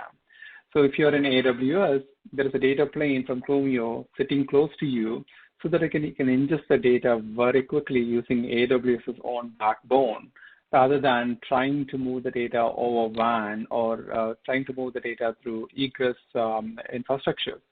So that's the power of Clumio. At the same time, if you really want to, say, backup across regions or across solutions, that is also possible because we bring the data plane close to you when you need it, away from your data if that is what you need in the context of providing the level of security and protection. So what happens in this case is we, like I said before, we are not managing your snapshots. These are true backups where we decouple your data from the infrastructure and storing in this data plane. So you may have done a backup of your Amazon EC2 virtual machine or maybe an Amazon RDS database. You have the ability to restore the data anywhere. It doesn't have to go back to AWS. That liberation of the data from your infrastructure is the key in Clumio's founding vision. So with that, when you onboard Clumio, you will know that this platform is optimized for cloud from day one, because you are not dealing under the hood. All these are microservices-based architecture, and it is built on serverless compute. So this is the reason why when you deploy Clumio, you don't worry about capacity planning, scaling, things like that. You don't really need to worry about any of those. We can untap the value of unlimited compute in the cloud, and we bringing the data plane close to your data automatically takes care of your compute needs as well as your networking needs to get your backup done, get the job done. And on top of that, since we are landing everything in cloud, the storage also happens to be unlimited. So in this case, you can back up day in and day out, not to worry about any capacity planning, and only worry about how much you're going to consume and based on the consumption you're going to pay for the service. And another key capability here is one thing that you will notice with Clumio experiences. Since this service is running from the cloud, basically our support team becomes your operations staff in many ways. Most of the time, what you happen to see is if there is a backup failure because of a problem in your environment, the tickets are automatically created and in many cases addressed even before you wake up in the morning that there was a problem. So the proactive support is the power that we deliver because of the cloud service architecture. And just to give you some perspective on the rapid innovation that is made possible through this control plane. So in 1 year and a few months that we had been in the market selling, you can see the amount of capabilities and data sources that we have brought in. So we support your on-prem VMware environment. We can support your VMC environment, the VMware Cloud on AWS environment. We can protect your AWS environment natively, whether you're backing up your traditional EC2 lift and shift applications, or your modern EKS-based application with EBS backend or RDS. All those are supported natively in AWS. We support SaaS services such as Microsoft 365. We support databases such as SQL Server. So in terms of data services, we support a ton. And in terms of platform services, you will see that pretty much everything is automated, and there's a lot more value that you see, such as multi-region data sources, multiple user accounts, multiple roles, single sign-on based authentications, anything that you require as part of a data custodian for your infrastructure, that is built into Clumio. So you have that fine-grained granular control, not only on protection is just the beginning, but how to access the data once it is protected. And on top of all those, we also have went through significant security milestones in getting our platform certified for ISO 27001, as well as SOC 1 Type 2 and Type 1. And there is more coming in terms of certification. And you will notice that as a SaaS company, we take these certifications very seriously. We do that first before even started selling our product. So now let's talk about, just simply focus about the cloud workloads at the beginning. So why is Clumio very good for public cloud data protection, say as an example, say AWS? So if you look at the way now cloud workloads are running and think about data protection, the first problem that you will notice as you start to migrate your environment is the skyrocketing cost in performing these backups, because you tend to use snapshots as a backup solution. And the second problem here is the vulnerability, because account compromise is a new natural disaster in cloud workloads. It's highly unlikely that you have a region outage and you are actually trying to recover on a different region, because infrastructure standpoint, AWS does a great job in ensuring that availability for you. The much bigger threat that you have is, since your production applications are running under say 1, 2, 3, 4, 5 accounts, those accounts getting compromised is going to be your bigger natural disaster than the other one. And with the rise of ransomware and other things, this is becoming a bigger threat. If you happen to use snapshots, the problem here is that you have put all the eggs on the same basket. Your snapshots happen to be in the same account as your production, so naturally there is a lot more vulnerability. And the third problem here is the restoration complexity. Because if you are going to protect your data in the form of a snapshot, which means your data is tied to your backend infrastructure, you restore using the same infrastructure. So if I have a backup of my EBS volume, and I'm required to keep that backup for, let us say, 7 years, because let us say I'm in healthcare. So now when you need to restore, say 6 years from now, you are forced to use EBS. Right? There is no, if you happen to move to a different platform, now you are at a loss. So your restoration is very complex to liberate the data from that infrastructure. So how do we solve those? This is again where Clumio comes into picture, because we don't simply treat your data as a part of infrastructure, i.e. snapshot. We protect the data as data. So we are talking about data protection. We're talking about disaster recovery, whether it is natural disasters or man-made disasters such as account compromise. Testing and development, cloud transformation, all these things are possible because your data got liberated from the back-end infrastructure. So just to level set on this conversation, let's talk about the cost for a moment one more time. So in the traditional old school way, when we were running backups on-prem, what did we used to do? So you had array snapshots, which were typically for your faster, rapid recovery scenarios. Then you had your primary backup system, which will copy this into a deduplicated storage, and you store that long term.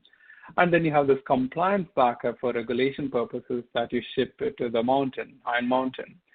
So this used to be the case, and this made a lot of sense for on-prem, mainly because your cost per gigabyte goes down as your retention need raises.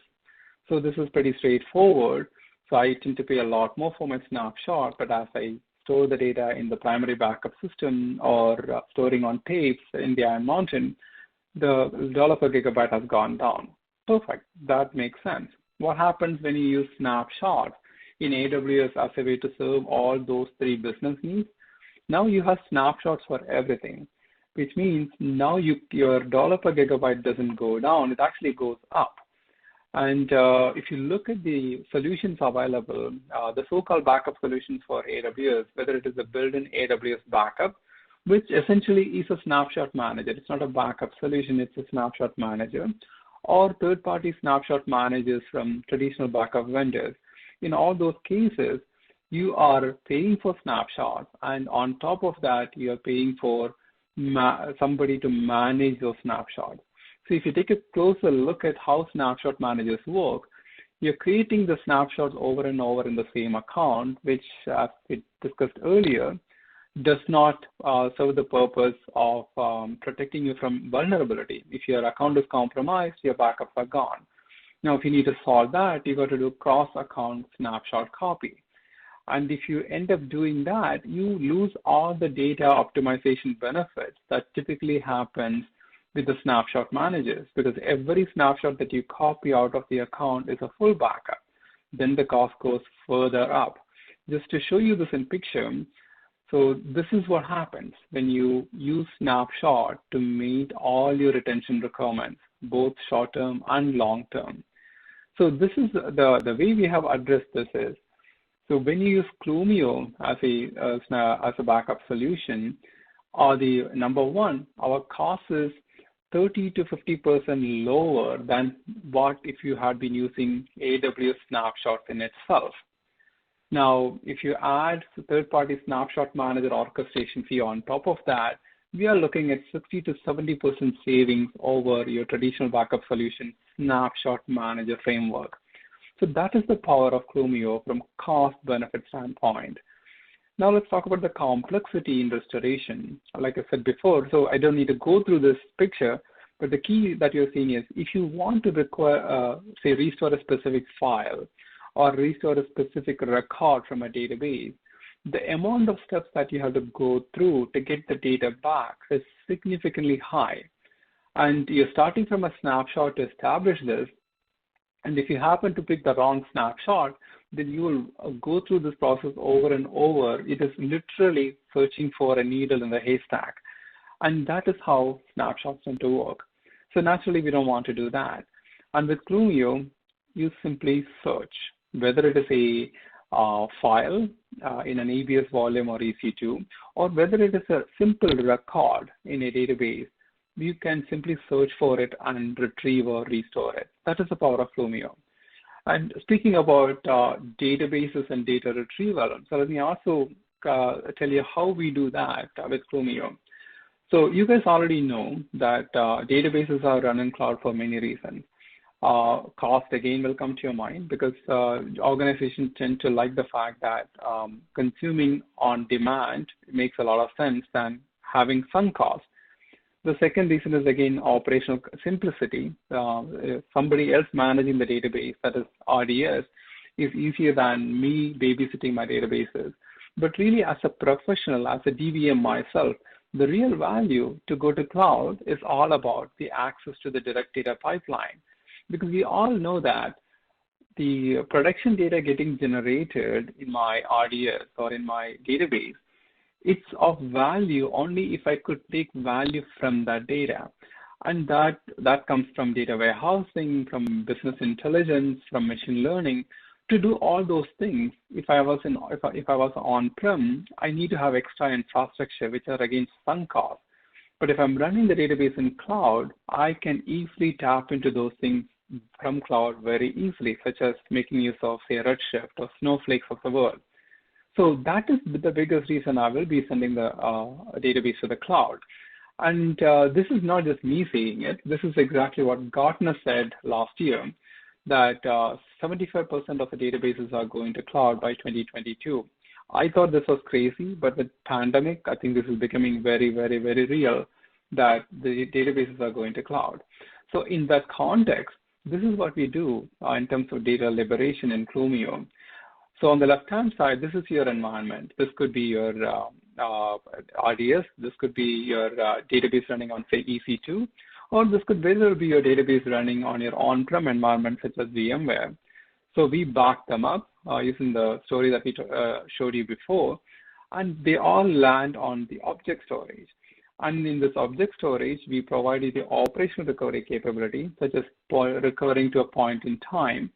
And it is also a two-in-one backup. Now, instead of having two copies in a traditional world, one copy serves as your air-gap copy as well. So you're protected against natural disasters as well as man-made disasters.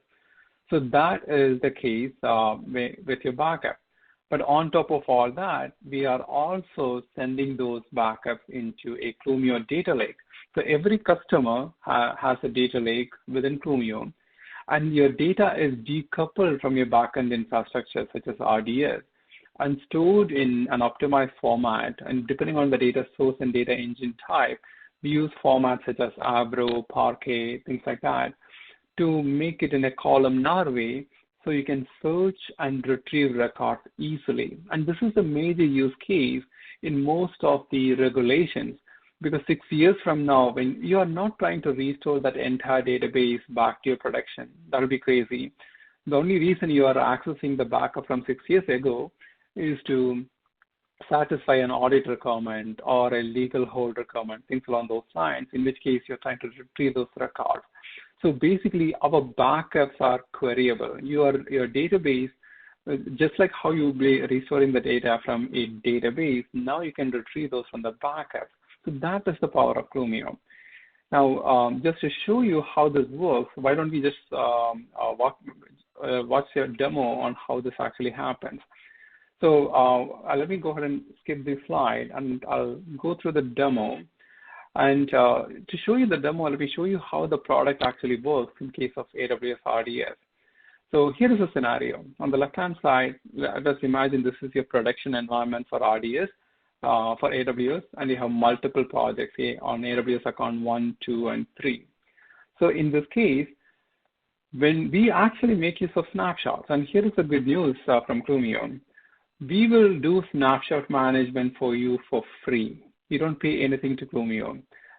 So this is a capability the traditional competitors used to charge you for, because snapshots are good for point-in-time recovery. They are good for short-term recovery. And that is built right into AWS as part of your RDS offering. So you don't need to pay anyone to take care of your snapshots. Snapshots we can manage for free. So snapshots are included in our snapshot management is included in our offering. And with that snapshot, you get your full recovery of RDS as well as point-in-time recovery. But on top of that, let's talk about real backup.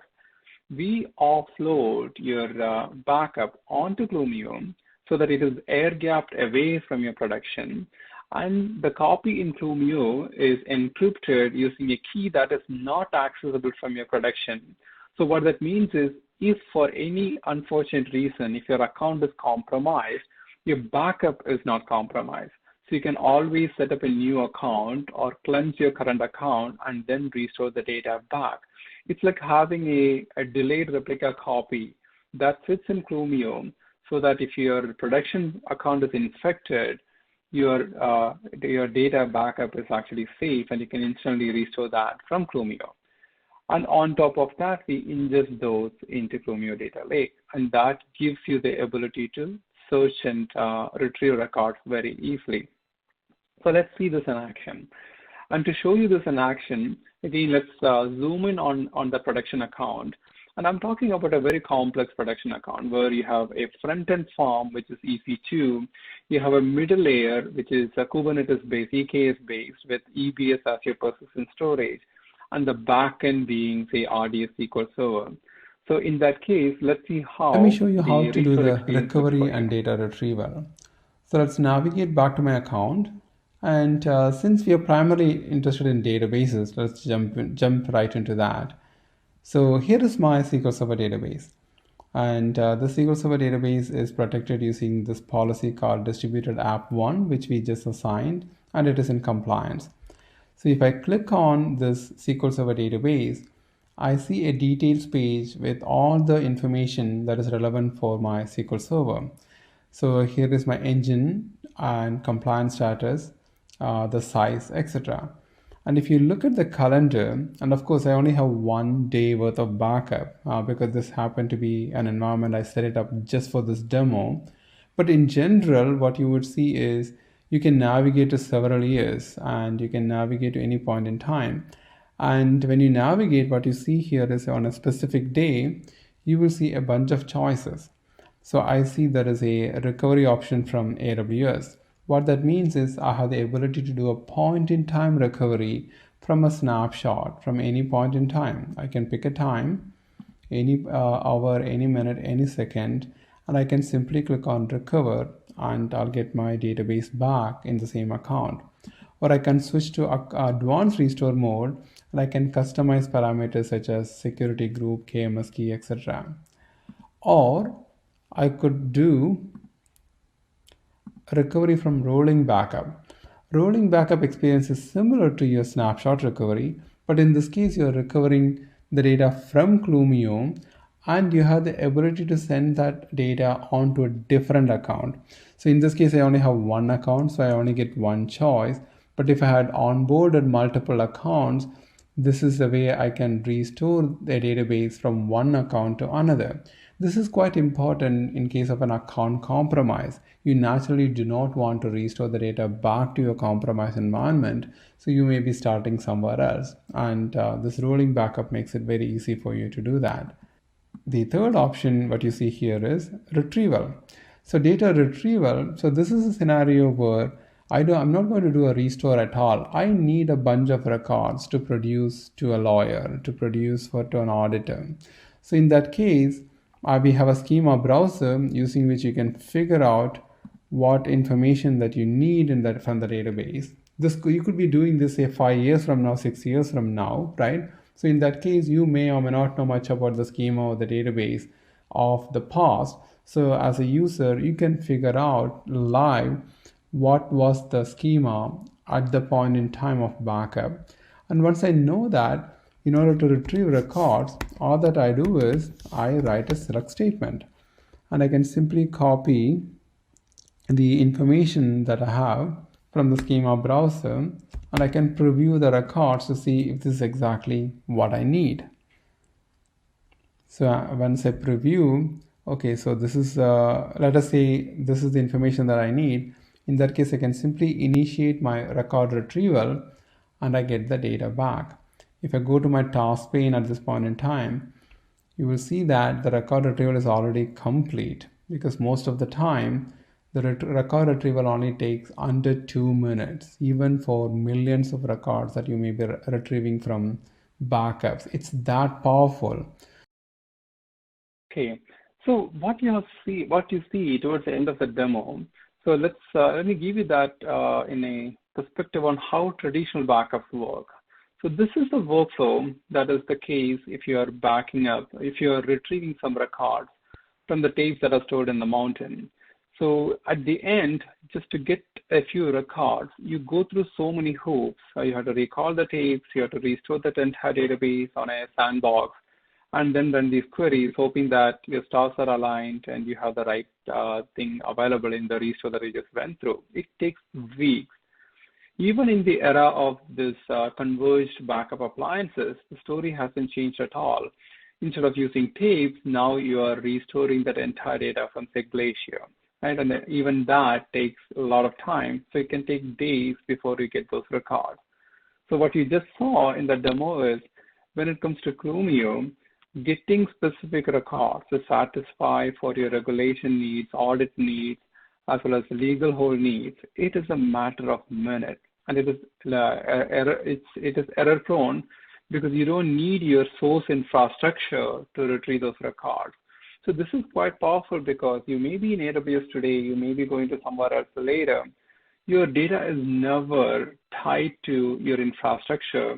That data liberation is quite powerful when it comes to Clumio.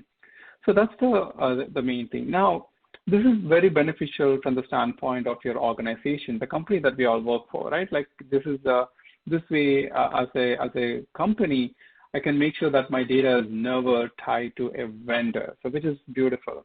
But there is also something important for us as professionals, what Clumio can do for you.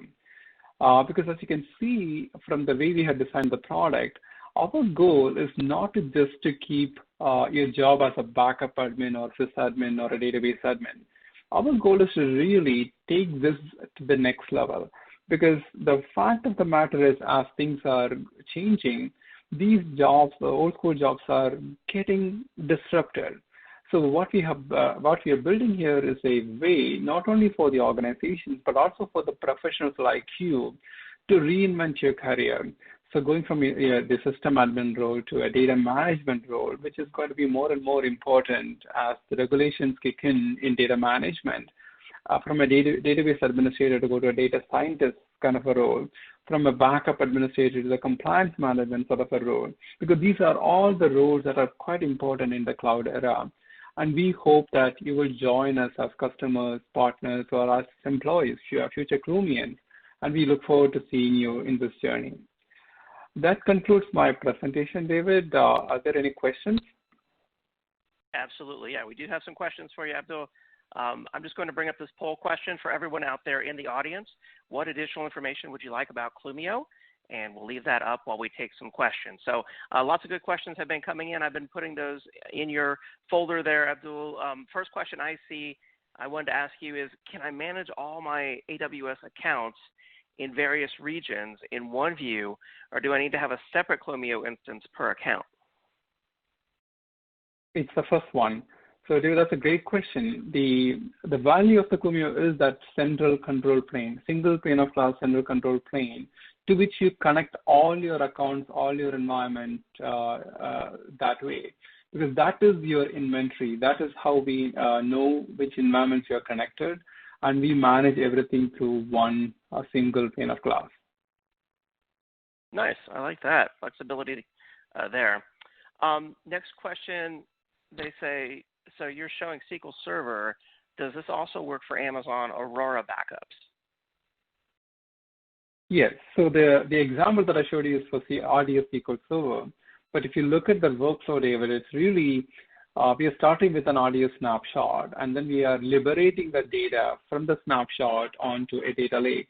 And this is the case whether you have Aurora or RDS SQL Server or anything else, because we don't really worry about what engine you're using, because our goal is to liberate the data from that engine so that you can not only protect your Auroras of the world, Aurora Postgres, Aurora MySQLs of the world, you can also do cross-engine restores. You may be backing up from RDS SQL Server, and later you want to ingest the data to Aurora as a migration plan. You can do that as well. Excellent. And then let's see, another question, can I restore RDS SQL backup to RDS MySQL? Oh, that's exactly yes. The short answer is yes. Like I said before, since the data lake kind of makes things independent, what happens is you can back up your RDS SQL Server and restore to RDS MySQL. In fact, this is one of the reasons why one of our customer, Frog Slayer, they love the product from the get-go because there are so many clients. It's a software development firm. There are so many clients who have hired them for data migration across, and we become not just a backup tool for them, but also a data migration platform for their solutions. Very nice, very nice. And then another question, how do I restore RDS if my account is hacked? Is that possible? Yes. So this is one of the reasons why we don't rely on snapshots for these kind of things. But we use snapshot as a way to ingest the data. That is it. It's just a tool to ingest the data. But once a snapshot is taken, we are actually transferring the data into Clumio Data Lake. And the data that is sitting in Clumio is encrypted using a key that is not visible, not accessible from your production account. Because if you are trying to use snapshots as a backup, then you're doing the wrong way. It's really not protecting you from the biggest threat when you are all in cloud, which is account compromise. Excellent. All right.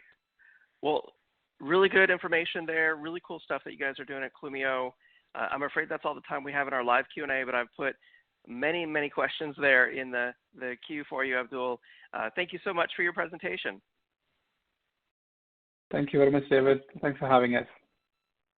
For more information on Clumio, check out the handout that's there in your audience console. It's a PDF that talks about how Clumio makes the cloud safe for client data, and it's a case study about a company that used Clumio to improve their data protection and disaster recovery stance. So thank you, Clumio, and thank you, audience, for all the excellent questions. It's now time for our next prize drawings. We have 3 Amazon $100 gift cards. Those are going to Kristen Spain from Minnesota, Jeremy Shupik from Wyoming, and Eric Hodina from Iowa. Congratulations to all the prize winners. And with that, it's now time for our next set of grand prizes. We have 5 of the Samsung Galaxy Fold 2 phones. That's right, a folding phone. That is incredible in itself. And those are going out to Kevin Werner from Kentucky, Trent Blakely from Colorado, Eric Pounders from Arkansas, Franklin Ah from California, and Kurt Landis from North Dakota. you're going to be the coolest people on the block or in your town with a folding phone. I'm totally jealous. Congratulations to all the prize winners. We're going to keep the summit rolling and move on to our next presentation. I'm excited to now introduce presenters from Red Hat, Anna, who is an engagement lead for the Open Innovations Lab, and Darpan, who is a UX consultant also for the Open Innovations Lab. Anna and Darpan, so great to have you from Red Hat. Take it away. Hello, welcome everybody. My name is Anna Chua, and I am an engagement lead with Red Hat Open Innovation Labs in EMEA. And today I'm here with my colleague. Hello, I'm Darpan, and I work as a UX designer in the Red Hat Open Innovation Lab in EMEA. The vision of Open Innovation Labs is to unlock our customers' greatest possible potential by leveraging open technology, open process, and open culture. And today, we are going to tell you a story of one of our customers. They were plagued by inflexibility and lack of innovation, with projects being delivered with dedicated hardware, with long provisioning times. Upgrades and non-critical patches for existing applications were hardly ever performed, and they were providing services to their customer who really wanted to see their services being delivered in the cloud, but there was no cloud footprint so far. There was no culture of reuse. Every project was reinventing the wheel. Furthermore, they were measuring anything and didn't know if they were improving or not. Having a combination of the right technology, processes, and culture in places was key for their ambition. And Red Hat had just the right solution for them: Open Innovation Lab and Residency. What is a residency, you may ask? It is an immersive engagement where Red Hat architects, UX designers, software engineers pair one-to-one with a customer team of 3 to 6 people to co-create digital solutions. Soon the customer embark on their container adoption journey with Red Hat, starting with the Open Innovation Labs. All our residencies are fueled by open practices that live in the Open Practice Library. Community-driven repository of practices and tools. They are shared by people who are currently using them with people who want to learn about them. To help navigate the library, all practices can be visualized on Canvas based on the outcome delivery framework that has 3 parts. They are connected with the infinity loop called Mobius. So discovery is here to generate outcomes, options how to get there, and finally delivery to test them and understand which are working, which are not working. In addition to that, there is a foundation layer that captures practices that provide culture and collaboration and technical engineering. The intent of our lab residencies is to take the full team on a journey of continuous discovery and continuous delivery. We are now going to take you for the walk the walls of the residency and show you how we use the Open Practice Library practices throughout the journey with the customer to solve the problems. Our first stop is the impact map. As you can see in the discovery loop, it's located at the very beginning because it's one of the practices that answer the why question. It is an engaging strategic planning technique that was introduced by Gojko Adic. It is an excellent way to allow leadership and autonomous teams to have a conversation around strategic priorities and how they translate into the work that the team has to deliver. So how does it link to our residency story? That was the very first thing that we did together. You can see here the team in process of doing the impact map. 2 hours later, we had shared understanding of the goal, becoming the top data intelligence company in that country's market, having satisfied customers, and so on. We moved on to understand who can help us achieve that goal, or maybe who would prevent us from getting there. So we generate this list of potential actors. And as you can see, we've got a mix here of individual actors and the groups of actors.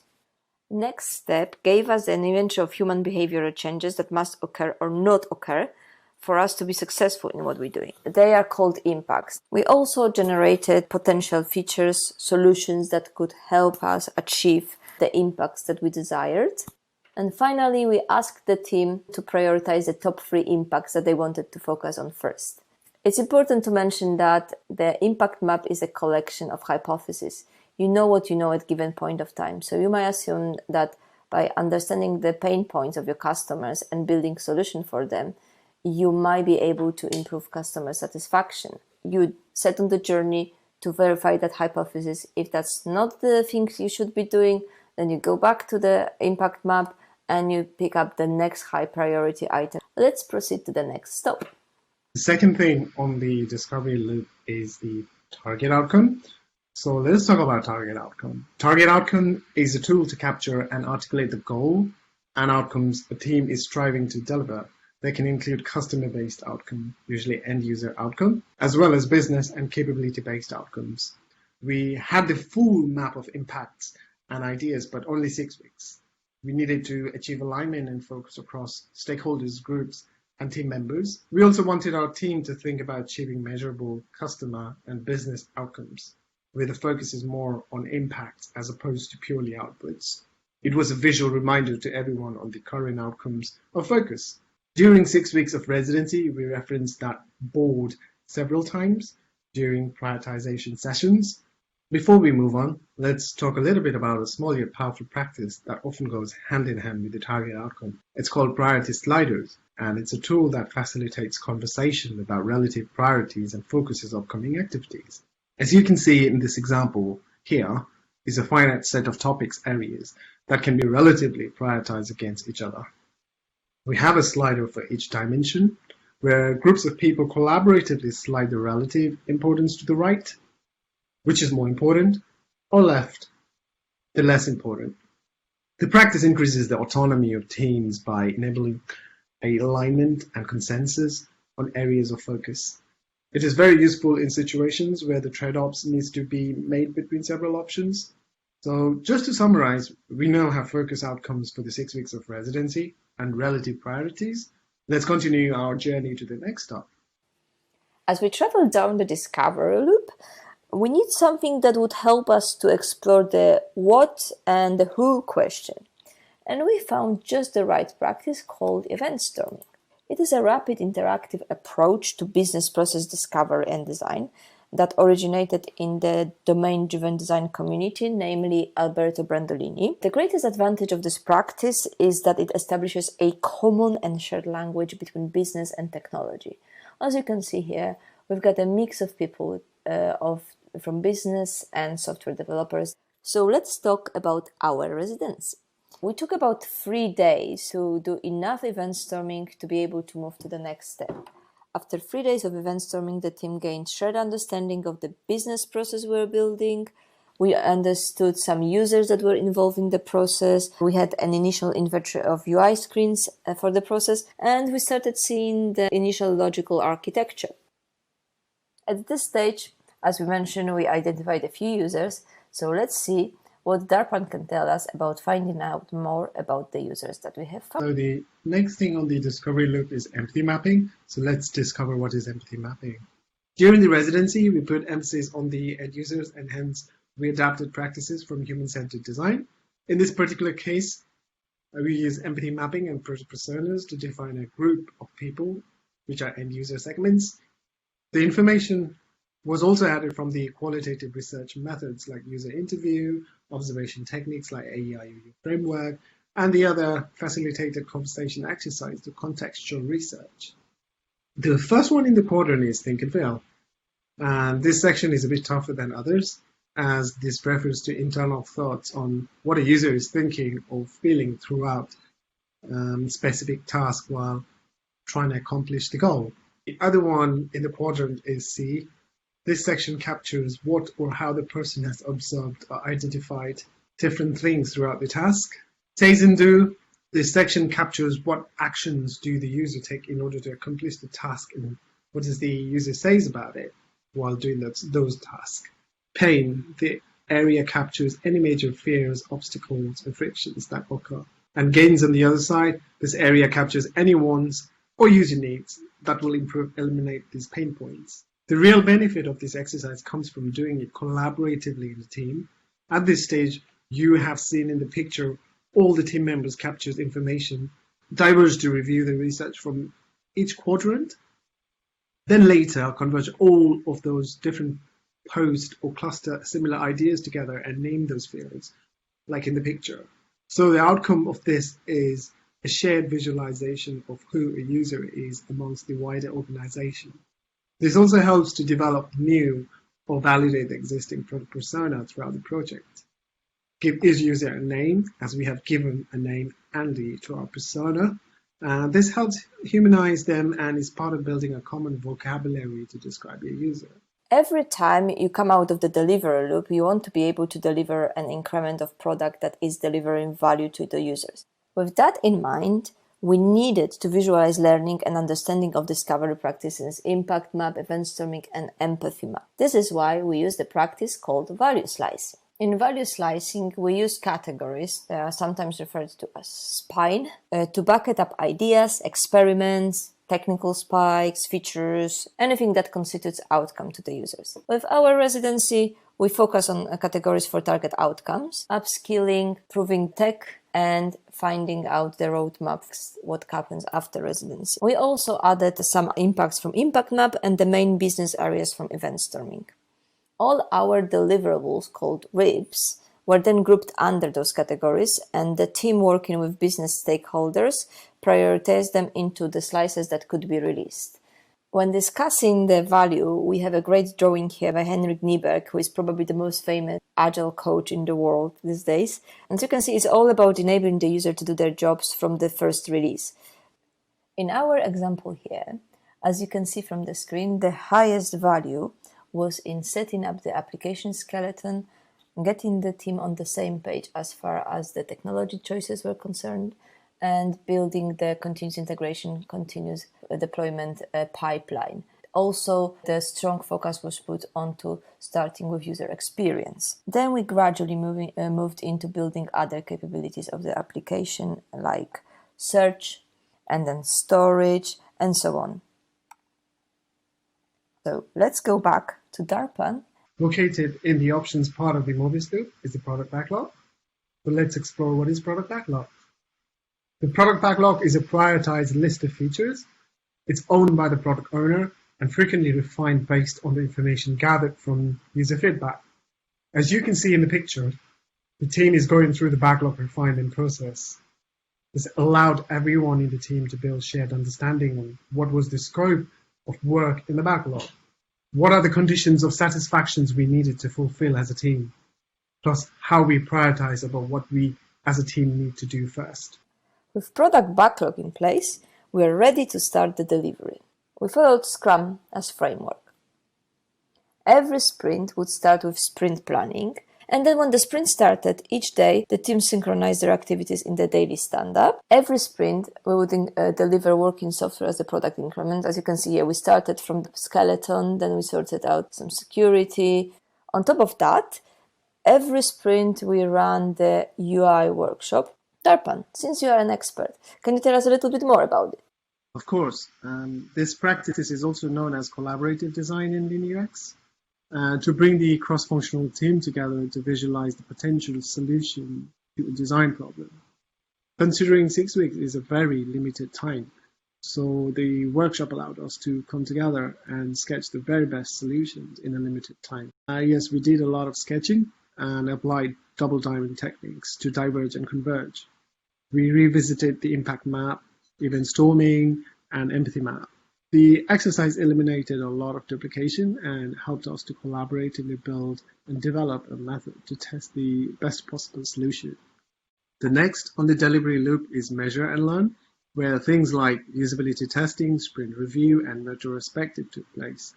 So let's explore this loop in detail. As we can see in the picture, we met the targeted users to gain useful insights into what worked and didn't, or doing the usability testing with our prototype. We also performed A/B testing experiments and compared the users with 2 combinations of solutions. So we know what to do next in order to develop and refine our solutions continuously.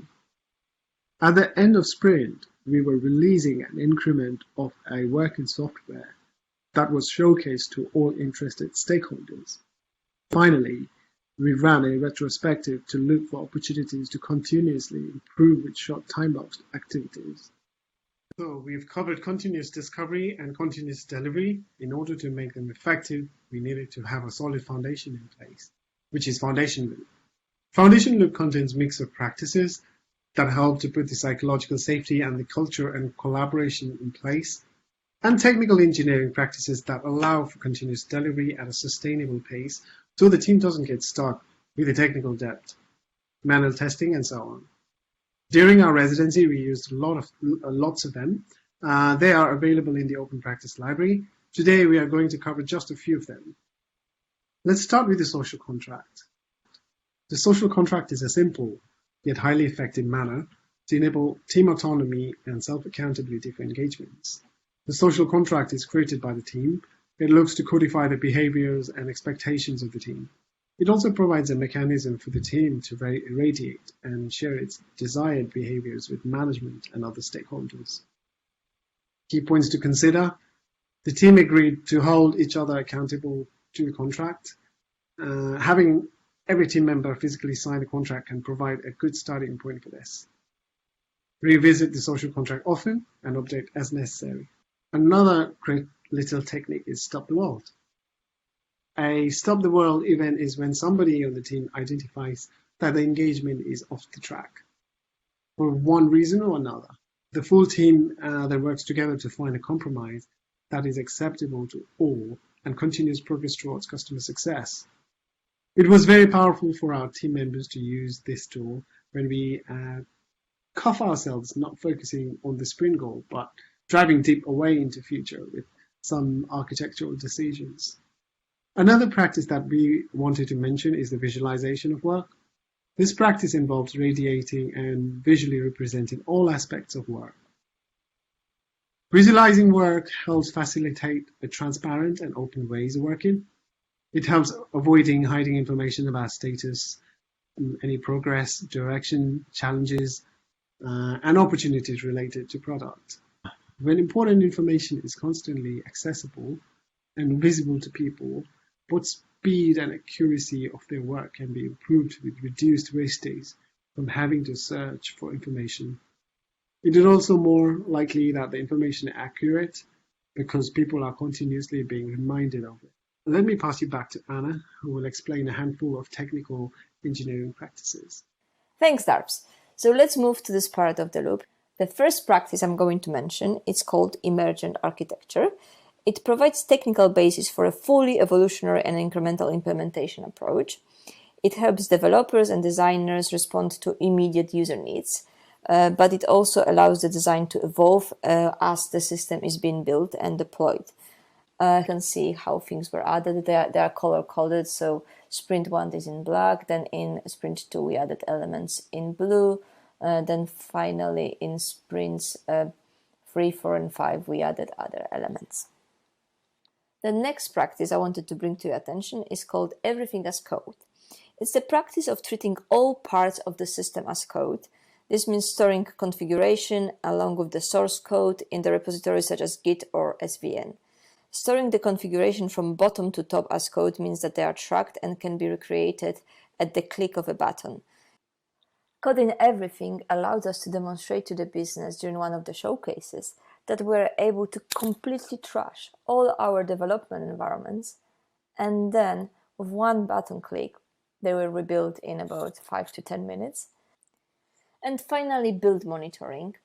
It's not a new concept. There is loads of tools in place that everybody is using on the daily basis that are alerting about something going wrong with the build. It's more about building this team's accountability for when things go wrong. So when we see that the master branch goes red, everybody drops everything they were working on. All hands on deck. We are trying to solve the build because we want to make sure that by the end of the sprint, everything is fully integrated and we've got a working build. In this last part of the journey, we will highlight the outcomes of the 6 weeks residency. As we mentioned at the beginning of our journey, the technology and process are not enough. We need people and culture to achieve great results. There's no question about that. So the residents went back to their office as a long-lived team. During the residency, we put a lot of focus on creating the team identity. We had logos, we had crests, we had team name, team t-shirts. We did a lot of team building activities, and that paid off. Our team not only continues working that way, but they also onboarded new team members, and now they expanded into multiple teams. So overall, our team, our customer really bought into starting with why, and focusing on delivering better customer outcomes. We're really impressed to hear from them that when they now bring on the new project, they change the narrative from, oh, let's go and build it, to let's stop, let's collaborate with our users and understand what they need to build the right thing. That resulted in improved customer satisfaction. As you remember, the first impact we were talking about when we discussed the impact map was exactly that. It was about customer satisfaction. So that is the bet that is now paying off. It's not just the customers that are happier. Also, people working for those customers are happier. They feel connected to the value. Okay, that's everything we had for you today. We hope that you enjoyed our session. Thank you very much for participating.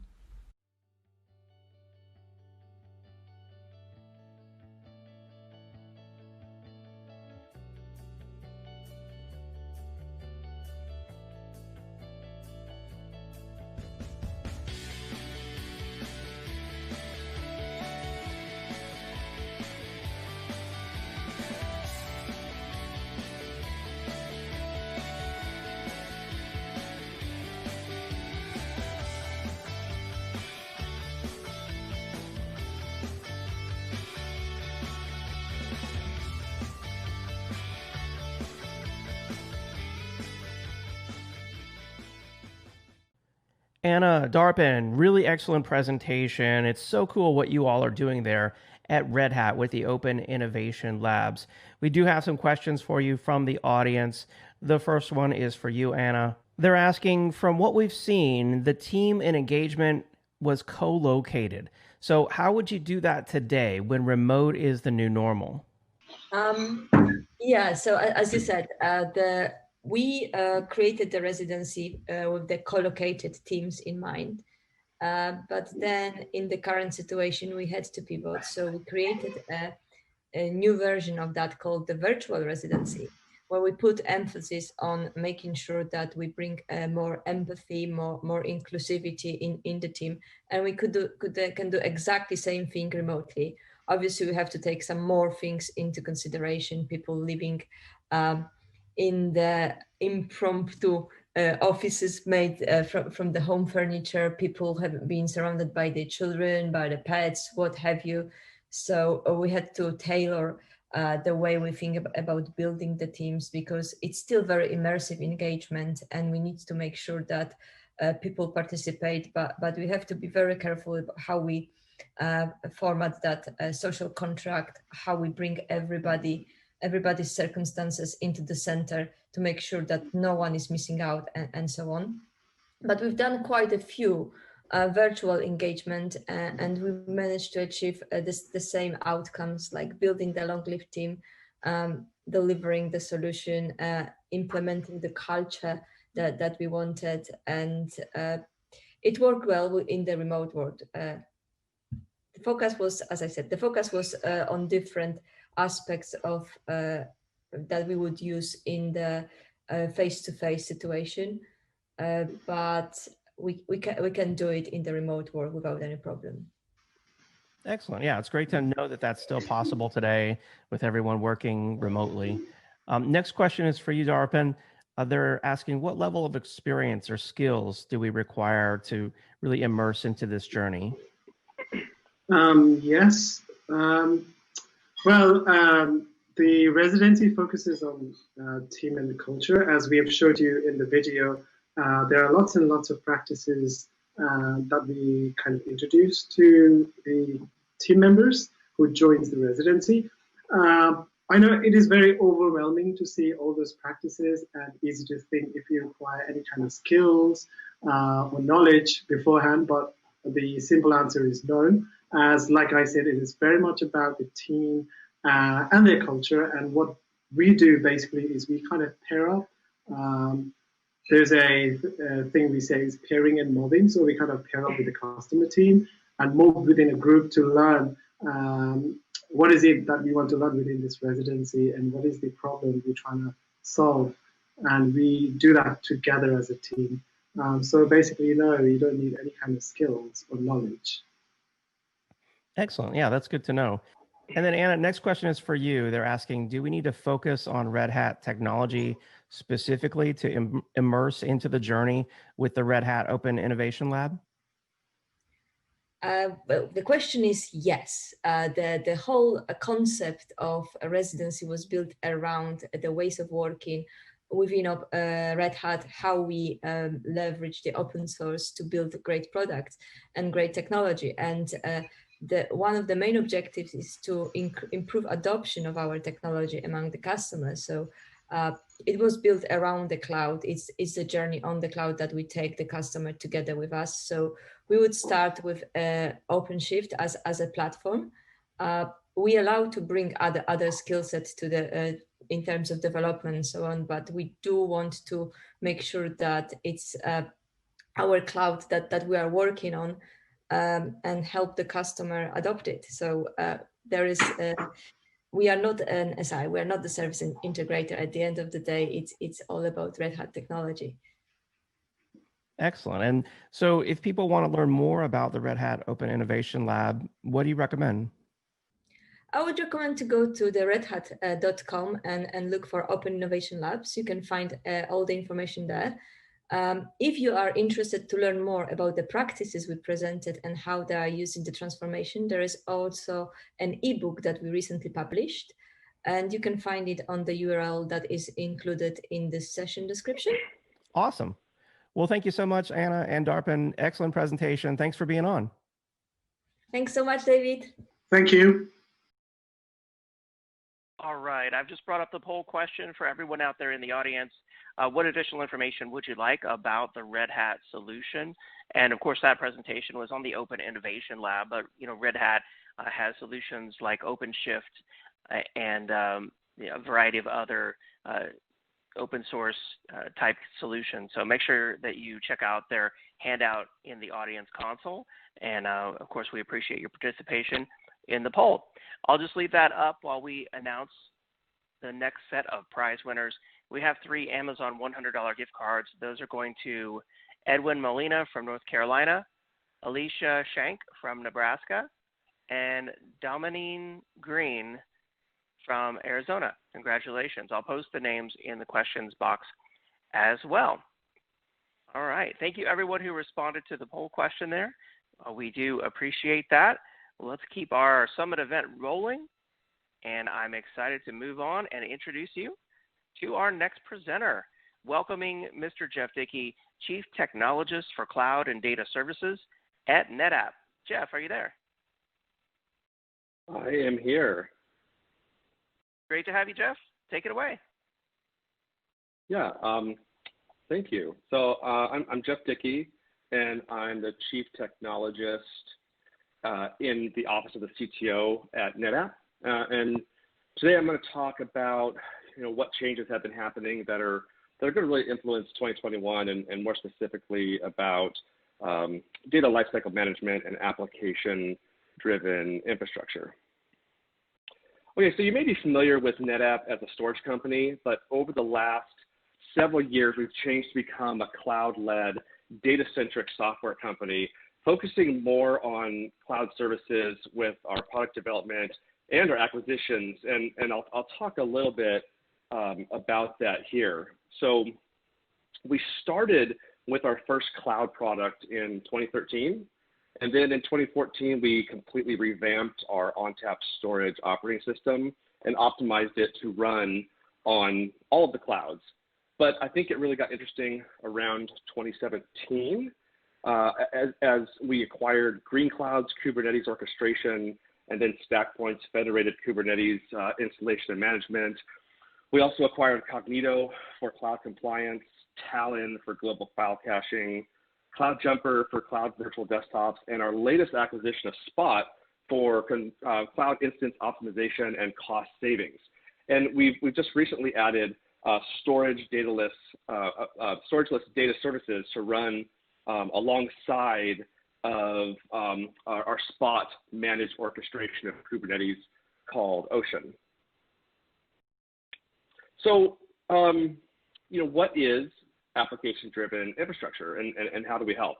So application-driven infrastructure allows applications to express their needs directly to an infrastructure that is malleable enough to meet the demands of all the applications it's running, right? This is this is nirvana for what we're doing in clouds and technology.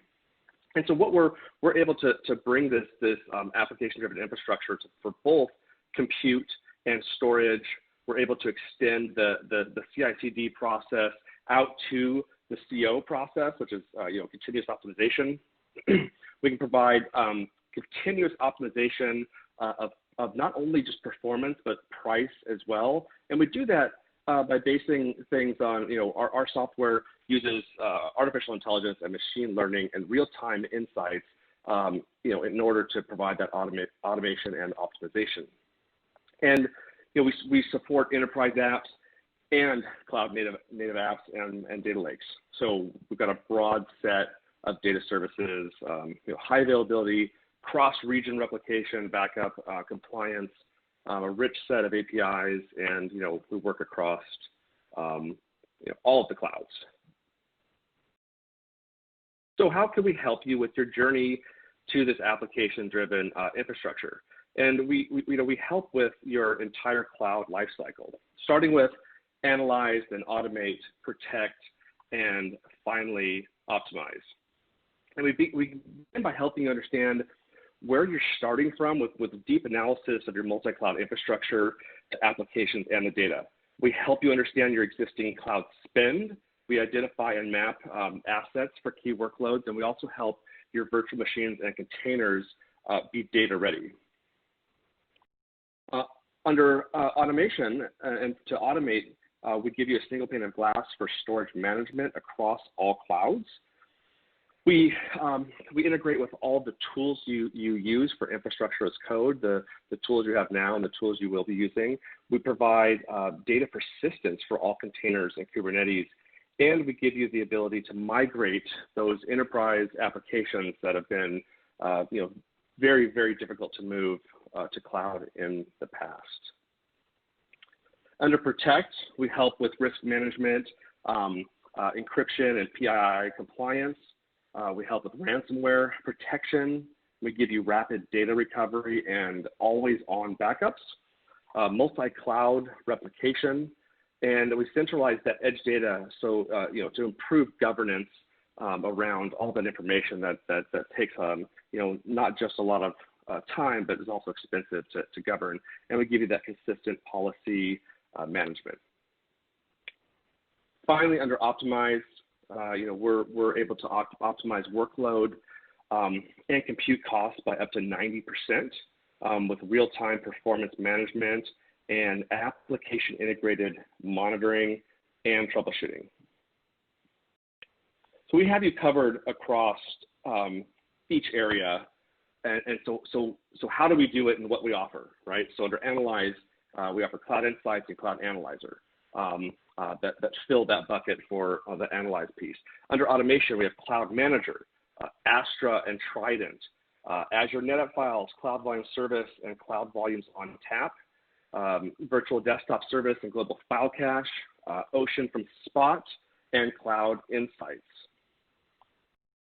For protection, we have Cloud Compliance, Cloud Secure, Cloud Backup for advanced snapshots and recoveries and cloning, and we have SaaS Backup. And finally, under optimizing, we have Spot, Ocean, Elastic Group, and Eco. We're giving you storage efficiencies in the cloud that have never been previously available, and we're also doing storage shaping and dynamic performance management along with that, which have been real game changers. And that's quite a lot of products that we've done over the last few years, but we've combined all of these features and benefits into what we call Cloud Volumes Platform. And it's a single storage experience anywhere. The Cloud Volumes Platform, it's an advanced set of seamlessly integrated microservices and services that offer a single experience for data management in the public cloud, like on AWS, Azure, Google Cloud, and on-premise as well. And it's available through a single endpoint with full API support.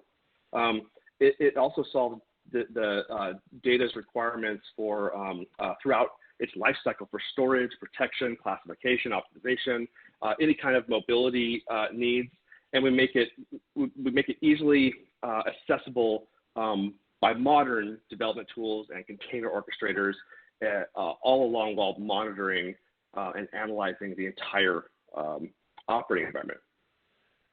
So, data is becoming the most important asset, and it's being distributed across hybrid and multi-cloud environments. So we need a kind of a holistic approach to data, where we need a complete set of tools tightly integrated with each other that is seamlessly used to address these needs by anyone, anywhere. And with the Cloud Volumes platform, you can easily build complete solutions that fit any workload and any application data requirement. And everything you need for modern infrastructure and modern workplace has been integrated, and again, very simple to use. Everything you're going to need to operate not just cloud-native apps, but enterprise apps as well. And both can benefit from the Kubernetes integration. Cloud-native apps can also find great value from tiering and backup, and enterprise apps can benefit from that always-on archiving to object store. The list goes on. So Cloud Manager is a SaaS service that really ties everything together from our Cloud Volumes platform. It unifies all of NetApp's public cloud services as well as the on-prem and automates that process. So it provides autonomous storage operations everywhere. So, whether you operate public or private or a combination of both, we're leveraging ONTAP that we've been building for almost 30 years, and we manage that from Cloud Manager as a service or through Cloud Volumes ONTAP. So it's basically it encapsulates both self-managed and fully managed file services that we offer, and we can do that at optimized price performance for any primary or secondary workload. And we also give you a variety of performance tiers to meet the needs of your specific applications. And since we've adopted an API-first strategy, it means that every action that can be done through the UI has an equivalent API call. So this provides the ability to programmatically interface with Cloud Manager and automate deployment and management operations of every element of the platform. And since data is the lifeblood for all companies now, any data generated and stored must be protected at all costs against unplanned events, accidental deletion, corruption, ransomware attacks are on the rise, site disasters, natural disasters, and on and on. And to comply with these emerging regulations, data must be kept for longer periods, which are very expensive, and that requires these solutions to be cost efficient when we're delivering this. It makes it easy to protect your data with out-of-the-box solutions like Cloud Backup Service. It's simple, reliable way to back up data in Cloud Volumes with on-premise deployments or cloud-based and into object store. So another service that can be leveraged for multiple purposes is called Cloud Sync Service. It can be used to copy data in a sophisticated manner from any type of source in one location to any type of target on another. And that's been a huge help in doing migrations into cloud, being able to help with using SnapMirror for the NetApps that you have on-prem. But you know what? We don't all have NetApp on-prem, or it's not all NetApp. So we offer this SaaS service to get your data in sync to where you need it. So new challenges like the data privacy legislations like GDPR and CCPA, they're obviously designed for us, the consumers, give more control for personal data. But how do you comply? How do you safeguard? And how do you have that visualization of your compliance across on-prem and the cloud, and that's what we do with cloud compliance. And with one click of a button, both structured and unstructured data can be scanned to meet requirements like data classification, data mapping, the personal and sensitive information, and quickly respond to DSAR, which is data subject access requests, and just mainly the ability to demonstrate that data privacy compliance. We're also addressing the challenge surrounding excessive data growth and data access requirements for distributed business with remote branch offices. And this has been, very big lately. With tiering, we can intelligently manage data based on its usage, places, and the right storage tier at the right time. Overall, reducing the total cost of ownership that you're going to have in cloud. And next is Global File Cache Service, which enables distributed data to be easily consolidated into cloud volumes from a single data footprint in the cloud, which significantly cuts costs and streamlines IT operations. It's the intelligent caching capabilities. Active data sets are seamlessly cached in the distributed locations, providing remote users accelerated data access with centralized file locking, which is huge and very hard to do.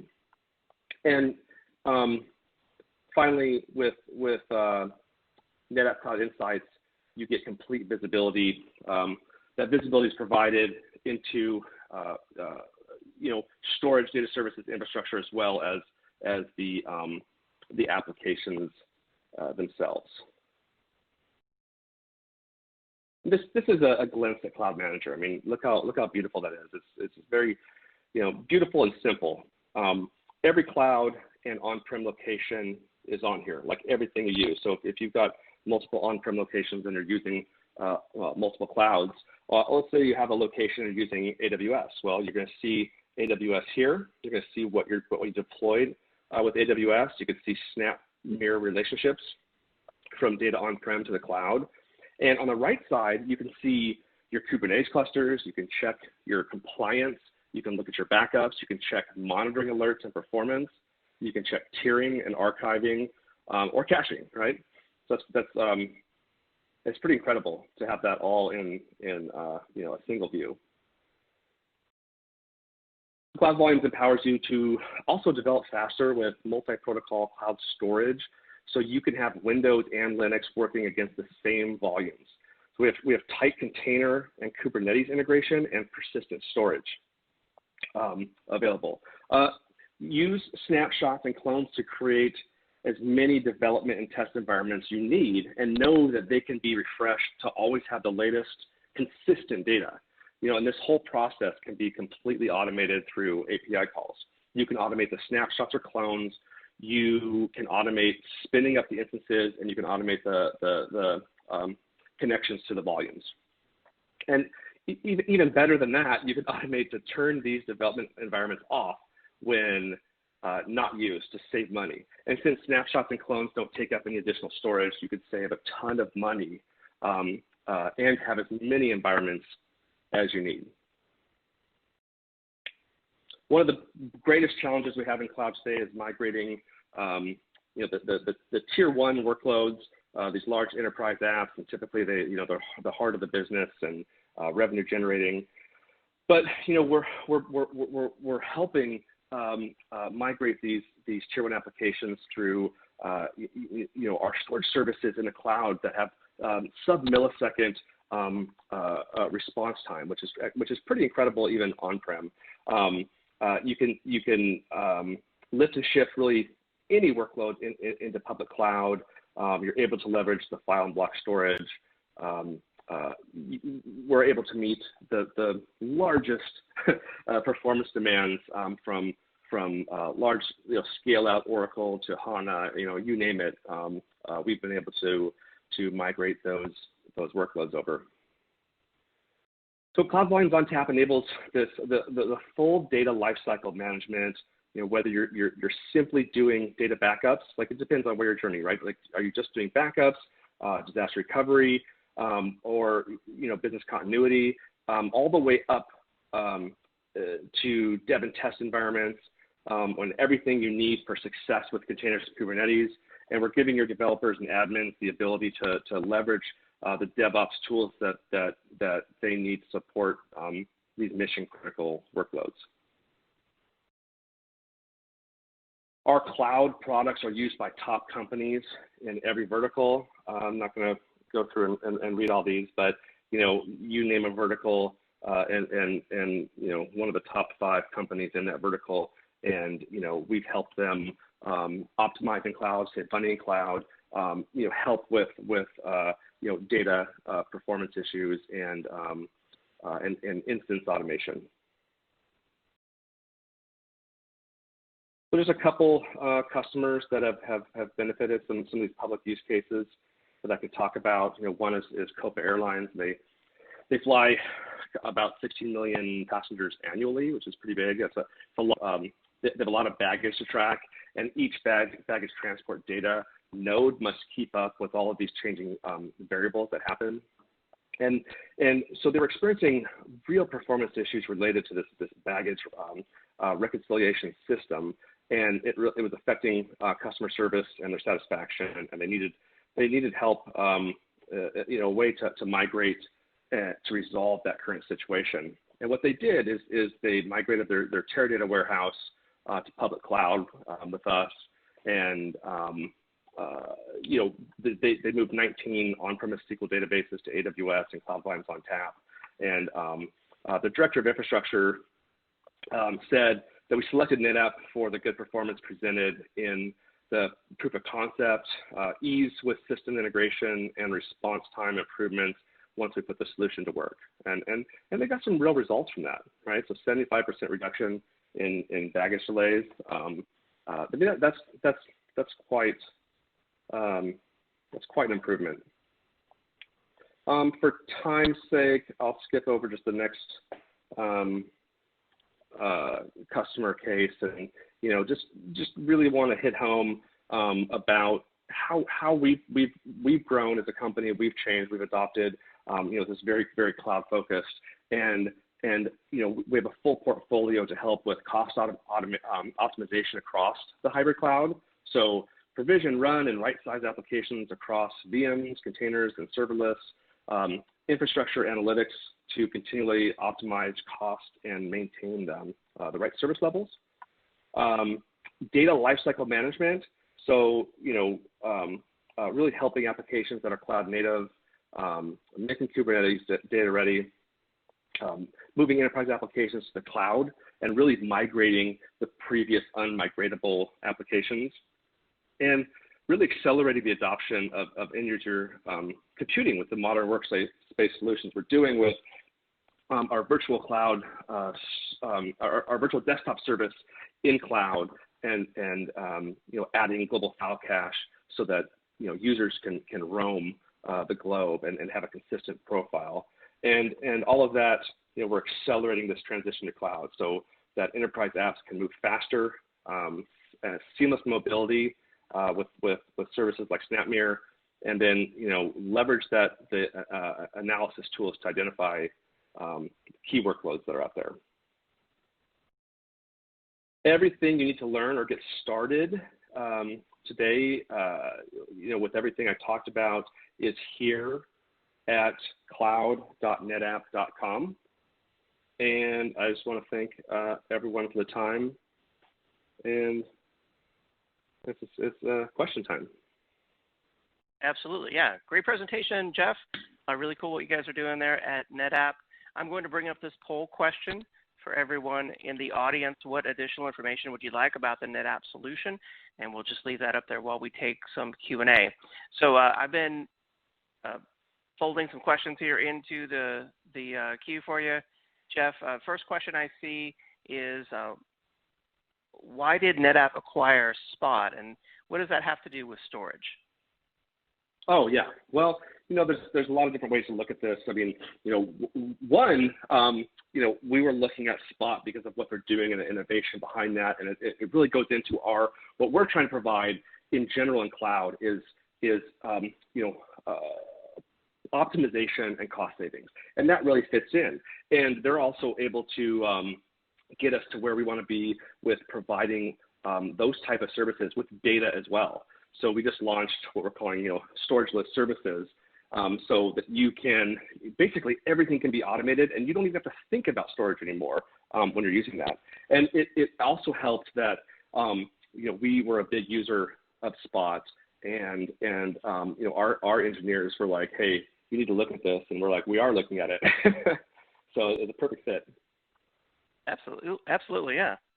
I'm going to have to look more into Spot. It's really cool what it can do with along with NetApp. So next question, they're asking, can I use NetApp to get my data to AWS even if I don't have NetApp hardware on-prem? Absolutely, yeah. I mentioned just briefly a service that's called Cloud Sync Service, and it's a SaaS service that you don't have to manage or install anything. You go to the web page, configure that, and with authentication, and you can point that at several places. So you're going to point this at data that you want moved to AWS, and you put the AWS endpoint that you want, the type of storage, and it's going to put everything that you want in sync. And it's like, think of it almost like an rsync with turbocharged, but it's very secure, and you're able to really tune the performance of it and how often it syncs, and it gives you real control over how you want to switch over to use that data. Nice. And then I like this question. They're asking, what does Cloud Volumes provide for backup? What are the options around backup for Cloud Volumes? So all of that that's where we excel in these enterprise data features. So it wouldn't be a data product if we didn't have that. That's like being able to recover and to do more with your data. That again is the life of your business. That's a first thought for us. So everything in our systems are built natively to have point-in-time snapshots. You can also point those point-in-time snapshots to a low-cost object store or blob storage. We have clones, and writable clones or worm style clones for in some types of recovery situations, and we can also archive that data and archive it to S3 for being able to get that data out, but also keep it available. Excellent. And then this one here, they're asking, where does AWS EFS fit into this picture? Oh yeah, that's a great one. I get that one a lot. So just like the way I try to explain it is kind of comparing it to instances, right? So I mean, how many different kinds of instances can you get in AWS, right? There's a whole assortment of different sizes and with different components in it. Do you want a very tiny one? Do you want an ML one? And that's kind of like data services as well. So with AWS offers some great file services, but they're really geared towards file sharing. They're not meant to really throw a lot of IOPS at. So it's great for what it is. But if you have more requirements than just kind of a global file system or sharing files and being able to access that from multiple machines, then that's where you would kind of step up into Cloud Volumes. Very nice. Well, Jeff, I'm afraid that's all the time we have in our live Q&A, but a really great presentation. I've put some more technical questions there in the queue for you. Thank you so much for being on the event today. Hey, thanks for having me. And thank you to NetApp for supporting today's event. In the Handouts tab there, make sure that you check out the NetApp handout. And also, of course, visit cloud.netapp.com to learn more about the NetApp Cloud Solutions and Cloud Volumes. And with that, it's time for our Amazon gift card announcement. If you didn't answer the poll question, of course, we still appreciate your participation in that. We've got now 3 Amazon $100 gift cards. They're going to Jennifer Dial from Texas, Mark Conkin from Michigan, and Lucian Barber from Ohio. Congratulations. After our next presentation, we'll have 3 more gift cards and then 5 PlayStation 5s. Very cool. Make sure you stay tuned for that. All right. And moving on to our next presentation on today's summit, I'm excited to welcome Mr. Mike Josephson, Senior Solutions Architect at OutSystems. Mike, are you there? I am indeed. Thanks for having me. Great to have you, Mike. Take it away. Awesome. All right. Well, today I want to talk a little bit about digital transformation.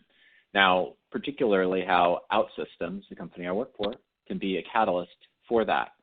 Fundamentally, what we're really looking to do is build applications quickly. So reduce costs, reduce the time to market, be agile in the delivery of it. And really through the course of my presentation today, I just kind of want to walk through a little bit about how we do that, how we're able to attack that large-scale challenge that so many organizations have, and how fundamentally we're able to really, when you look at it, low-code is going to be such a substantial portion of development moving forward.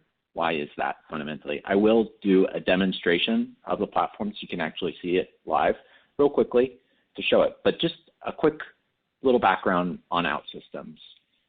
We're the oldest low-code platform out there. Been around since 2001. We're across the globe, and we're growing really fast, 50% year-over-year growth for the last few years. We're in many companies you may have heard of. And with those experiences, we've really learned a lot about how people are attacking digital transformation and application development. When we were really looking at it, when I look across the portfolio of customers that I work with, I really had an opportunity to see the variety of different ways in which people approach digital transformation. Those that are really fully embracing it within their organizations, while also having the opportunity to see those that are just kind of dabbling their foot in the water, and really anywhere in between that. One of the great parts about a platform such as OutSystems is that no matter where you are in this journey, whether you're just building out your first application and you're thinking about how you can deliver faster, deliver better, deliver for the future, or whether you're building 100 applications plus a year with a portfolio that effectively has millions of users on it, there's really a place in which you can fit within the overall platform itself. So really, whether you're curious, fully adopting, or truly innovating on it. And the set of use cases really varies too on how people are using the platform, what it means from a business differentiation standpoint in terms of getting that end feedback from the business or consumers of those applications, and finding ways of truly transforming the way in which business is done, and also the way in which you can deliver your business requirements fast. When we look at it across our 1,500 different clients, and we see what are some of those commonalities that those that are truly harnessing digital transformation, what are they doing? Harnessing the talent that they have, right? Whether it's business analysts or seasoned developers, there's different ways in which you can get value from a platform like OutSystems to deliver those applications quicker, but also being really feedback oriented, listening to the end users and end consumers of the application in a manner that can help to improve the quality of what's delivered and further reinforce that kind of market leading position, providing those experiences that are really expected, whether it's mobile applications or whether it's desktop-based applications or some type of new technology that isn't even out yet. It's harnessing those experiences and providing them in a manner that can be consumed by the end users, and truly taking advantage of the available technologies. With that, we have a variety of different ways in which customers are building out applications, anything from departmental, so like digital operations, so efficiencies in maybe a departmental process. Instead of having that workflow be manual or through an Excel spreadsheet, having a digitized version of that process in a manner that can truly speed it up and find value quicker. Or it could also be things like a B2C application. We have some some startups, frankly, that are building out rapid mobile applications that can be delivered to a broad set of users really quickly because you can do it so much faster than, say, traditional development. And then we have those that have a really portfolio of legacy systems, whether that's Power Builder, VB6, SharePoint applications, or large legacy Bahamut systems that have just been sitting around for 20 years and don't truly match the business needs of today. OutSystems can truly be that transformative catalyst to address those large set of use cases, providing cost and expense improvements, differentiation against competitors, ability to increase profitability, and even go after a broader share of the market, and truly being innovative in the forefront of industries as opposed to sometimes being a step behind some of those competitors. By harnessing a platform like this, you're able to move quicker. Fundamentally, how we approach and deconstruct this problem is we're about building applications fast. But at the same time, you can build applications fast, but if they're not built right, is it really truly valuable to the organization? So having thoughtful intelligence built into the actual platform to verify that what is being created is safe, is secure, is scalable is so critically important, while also factoring in that we don't know where technology is going to be 10 years down the line or 20 years down the line. No, I was working with one company, one of my clients, and at the time of one of the systems they were looking to modernize, they were doing a marketing management system, and they were looking to basically rebuild this legacy system. 20 years ago, the idea of marketing in Google and YouTube and all this wasn't really commonplace, and that's just an example of how business can change, and being able to adapt very fast to those ever-growing market dynamics is so critical, and having a platform that can do that is so important. So fundamentally, how are we able to do that?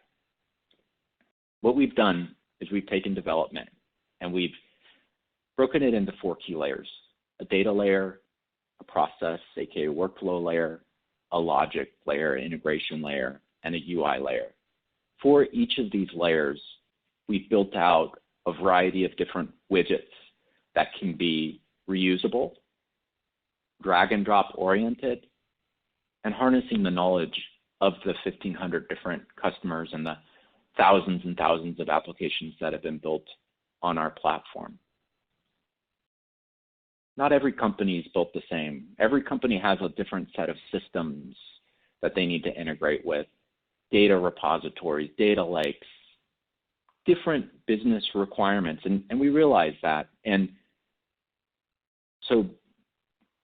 as that is the case, what we've had to do is we've had to be very flexible in terms of the way in which we can integrate with external systems.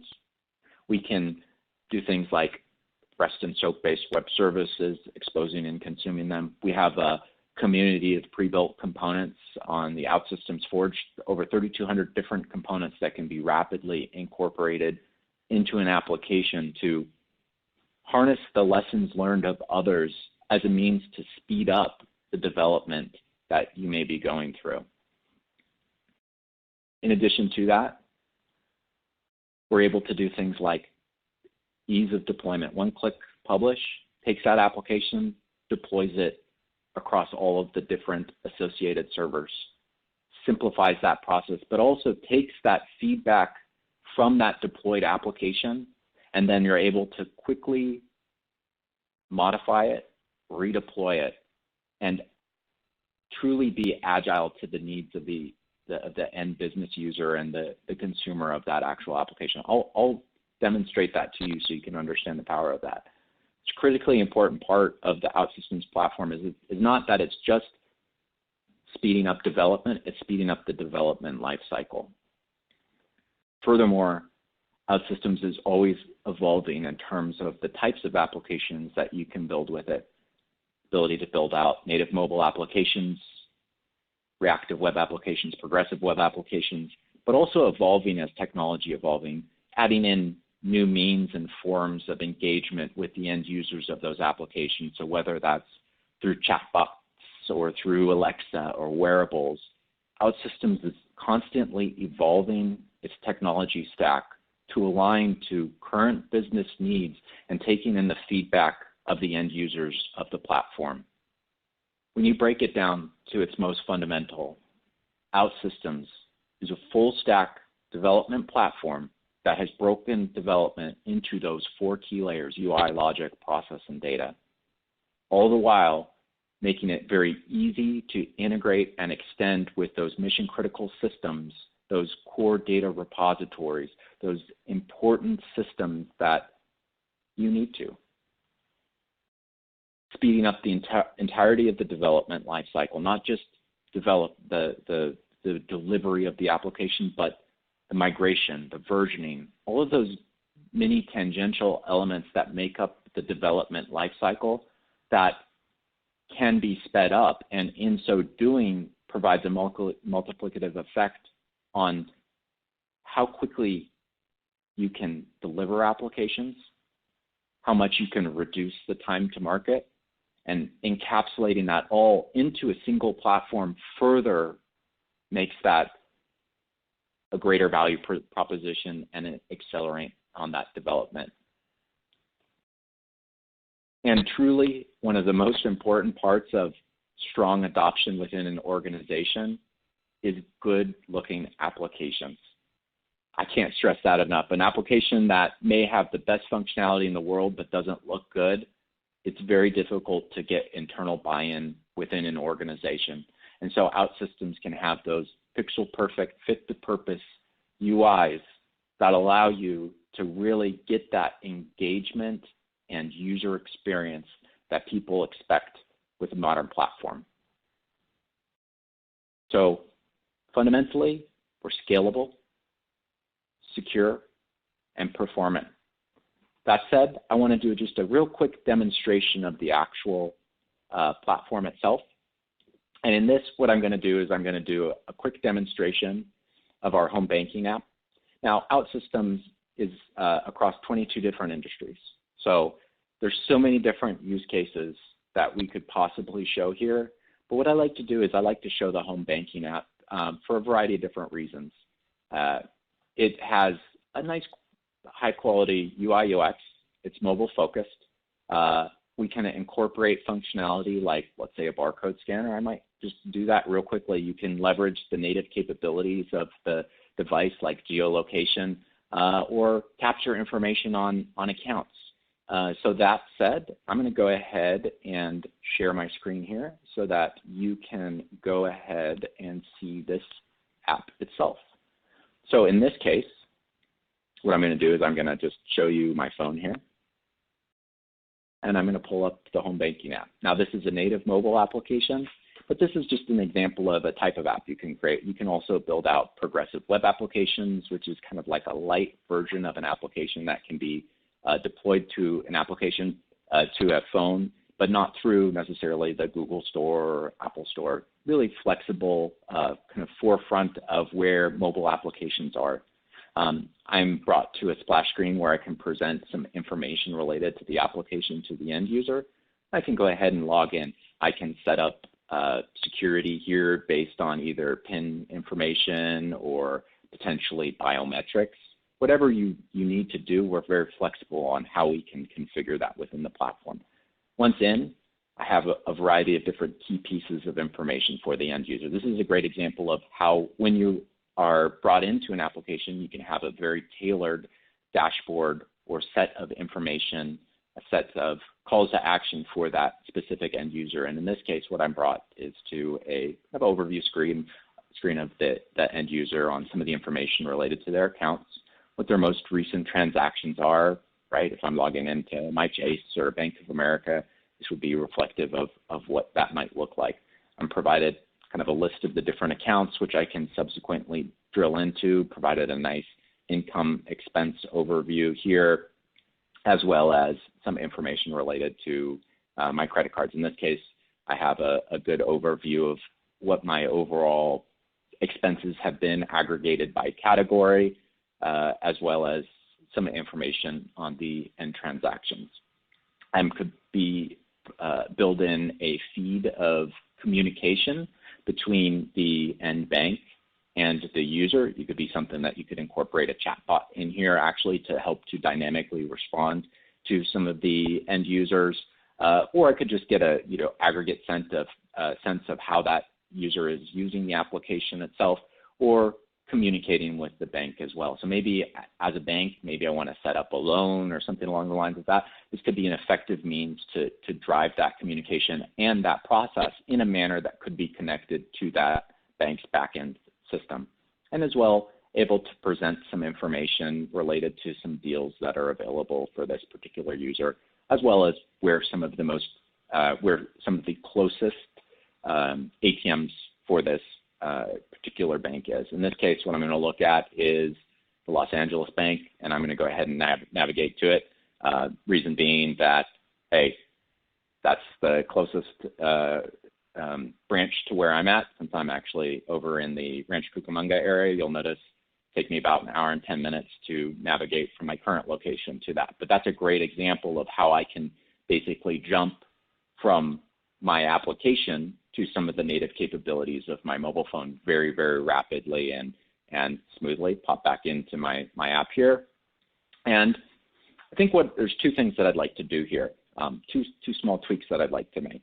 One is I'd like to basically put a barcode reader within the application here, where I could say if there's a billboard that is up on the freeway or maybe on a street, I can scan that, be pulled back into my application, and then bring maybe a deal up or something along the lines of that. And also when I'm looking at my account feed here, I really like how the income and expenses looks here. And one of the things that I'd like to do is maybe add some similar functionality here on this screen, just because I think it's a little bit easier to visualize that. So that said, I'm going to jump real quickly into Service Studio.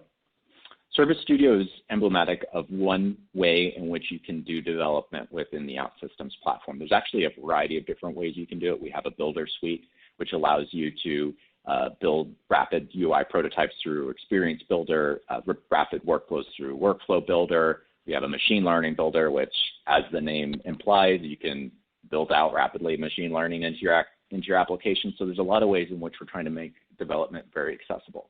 But what you see here on the left-hand side, I got a context-specific low-code widgets that are dependent on the type of development I'm doing. So you'll notice on the top right here, I have my development really segmented into 4 key areas: so workflow, aka processes, interfaces, the look and feel of the underlying application, my logic, so different reusable logic blocks or functionality that I might want to share across application, and my underlying data structures. And so for these small changes that I want to make is I want to pop over to my credit card details here, and right up here what I'd like to do is have some information related to my income and expenses. Now the nice thing is I actually have a low-code widget that works perfectly for this, which has information on expenses, balance, and incomes. I just need to incorporate those end data points into this widget, which I can do very rapidly here. And now that this has been incorporated, and I can subsequently deploy it. One other small change that I'd like to do here is I would like to add in that QR code scanning. For that, there's a couple things that I need to do. So here I'm going to do an icon. I'm going to put this in my top left corner here. I'm going to do this as a QR code.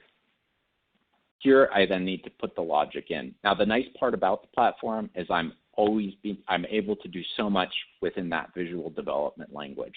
So it's very easy, very intuitive to effectively work with. There's a couple of key pieces of what I'm looking to do here.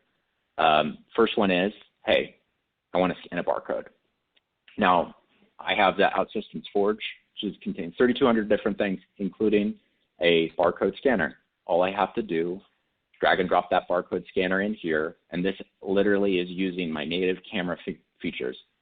Super easy to incorporate functionality into the platform like this. Same thing can go with like dragging and dropping maps and all different other types of functionality into it. Now what I want to do is I want to cross-reference that to my deals and effectively drive that to a screen that I have that really focuses in on the deals that are available, which is my product details screen.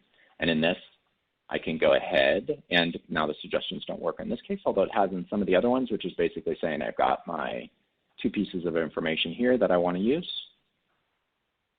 Go ahead and specify that. And I'm done. All I'm going to do now is I'm going to do a one-click publish. This is where OutSystems takes this version of the actual application itself, compiles it down to native code, pushes it out to the corresponding front-end servers, and makes it available for my end device. And what's really cool about this is it's a mobile application, and so I'm still able to deploy these changes without having to go back to the associated store, and then the actual application is able to update with these new features. So I'm going to pull up my phone here, and I'm going to go ahead, and you'll notice there my application just updated with the latest version here. Come in there. There's the new widget that I just deployed in here. From here, popping in, you'll notice on the top left there of the screen, I've got my little new barcode scanner. And I want to scan my dashboard here. I'm going to click this. And just coming up into my screen, there's a there it goes. And voila. So I was able to incorporate very rapidly the scanning, changing the look and feel of my application. This is just emblematic of how quickly you can incorporate changes into your application. And that's one of those fundamental strengths of the platform. And that's how you're able to truly master digital transformation with OutSystems. And that's really the heart of what I wanted to demonstrate to all of you today. So really, thank you so much for your time, and I'm looking forward to the Q&A. Excellent presentation. Love that demo. That's very cool. One of the coolest demos we've had on here, sharing your mobile device. So thank you for doing that, Mike. We appreciate it. Yeah, let's take some questions from the audience. We have got some questions rolling in. While we do that, I'll just bring up this poll for everyone out there that says, what additional information would you like about OutSystems? And I encourage everyone to answer that. So first question, I'm sure this is one of the top questions we get here, and that's, how do I try this out? Is there a free version? How does that work? That's a great question, and something we hear all the time. Actually, if you go to the outsystems.com website, in the top right corner, there's like a Get Started for Free button, and we make the platform fully available free of charge, so you can actually play around with it. Actually, to be honest, that's one of the reasons I joined OutSystems. They're like, oh, we want you to, do a demo back to us and presenting the platform. And I downloaded it and I started playing around with it. And I was like, wow, this is really cool. This is super fun. So we make it available for you for free. So I highly recommend taking a look at it. Nice. I like that. You can't beat that. Next question, what sorts of problems does the outsource platform solve? Oh, a variety of different use cases. The nice thing is, being across 1,500 different clients, we've kind of seen it all in terms of what people use the platform for. But a lot of the times I really look at it as like process efficiencies, legacy system modernization, B2C mobile applications and portals. You can do things like just process efficiency, business efficiency. A lot of that I think is really the heart of the platform. Nice. Lots of good feedback here on the demo. Michelle said, in simple terms, this is really cool. I like that feedback. Next question, how does reuse of components work with OutSystems? Yeah, reuse is such a critical part of the platform. And it's one of those things that's really difficult for me to demonstrate that in a 5-minute demo. But it's one of those things, the more you use the platform, the more you understand how ingrained that is to the core of what we do. The data layer, the process layer, the UI layer, the logic layer, all of those elements can be turned into reusable functionality that can then be shared cross-application. So you're able to build out, let's say, an integration layer. There's maybe a critical system that's very important for your company. You're able to then build out that integration layer and then use that in application 2, 3, and 4 with minimal effort. So that's a really critical part of the platform and something that is fundamental to how we structure the application architecture. Very nice. And this bit of feedback is just really invaluable. Kevin said, when COVID hit, we needed a check-in app for our customers. We developed and launched it on OutSystems in less than a week. So very cool. Really cool to hear that, yeah, from real customers out there. So Love it. I'm afraid that's all the time we have here in our live Q&A, but thank you so much for taking time to do that. Super cool demo. I appreciate you being on. Awesome. Thanks so much. Appreciate everybody's time. All right. Thank you, Mike, and thank you to OutSystems for presenting on the summit today. For more information, check out the handout that's available for download there in your audience console. And, of course, go to the OutSystems website. And like Mike said, you can try this out for free and see how quickly and easily you can create your own applications. And with that, it's time for our final prize announcements. We have 3 Amazon $100 gift cards. These are going to Owner Olmez from California, Michael Hagen from Pennsylvania, and Rachel Parkian from Tennessee. Congratulations. And then our final grand prizes. We have 5 PlayStation 5 Digital Edition consoles. These are going to Justin Hickel from Texas, Andrew Marsh from Illinois, Ian Sequeira from Texas, and Christopher Gabb from Missouri. Well, one more, Francisco Castro from Texas. We'll contact all the winners via email within 24 hours with information on how to claim your prize. I will also post all the winners right now in the chat box so that everyone has the complete list. All right, there you go. So amazing summit today, really great content, really great questions. We received over 1,332 questions on the event today, and we had easily over 1,000 folks attending live. So thank you so much to everyone out there in the audience for taking time out of your day to join us. Before you go, don't forget to subscribe to the 10 on Tech podcast, and we hope to see you on a future event.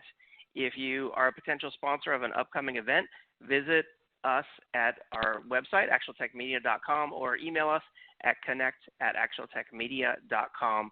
And after this presentation ends, you will be automatically redirected to our events webpage where you can register for upcoming events. We hope to see you on an upcoming webinar. We are running these types of events all the time. So hope to see you next time. Hope that you learned a lot, and have a great day.